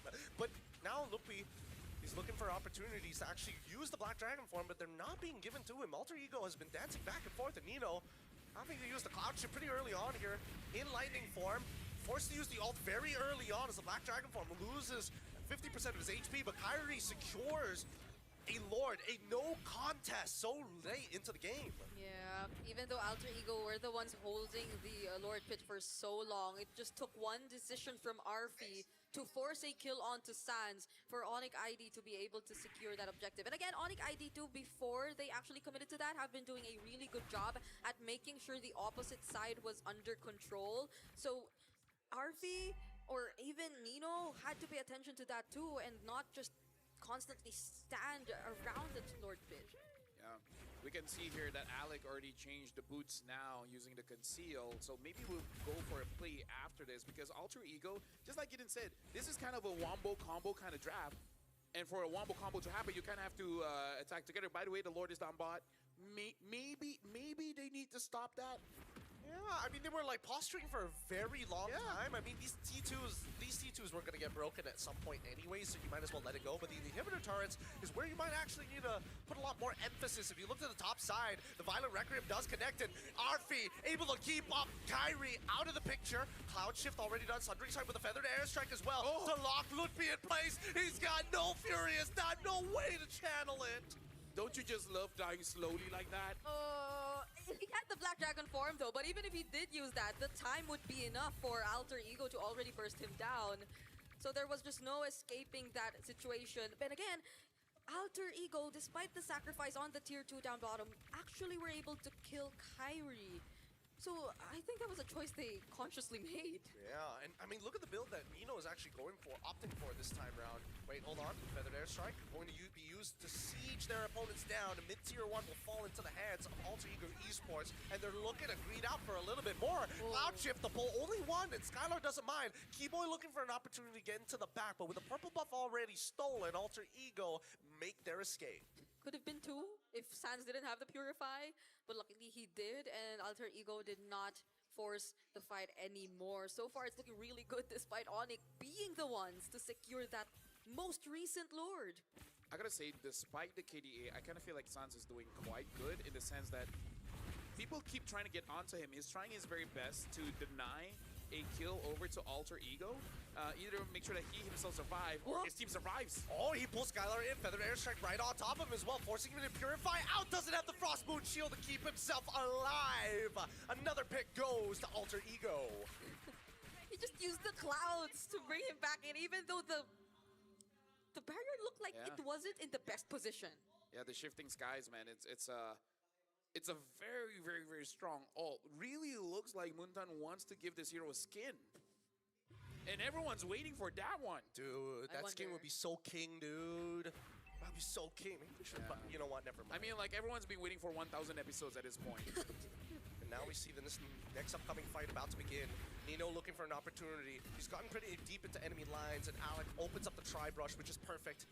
However, Kyrie is waiting in the back, and now, wait, the Cloud Shift is already gone. Keyboy flickers out of there. Kyrie, he has an opportunity to get back in there, and now the Black Iron Dragon form is coming out as Arfi takes down Keyboy. They're looking for Arfi next, and the Feather Airstrike can only do so much. He gets canceled up and Petrify. Hijime melts under Luppi's pressure as Yasuke focuses on the Lord. They focused on the fight, and ONIC caught what they were looking for. As Nino gets back in Scots, he's dead. Solo killed. Nino still has his ult as he guns down Lutfi as well. Skylar trying to peel him up as Kyrie comes in with the electrifying beats. Mighty swing from Alec might be the only saving grace in Yasuke. Knocks them up. Beautiful play coming in for the side of Alter Ego as they chase down Skylar.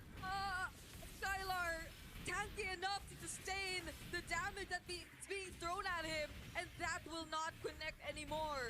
They might not force this, but I don't know where to start. That team fight took a bit too long, and I think it's great that we were able to talk about Skylar first, because I feel like Skylar, the moment he started paying a bit too much attention to the backlines of Alter Ego Esports, Nino and the others just had a free pass.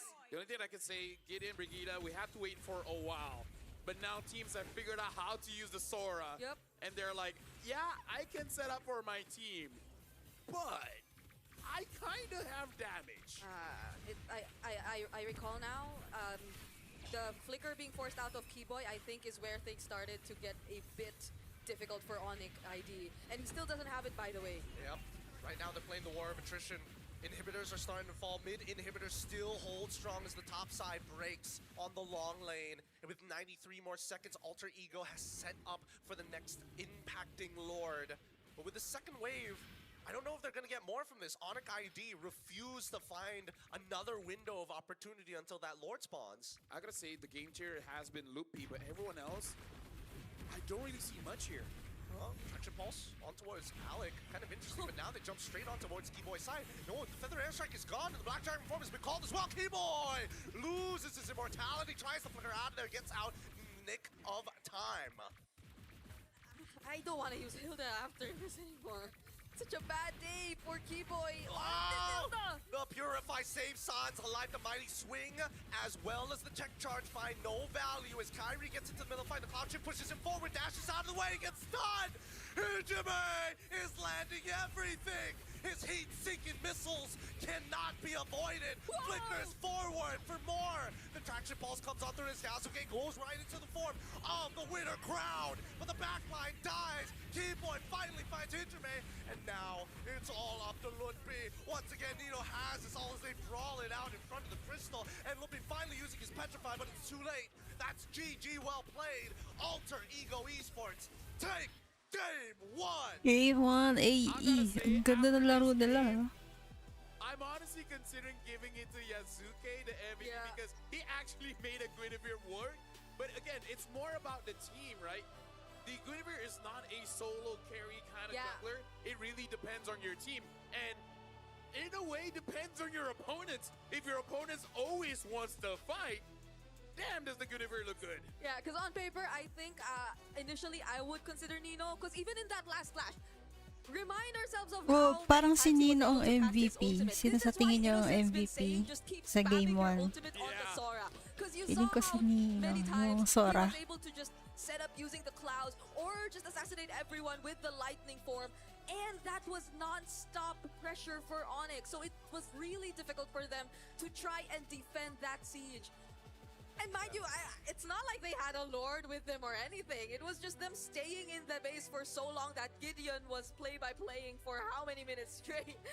Look, 70% of the game. Look, I love the way AE plays because it's not about, we're not thinking about this fight, we're thinking about goals, we're thinking about opportunities and the resources to make this quote-unquote aggression work. And I love it so much, I just hate being play-by-play when it happens. You know what I like? Faces. Mega shoutout po from Moncayo, Davao de Oro. Hello, Chan, Chris, Sagnop. Hello. Nangyari kay Kyrie. Di ko nga din alam eh. Ano ba KDA niya? 1-3-2. Back in the grand finals, but that's all that they got. And I'm pretty sure Nino is making sure that his team doesn't get overexcited, doesn't get overheated and say that, guys, it's not over. We need one more to make sure that we can actually make ONIC fight against TL. Yeah. And I wonder how ONIC's feeling right Kyrie now was smiling. after that. Yeah, they were smiling, but then at the same time, you can't help but think about the pressure that they're probably going through. That's a thumbs up from Nino after that performance. But yeah, nothing ONIC could not completely recover from, because even draft-wise, we were so firm on the idea that they had the much easier draft to execute, but maybe it kind of bit them in the back because Alter Ego knew exactly how they were gonna play. Lala na daw maglaro ni Kyrie. OP talaga Farsat, sorry. Ang sakit ng Farsat, no? Constantly force out the purifies from Sans. And it's such a bad day for Hilda. I gotta say, that was not Feeling ko ba really MLBB, Sora that was next more G? Feeling ko lang. There's a lot of elbows and kicks being thrown out there. Vicious ones as well. Isa pang ano yun eh.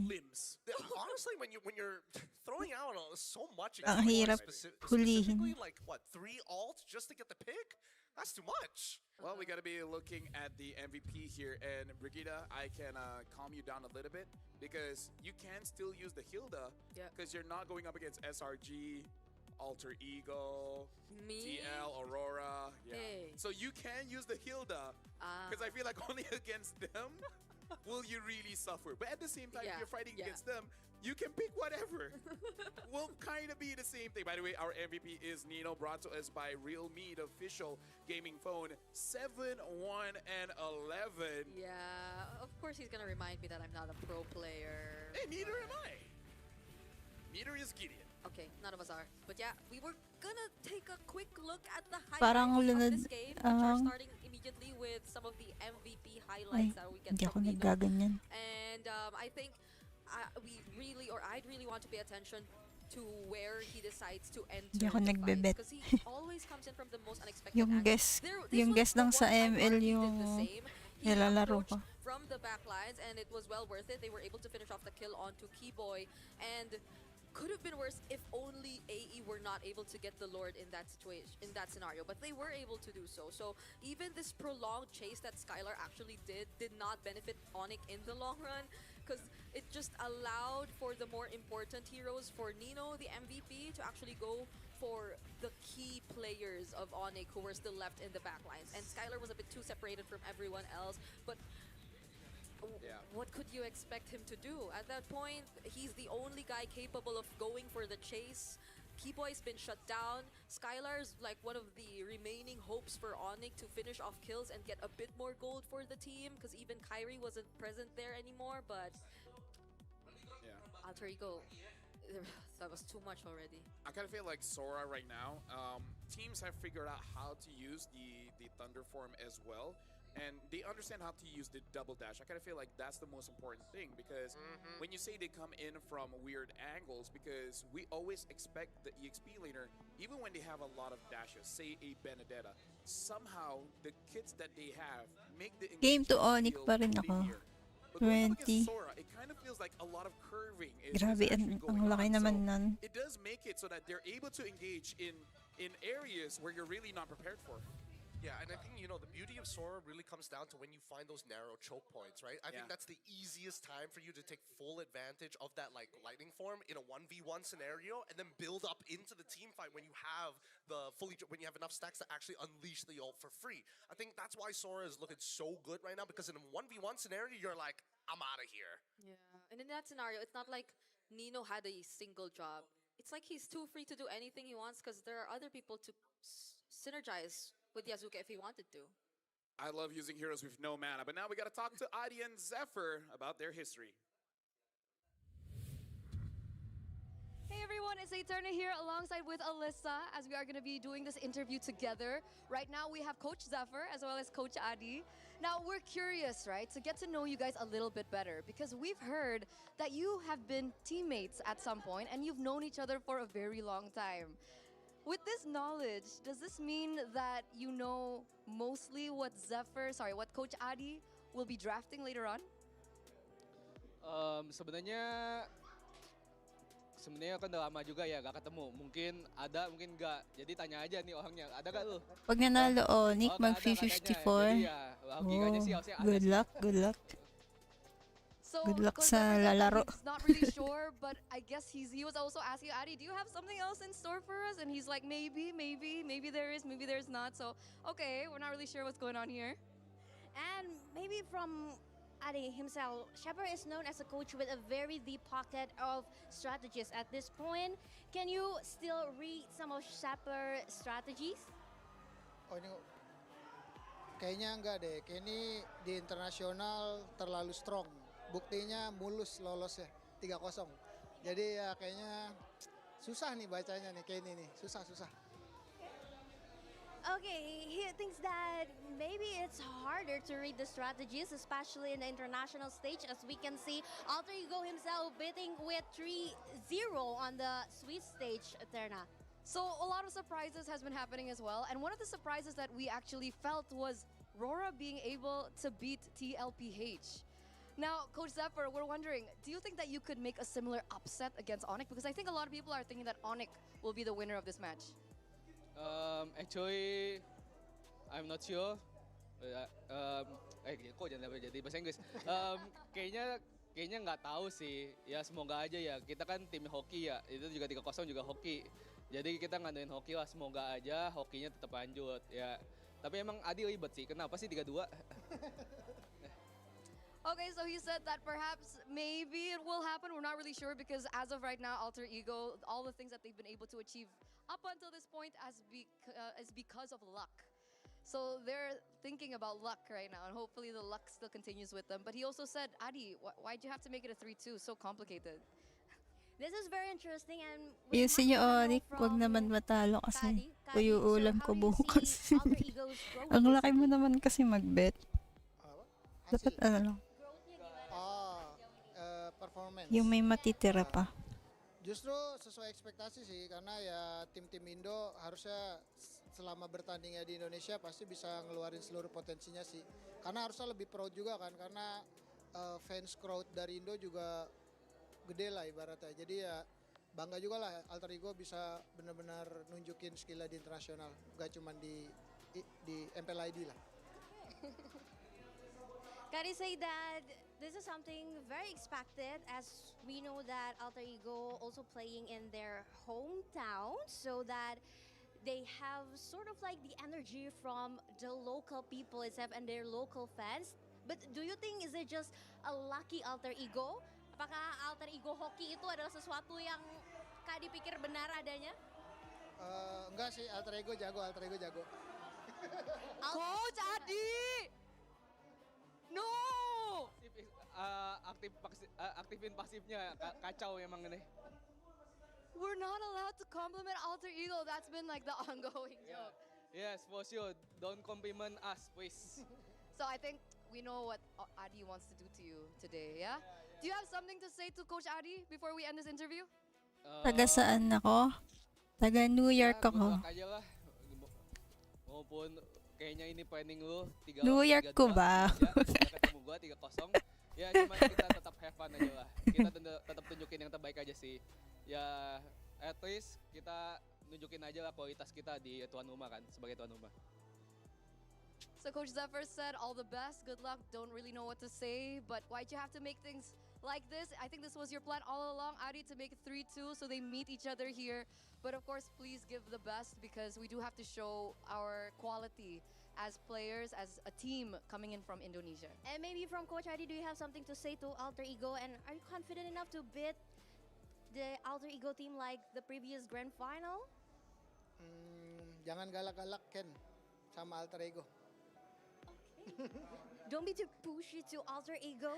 And okay, we'll see in the game, Aterna, I think. We will see. Best of luck to the both of you. Kala ko Thanks so much, New York Alyssa. talaga. As we will throw it over back to our casters. Thank you very much, and I agree with Zephyr. I New feel like York Alter pa Ego din. So, they're just lucky. Hockey aja. I mean, I've been listening to the fans the entire time. They keep telling me the exact same thing. I'm like, wow, Nino's great. He's like, nah, he's okay. He's like mid. Yeah. So I'm not supposed to say anything good. No. Honestly, as a caster, we should never say anything good. Well, look at what's happened in the history of the past of the history, and the future of tomorrow, and the today of the present. Well, Clippers out there, go search for as many caster curses as you can and compile the statistics for us so that we know how possibly accurate we are. Oh, dude, if I had the energy, if I was younger, if I was born in 2000, I would have had enough energy to clip all of my own things. But I'm not. I'm born in 19-something. You're born at? 2000-something. So I can't relate. So you're the 6-7 generation. No, I actually, to be honest, do not know the reference. No, I feel like 2000 something. that makes it funnier. But I know the May America po ba? Meron po. the tone of saying. So say it. 6-7. There you go. Perfectly executed. Definitely someone born after the 2000s. Yeah. You can explain it to me later, please. I do not want to keep it. You brought this on yourself, sir. Brig, at this point, we can do a podcast of me explaining 10 years worth of jokes. You know, million idea. This one's for Wolf. You should go on the 8A podcast where he has to explain to you all the jokes, all the references. Oh my god. That would actually be hilarious. Actually, that Oo, would be maganda yun. anti-funny because isn't explaining jokes not funny? But that's even funnier because now you have Wolf of all people on the 8A podcast having to explain it in a concise manner. Like an analyst. Like an analyst. Okay, that would be Best funny. part. actually. Okay. He's like, do you know on August of 2024, this where this meme popped out? Do you know back in 1996, that's where the meme of, hey, who are you? I don't even know if that's the actual year, but yeah. Kazoo Kid, yeah. Yeah, the Kazoo Kid. Do you know that meme? Oh my god. Wait, oh wait. my. I No, think you I've know. heard of it. You know for I sure. know. I know. Who? Oh, yeah, I know that. But I didn't know it had a name. Yeah, the Kazoo Kid. Because he rips out the kazoo and he just... Hey, Bude Turner. Oh, it's Bude. She's looking so cute. She looks like a Greek person, a Greek goddess, a Greek auntie. Said person. He's probably thinking of a god's name, could not get to it. Yeah. Persephone, Athena. As a Muslim, I don't believe in those. What? They're like myths and fables. Yeah, I like myths and fables. Both of them, in fact. Are they the same thing? No. Okay, so very see, different. See, I can like both of them, no? Yeah, you can. Rick, do you think we're just gonna see an all-out brawl again? Yan. Game 2. Are we gonna see Hilda? I wouldn't mind. You wouldn't mind? We will be here for Gideon throughout every single Gideon, class. we're here for you. You You know what? Not my therapy session. Gideon, if you want, we can be. This is rare. We can be a tree setup play-by-play. We're just exchanging play-by-play. You just pass the baton and then we'll just get on it. Look, this is the or even funnier, don't tell who you're passing it to. We just guess. We just have to play the game of the mind. Do this. Just 100% synchronization as we get into the draft. Honestly, the game number 1 was already physical therapy for me.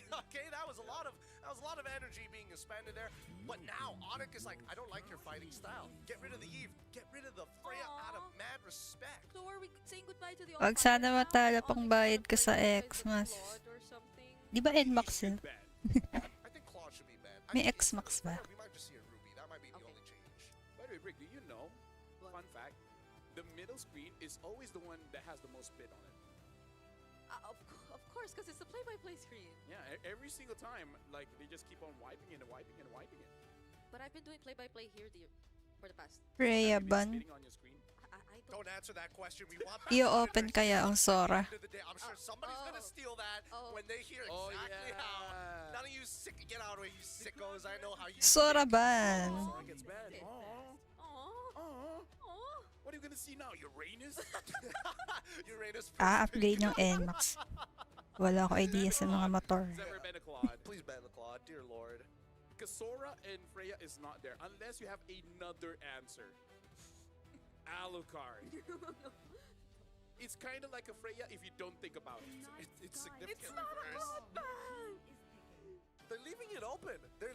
Oh, Claude open. You know what? Let's also get rid of the Esme, right? Oh, wait. Because if they pick anything open, like the Jushin, this is where they pick it up for themselves. Nabisit sila sa SP. Ang kunat kanina ng Esme. They could also take Uranus because they banned the Esme. And they'd be like, who's gonna kill us? Okay. Kinuhay Claude. Oh, Kalia. I forgot about Kalia. Force Purifies. Very good idea. That way they can't extend in case they end up messing up an initial engagement. Maybe no Hildas anymore. Although it does kind of. Kung nanalo ONIC, jajawain ka ng host namin ngayon. Ipanalo mo lang. Sino? Because I feel like if you always want to fight, Jushin and Hylas is kind of annoying. Dapat sa YT ka nag-comment. May iponan points kasi sa YT live stream. Have you ever experienced that? Pag naka 1,000 points ka, I thought only. may epic skin ka. Oh yeah, you're the mosquito girl. Huh? Remember what we talked about backstage with OG? Okay. Hey, Kurt! Oh my god! Ooh. How? Like, do you want to fight? Yes, sir. Well, I don't know about you, but I feel like EXP, by the way. I don't like think EXP. I don't think it's gonna happen personally, but We all keep opening the secret lab sidearm. I just need something to hold on to. My biggest problem with this is Kyrie's performance on a Boxia on an international stage. Okay, I you know swear what? to God, if he dies in the Keyboard. exact same place, Yung back siya ni ano. Whole Back siya ni Kyrie. Look him in the eyes and be like, I trust you. A Fanny gets picked Ako ba? Indo experience, man. Indo experience. Come on, give him a secret lab clap. Yeah, because they have the Kalea. They don't have anything to worry about. Now Funny. they can also ban out the Cho and the other problems that have come up, but they choose to ban out the Harriet first. Mabilis umikot yan si They just Helkert. want to challenge themselves. yeah, I think it's gonna end up like CC Gold Lane or something at this point For ONIC? for ONIC most likely, and then a damage dealer. They could go like Benedetta if they really wanted to, but either way, no matter who they pick, they have to have some kind of anti-CC. If not, you're just gonna get picked off by the Kalia. I wonder if we want to go crazy and actually, like, I feel like traditionally two bigs do okay against a Fanny, which is Moskov and Bruno. Yeah. I don't know if they want to go that far. I feel like Bruno is still okay. Moskov is going to be so hard. Because you can't spell Moskov without KO. Yep. I think another one's the Brody too, but I don't think we've been seeing enough of that. Yeah, Brody has been very out of meta. Very out of meta. Yeah. Brody needs a 1000% damage amp. No, he needs to actually get benefits from attack speed. Oh, That's yeah. what he's missing. Yeah. Like his damage is like, oh wow, it's crazy in the beginning, and then falls off a cliff mid-game. And maybe a dash that does Whitey Cop. Game na din pangalan din sa Whitey Cop. meme will be over. But then what if better kissing answer meme has to stay. But better answer. What Okay, if he what? still has the corrosive strike, but instead, yes, CC immunity on top of it. When he does the second skill, he gets CC. Yeah. Yeah. That'd be pretty Then sick. he might be an EXP. I don't know. I can see like Samper being like, I want to use that in EXP. You say CC immune? I'm not mad at it actually. Right? Usually I'd be more upset, but Because it has a stun too. yeah, So, okay. that's pretty darn good. Okay, let's not give Munton ideas, okay? I mean, they came up with Sora, so at this point, nothing's off limits. True. Well, Lunox as well as Farsa has been banned out. And now, Reyes. No surprises there. From I a don't Sora like- to a Uranus. I don't like that I was right, but hey, you know what? Hey, Celestial B. Mm-hmm. They both float kind of. Okay. Wait, does that mean? I don't know, because right now Oh, this is Yango Galacticos combo, by the way. Baxia and Helkert. And they won pretty heavily. Damn, a lot of people really like Regida. I mean, they're coming in, and it's like they just forgot. It's not like they weren't here earlier to say the exact same thing. Hey, they just like her twice. She's just that famous, man. Get it. Twice. By the way, fun fact, I know Brigida first before Momo. Hey. So I really have no idea when people's like, oh, she looks like Momo. Who's Momo? The only Momo I know is, see, Alice. Moskov. I know Indo. Di na ba metal lang si Kyrie? Indo, dude. Eh, The ewan Alice ko pick, I lang. think, is a much better option here. At the very least, we have some kind of peel. The Moskov, as you called it out, LaFell, but now with Trinity builds that can actually scale, the Jushin might be a bit of a problem with the Sky Piercer. How do they round out this comp for AE? Do you think that Keyboy asked for this Helkert because he's like, I like too much as the Hilda? I was supposed to say, like... Or, sorry, you were supposed to say, go. No, please. No, I was supposed to... No. You. Okay, so maybe Keyboy wanted a bit of change in terms of the role. That was what I was supposed to say, not I'm what so you sorry. were saying. I am so sorry. No, you said something else. Don't worry. What else are they lacking here? Mid lane. Kadena, Lily, this is so bad.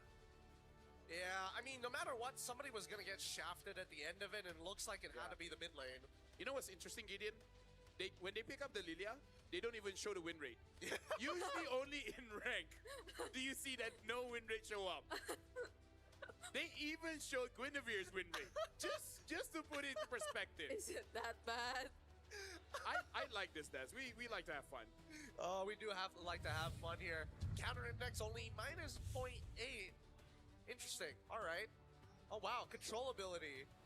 Way out of blowing them out of the water from the side of ONIC at the very least. Okay, the numbers are not too off for this one. Yeah, it's really close. Although I might agree with LaFell, I don't do that good when it comes to numbers. Nope.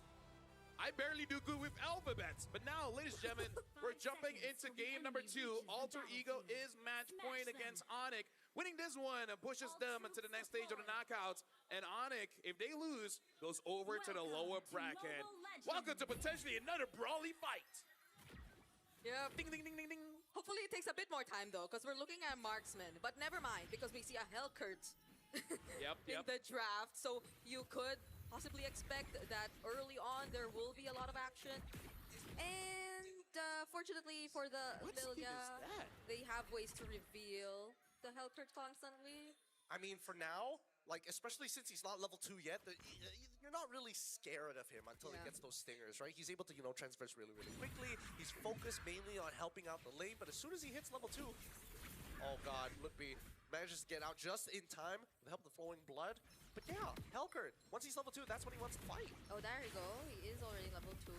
Oh my goodness, Yasuke. Yep, but Sans already losing his Purify. Kyrie trying to defend, focusing purely on Alex for now as they get back in with the stingers with the help of Keyboy. Decent damage, but nothing too out of the ordinary. Yeah, great block there from Alec too. There wasn't any energy left as much for Yasuke, so fortunately they were able to go for the punish. Hey. Okay, there should be an ups. Yep, pretty good. Pretty even. Yep. The problem is that Arfi is not going to be able to get back into the lane as well, and now San's getting attacked, and that's first blood. Yasuke finds it. This is why people were banning out the Fannies in the first place. We thought it was going to come from the Hellkurt, but Yasuke is the first to draw first blood. He's waiting, okay? And then boom! Okay. Yep. Gets out of there. He's still, I mean, keep in mind that Keyboy is not running Petrify or Execute. He's running Flicker. Nino already flickers out too. We'll get his level 4. I feel like he didn't have to, but... Yeah, same, but just, I think it's safer, you know? As Yasuke now attacks the Keyboy, takes him out with one fell swoop as Alex now, wow! Bludgeoning Sans underneath his tower. Manages to walk out of there somehow with the help of Hijime. Yeah, I thought the stacks were gonna come in already for the Lantern players, but... Apparently Alec, I couldn't recall exactly, but it was a bit too fast there. Let me just say, if ONIC loses, the one that will feel the brunt of it, probably ID. Yeah. Probably ID. That's usually the case. That's the default. It's very much, I mean, wait, hold on. Yasuke trying to get back into there as they stun up Kyrie. Yasuke steals away the first neutral as Alex is the next to fall. Lutby a little late to the fight, but manages to get in there with Throne of Ruin. And now it's just gunning Reno down. Keyboy might end up dying with the help of Yasuke's K-Balls. Gets pulled back just in time. That's another kill. Going over to both sides and as well as Luptes. This fight continues. Hijime still trying his best. Black shoes as he keeps on devouring the front line of ONIC. And this is why we don't say nice things, Brigitte. Yeah. I thought it would have been really good for Alter Ego despite the loss on Alec because they were again able to get the turtle. They were definitely trying to go for the disengage there after that, but ONIC ID, really good decision to go for it. Oh, the timing of that. Realme almost. You know what? I think Keyboy knew Realme was coming up. Oh, yeah. So it's like, you know what? Sponsors are number 1. Gangs, number 2. He was trying to make a point there. Here's the Realme, and now Arfi using the Blazing Door to clear up that wave as soon as possible to get an initial recall. As we see that the rest of Alter Ego not as old. No, Arfi did not get to recall in time as Keyboy cancels it out. But here comes the reinforcements. Yeah, at least he's alive. And at least he's keeping himself alive because a lot of the pressure from Alter Ego now is focused on Sans in the mid lane. So Sans has to do a really great job at... Wait. Spirit Destruction from Skylar. Yeah, it actually hit. I don't know if he stole the cap, though. Yeah, I don't know. I was thinking, like, is he going to go in? If he does, I think if the Observer is like, I'm ready. There's fights all around. You know where do we look? Okay. I think we look at the present. Yeah, we just got to keep our eyes forward, right? Because Yasuke, this is not a winning fight for him. Like, he cannot kill Lutby underneath the wave. And now we look on the bottom side. Like, Keyboy has been, as much as I want to say he wants to be proactive, it's been pretty hard. He's getting some good damage, but now, oh, here it comes! The Tsunami Slam right on top of him. Cutthroat with the Blazing Duet as well. AE respond back with a strong statement. Don't ruin Flicker on to 3, finds Arfi, and now Alex is going to be the next on the chopping block. Whoa. really great positioning and plays from Lutpi there. Also supplying a really decent amount of damage, but nonetheless, Alter Ego Esports will be able to take away another turtle. A switch in lanes for now. And the gold lead never gets too significant. I gotta say, if this is a Muay Thai fight, it's between Yazuke as well as Lutpi. Both having 4 kills, 1 assist for Lutpi, 1 death for Yazuke. It's looking good. Keyboy so far hasn't really been impacting that much, you know? Speaking of, vaporized. You blink, you miss it. So it's like, even though it's not on a Hilda, yeah, maybe it's just a Keyboy thing. Maybe they just really want to kill Keyboy. I suppose, but I think it's a good idea to get rid of it, right? Because Keyboy can turn off the lights at any time. Purify from Skylar, Tsunami Slam wasted as Kyrie is trying to peel off for his gold later. San's finally getting in. Lantern Flare. Oh, pulling back Alex. He is going to be going down for sure. No way out of that. There was 4 members of ONIC ID ready. So we could potentially see the next once the timers for the turtles about to spawn. Oh no, he's gonna get pulled. Oh, manages to get out at the last stack. Okay. Yep, because so far even the XP leaders, they're just trying to manage and cut the waves as much as they can. Lutpi does a lot more though. As you can see, he's up top, over there, might get punished. This wave proxy and Lutpi, he doesn't mind. He can out-sustain it. I don't see the anti-heal coming in from anybody just yet. San's already completing a golden wand, and finally, we do see some Blade of Heptases being built by Keyboy. Yeah, especially because the minions were close by. There was no way they're going to be able to kill Lutpi there. Yazuki just flying around, and Lutpi just walking around. He's just taking it. And then Nino is also just hovering around. Yeah, this feels like such a different Alter Ego. Yeah. Compared to, because earlier you were looking at every single one of them, but now you expect the action to come from mostly 1 or 2 people at that. Maybe RP, but that's gonna be a bit more later in this game. But so far, right now, we know where to expect the action to come from. But now... Oh, they're trying to get right on top of Sands, and the cutthroat might just be good enough. Hijime is able to blast him out of the water. And now, with Doom and Gloom, Lutpi able to get onto the backline as Arfi with a blazing duet onto Keyboy side, chasing him down till his death. Oh! Manages to get out with the help of Alec, who tops him up. Now Lutpi's done. It's good. The Tsunami Slam onto 1, but really doesn't matter. Wait, is Alex gonna find a kill? Nope, he doesn't. Skylar takes him out. And finally, Arfi dies. That's a 2-for-3 trade in favor of ONIC. Bro, Lutpi is just saying, bro, you want to see a 1v9 game? I'll show you a 1v9 game, man. Lutpi is all over the map, getting kills. I protect, I attack, I not gonna finish the last one, but yeah. He's just standing between all of them. It's like, what you got, bro? Yeah, and he knows exactly when to come in. He decides to punish whatever Alter Ego does after the pickoffs from Yazuke. Yazuke got a really good kill onto Sans at that moment, but Lutpi with the AoE against Alter Ego, who tend to really group up together as well. It's only Yazuke who's usually away from the rest of the members. Everything works out perfectly for them, and RP, he's not having the best time escaping, even with the presence of a BMI and the potential protect from Alec. We're not able to see much from Hijime yet even. Yeah, they're all kind of struggling. I mean, Hijime, his role is particularly difficult because Lutpi is able to kind of, you know, transverse long distances. Dark Knight Falls, coming in from Keyboy. Hijime, you can see that both Arfi and Hijime are both a little nervous to walk up, but here comes Yazuke trying to attack the backline, getting on top of Sans, forcing him to ult out of the way. His Lutpi is peeling perfectly. Now, we do look on the bottom side. A split push has been initiated. Yeah, but now we get to see a bit more macro. Yeah. It's not all team fights anymore that we're seeing happen in the map.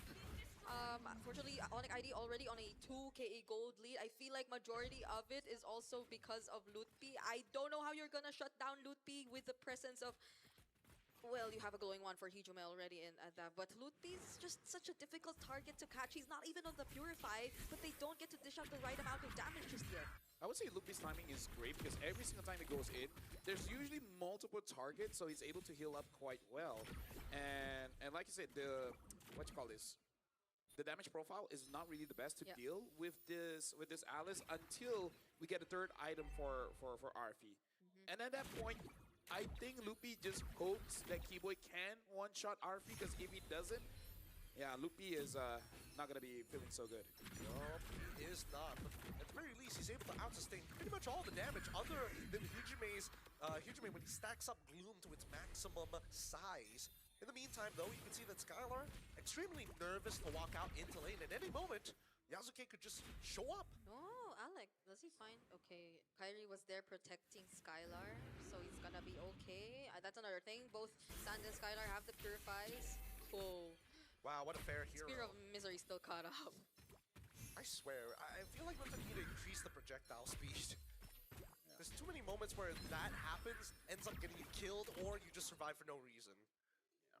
Honestly, Fanny gets away with a lot of things. Like some crowd controls, you feel like this should be able to deal with her. No, not really. She still flies away because the cable already registered. But hey, you know what they always say? It is what it is. There you go. There you go. There you go. I said what it is, not what is it. Wait, hold on. Lupi looking for an opportunity here. He's trying to control this mid lane as Alec has already been blasted down, forced the flicker away. Skylon, he hits the he hits it, and now outplays it. He's in the back. Alec already dead, and Yasuke with the cutthroat on Skylar. He's able to push Yasuke away. He's still going. Skylar, what a play! The gold laner is back for ONIC, and now he's right on top of the Lord as they find another kill. That was sick. That was hot. That was amazing. That was Skylar. Was it a bird? Was it a blade? No, it was the Spear of Destruction hitting onto the right target, dodging out the Blazing Duet, getting a kill. But again, Lupi, man, Lupi was able to find Arfi. I did not thought that this squad would have such a bad time going up against this Alice. Yeah. Lupi is me. I mean, like, it's him. Lupi's also had such a great start. He's 603 on this Alice. He's very much ahead in terms of the gold and the items. So it's very much reasonable why Arfi couldn't really do the damage. Oh my goodness. Oh, and he gets the stun as well onto Alec. Nicely played by Skylar and Kyrie. This is now turning into a do-or-die situation for Alter Ego as they have no control over the game state. Yeah, at least the Fanny's there. Yasuke can deal with some of the waves. But then you'll have to rely so much on Hijume and Arfi. Lupi? I mean, the BMI was put in an interesting position, but now Keyboy getting attacked by the Cutthroat as well. As Keyboy tries to run, Yasuke takes him out, and Arfi, it's just a matter of time, but Lupi just seems unkillable. Hijume ends up taking his black shoes. He might just end up dying. Still so close, yet so far. And Skylar looking to push away his target, finds it.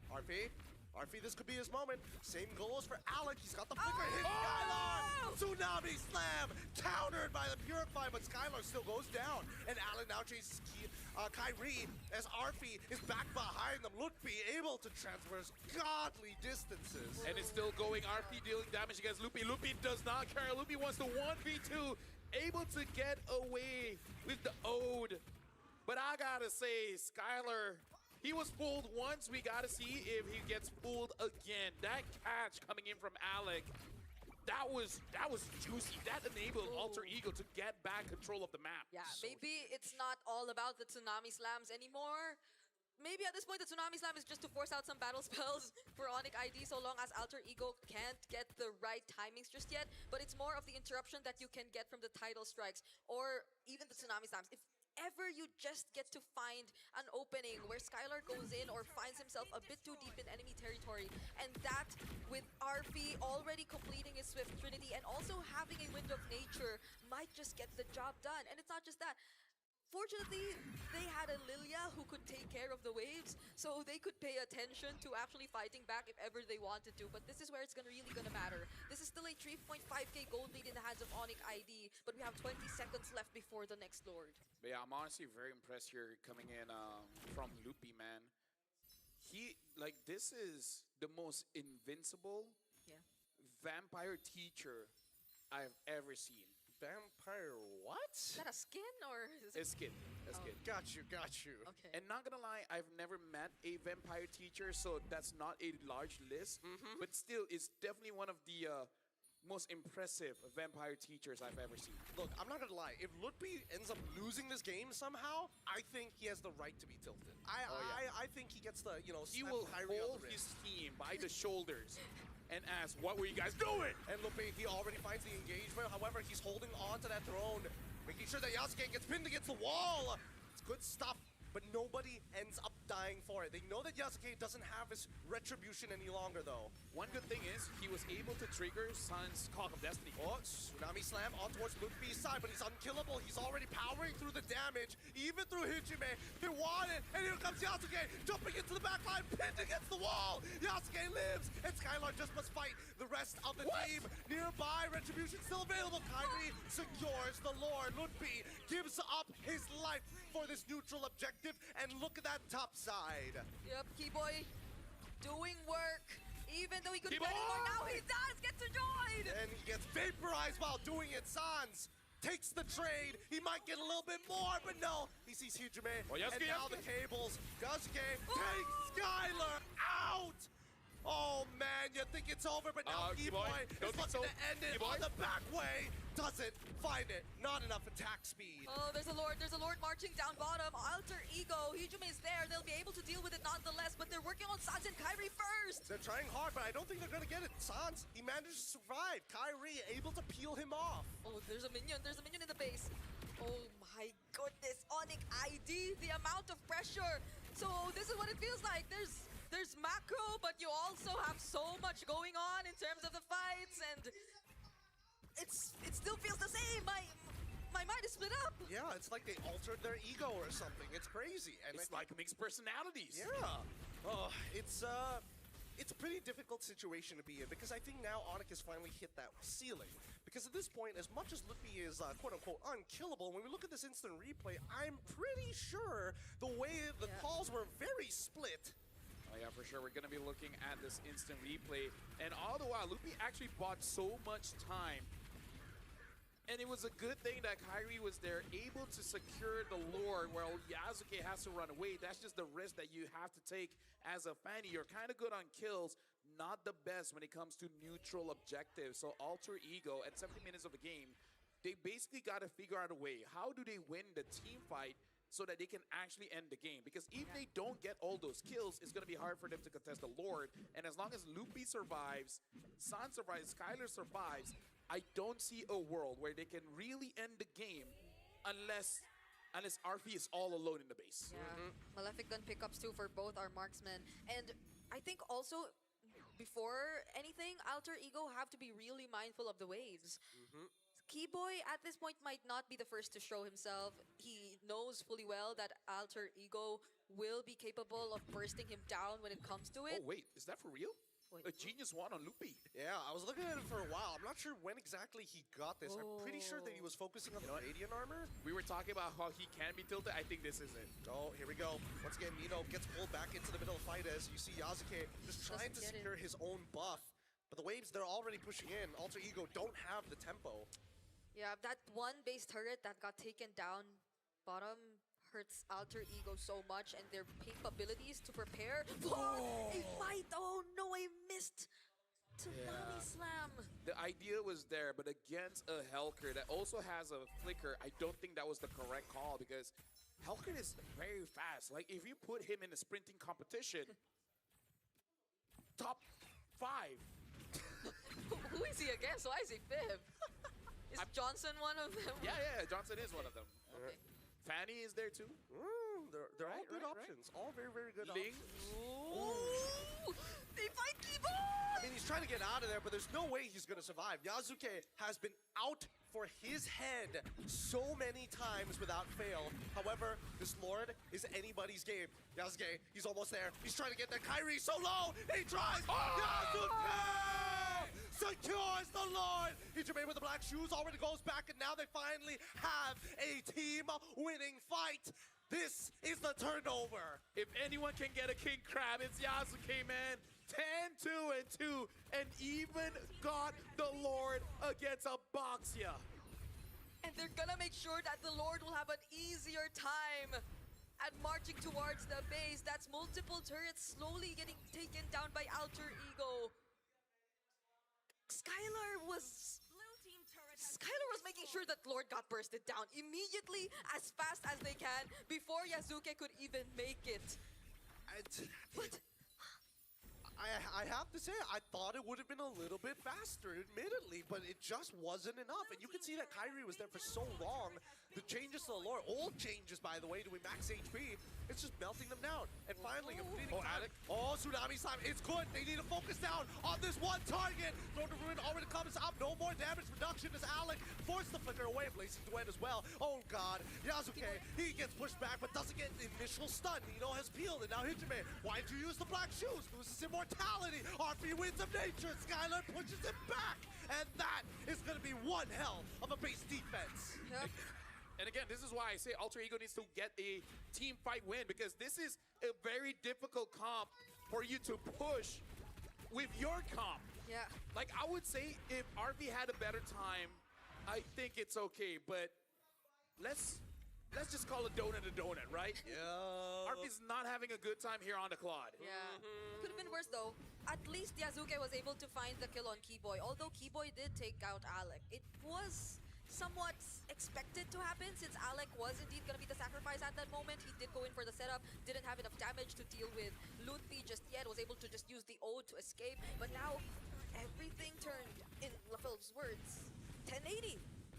ONIC ID are the ones to take down a base turret away from Alter Ego, even despite that lord that Yasuke was able to steal from them.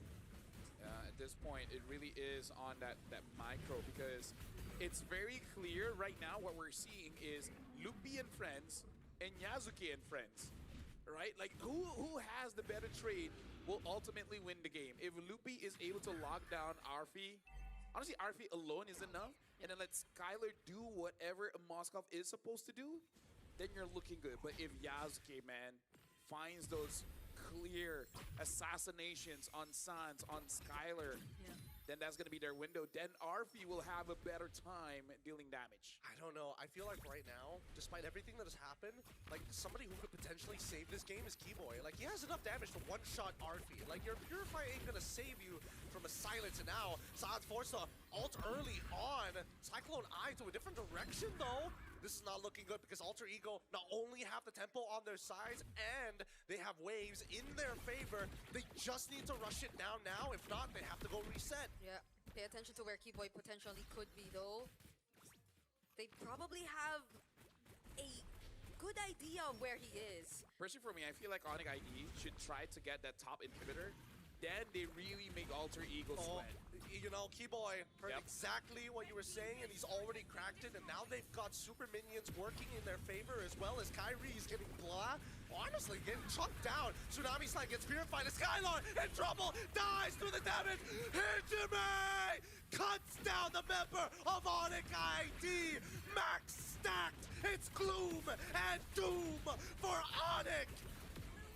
Right now, Alter Ego, they're just charging forward. Lupi trying to clear the waves, but there's really not much he can do. Yeah. It's Sans and Lupi against Alter Ego. All 5 members of Alter Ego now taking down the last base turret of ONIC ID. Might they not even consider the Lord anymore? They're just standing in front of the base. Look at Hijime. Black Shoes already utilized, and Lutfi, he just needs to absorb the waves. It's too late. It's too close. And the Blazing Duet seals the deal. You have Alter Ego taking their revenge the sweep! against the Indonesian champions.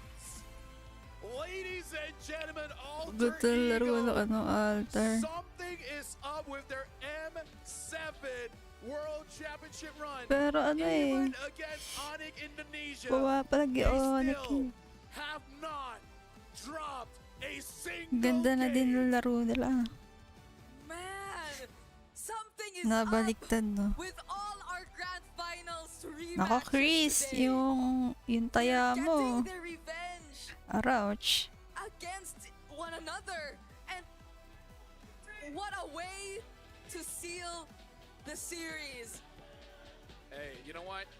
If we're sure our title is Let the World Na-sweep, See Us, but Ate at this Kleng. point, players get your revenge. Players get your revenge. Right?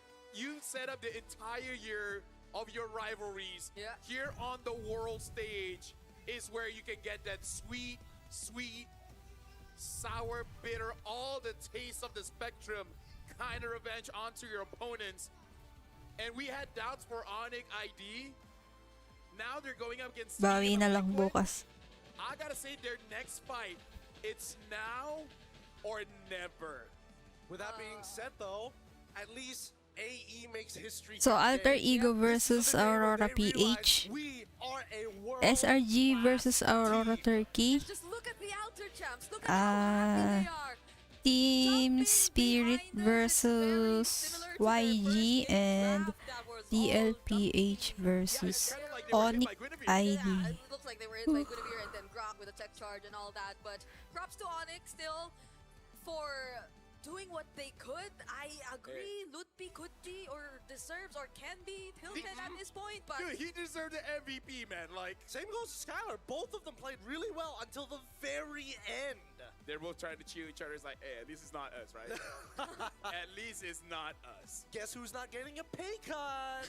They just slowly turn to the side and look at, hey, key boy.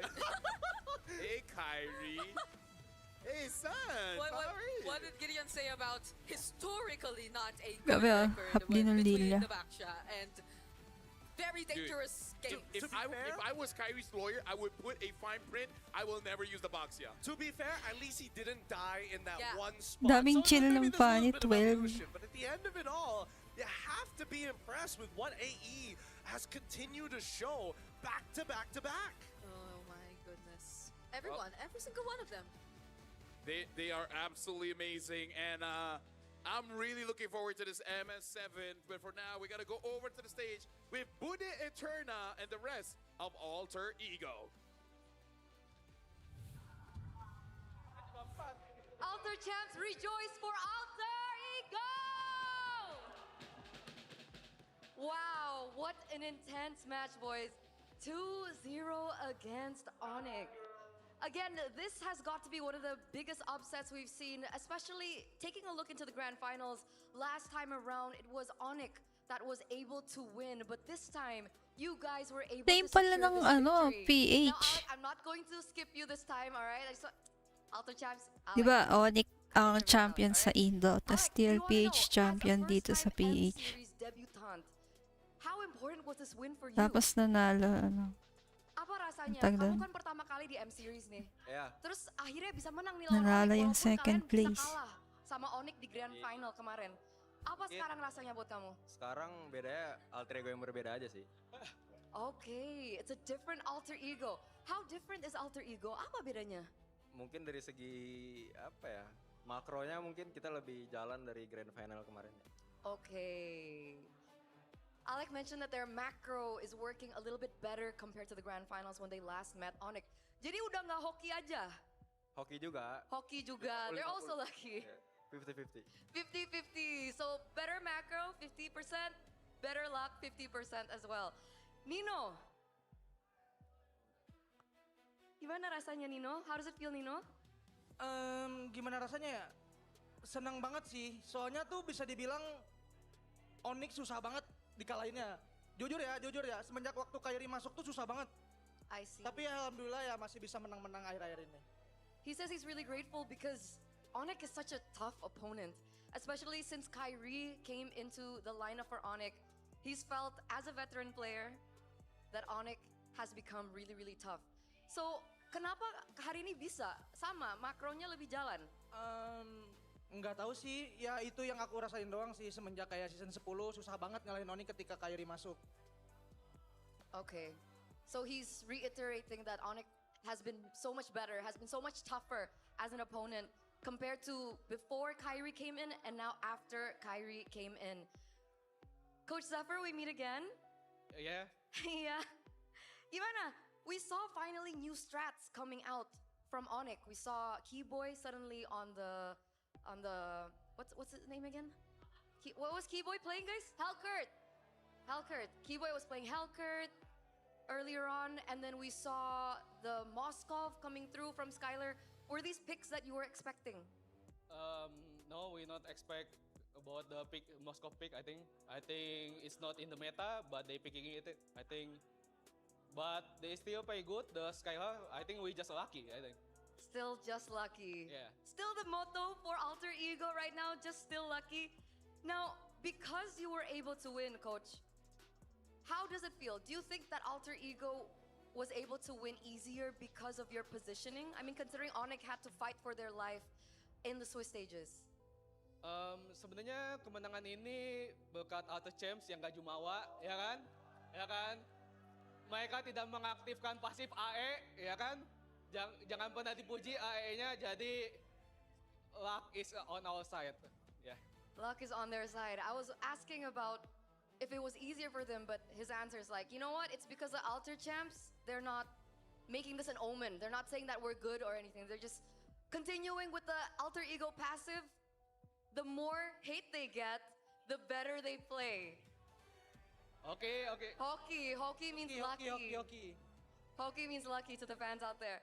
So once again, Hockey. you know, because of this, now ONIC will have to fight for their life in the lower brackets. Mereka karena kemenangan kamu hari ini, unfortunately, ONIC tuh harus berjuang di lower bracket nih. Apa yang dirasakan sama Nino hari ini? Cuman mau ngasih support aja sih buat ONIC. Ya mereka bantai bawah, semoga kita hoki sampai grand final. Itu aja.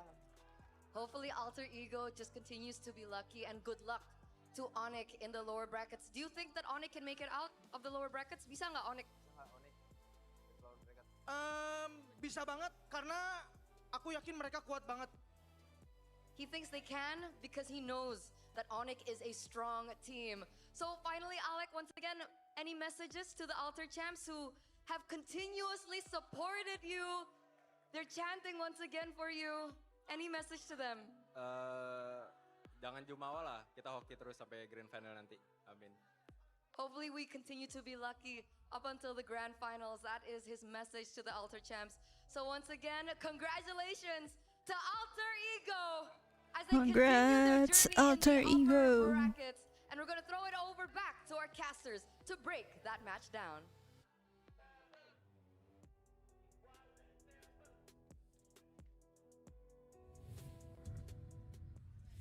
Thank you very much, Eterna. And I gotta say, Alter Ego is my spirit animal, man. Because I too would just rather be lucky. If every success in my life, you're like, you're just lucky, and I'm like, yeah, I've been lucky for about 31 years now. Continue to be lucky. That's what they said for Alter Ego. It's strange to see a passive work in this sense, but it works, and it makes so much sense in an esports arena. Man, I'm seeing a lot of fans who are walking down to the arena right now. The games are done finally, and they are happy, content. Laglag na ba, ONIC? Hindi pa. May lower bracket pa, guys. At this point, we believe it. So you're like, you know what? Shout outs to those that didn't vote for us and continue to do so. This is not even a challenge. Just like, no, legit. We know your strength. Oh, by the way, I think we did hit the 5-digit mark. Oh, yes. For the fandom wars, but it was ONIC. It was 10K It was for 10K ONIC. for ONIC, and yeah, they suffered a 0-2. Was this all part of the plan? Were all the AE members like, wait, they realized They're not halfway. gonna vote. Yeah, they're stop voting. It was actually big brain. Oh my God. I swear to God, at this point, every time we go They're to the best M fan series, base. yeah, they are the best fan base. Every M series, it's now trying to figure out what exactly is the taboo. I did not realize that. Bro. I thought they were just. You thought they're 3 hits, they're actually 5 hits. Right? You get that one. It didn't flow over your head. No, I just laughed. It's don't worry about it. Don't worry about it. Na-petrify sa brawl yan. Oh, yeah! They do. You can't see the other two faces. Now she's slapping like a seal. Oh, it's been a day. It's been a long day, let me tell you that. Oh boy, I haven't done play-by-play like that in a while. Why does he have sound effects? Oh. Yeah, it's been. You're more professional on the other desk. What other desk? The RGB desk. Yeah, the RGB desk. Oh, RG? La, ba't ka nagganyan? Let's look at the MVP. You put me on the spot. You put me on the spot. I was not ready for that one, okay? Kala mo spin. Yes, let's look Solo at ka lang. Production, are we ready for that one? Okay, we're going to be looking at the MVP here. It honestly should just be Lupi, even though he lost. Because what was that? Funny. 12-2, grabe. Realme MVP. I mean, like, the kills was enough for me to call him the MVP. But then he got the Lord Steal as well. And I'm like, you know what? You that guy. I thought like there would be at least a bit more distance you needed to travel so you could get within retribution range. But he landed perfectly within. Or I think it took a bit more timing. Because it wasn't like he arrived when you had to click retribution right away. There was Kyrie also standing there in an attempt to actually secure it for the team. But what happened was, I don't know, everyone he was just lucky. more... Yeah.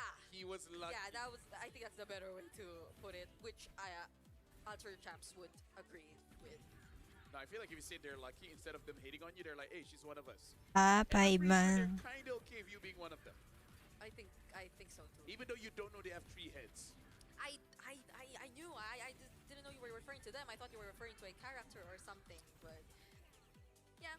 I feel like a disappointed father. I feel like you've been talking about my forehead in in just subtle ways this entire time with the 5 head, my guy. It's Lafel, not me. No, she started first. Yeah, look at Hijume, so cool. Yeah. Hijume is so cool. Hijume is so cool. Hijume did such an insane play at the very end there. There was no reason for him to get that much value from a Lilia.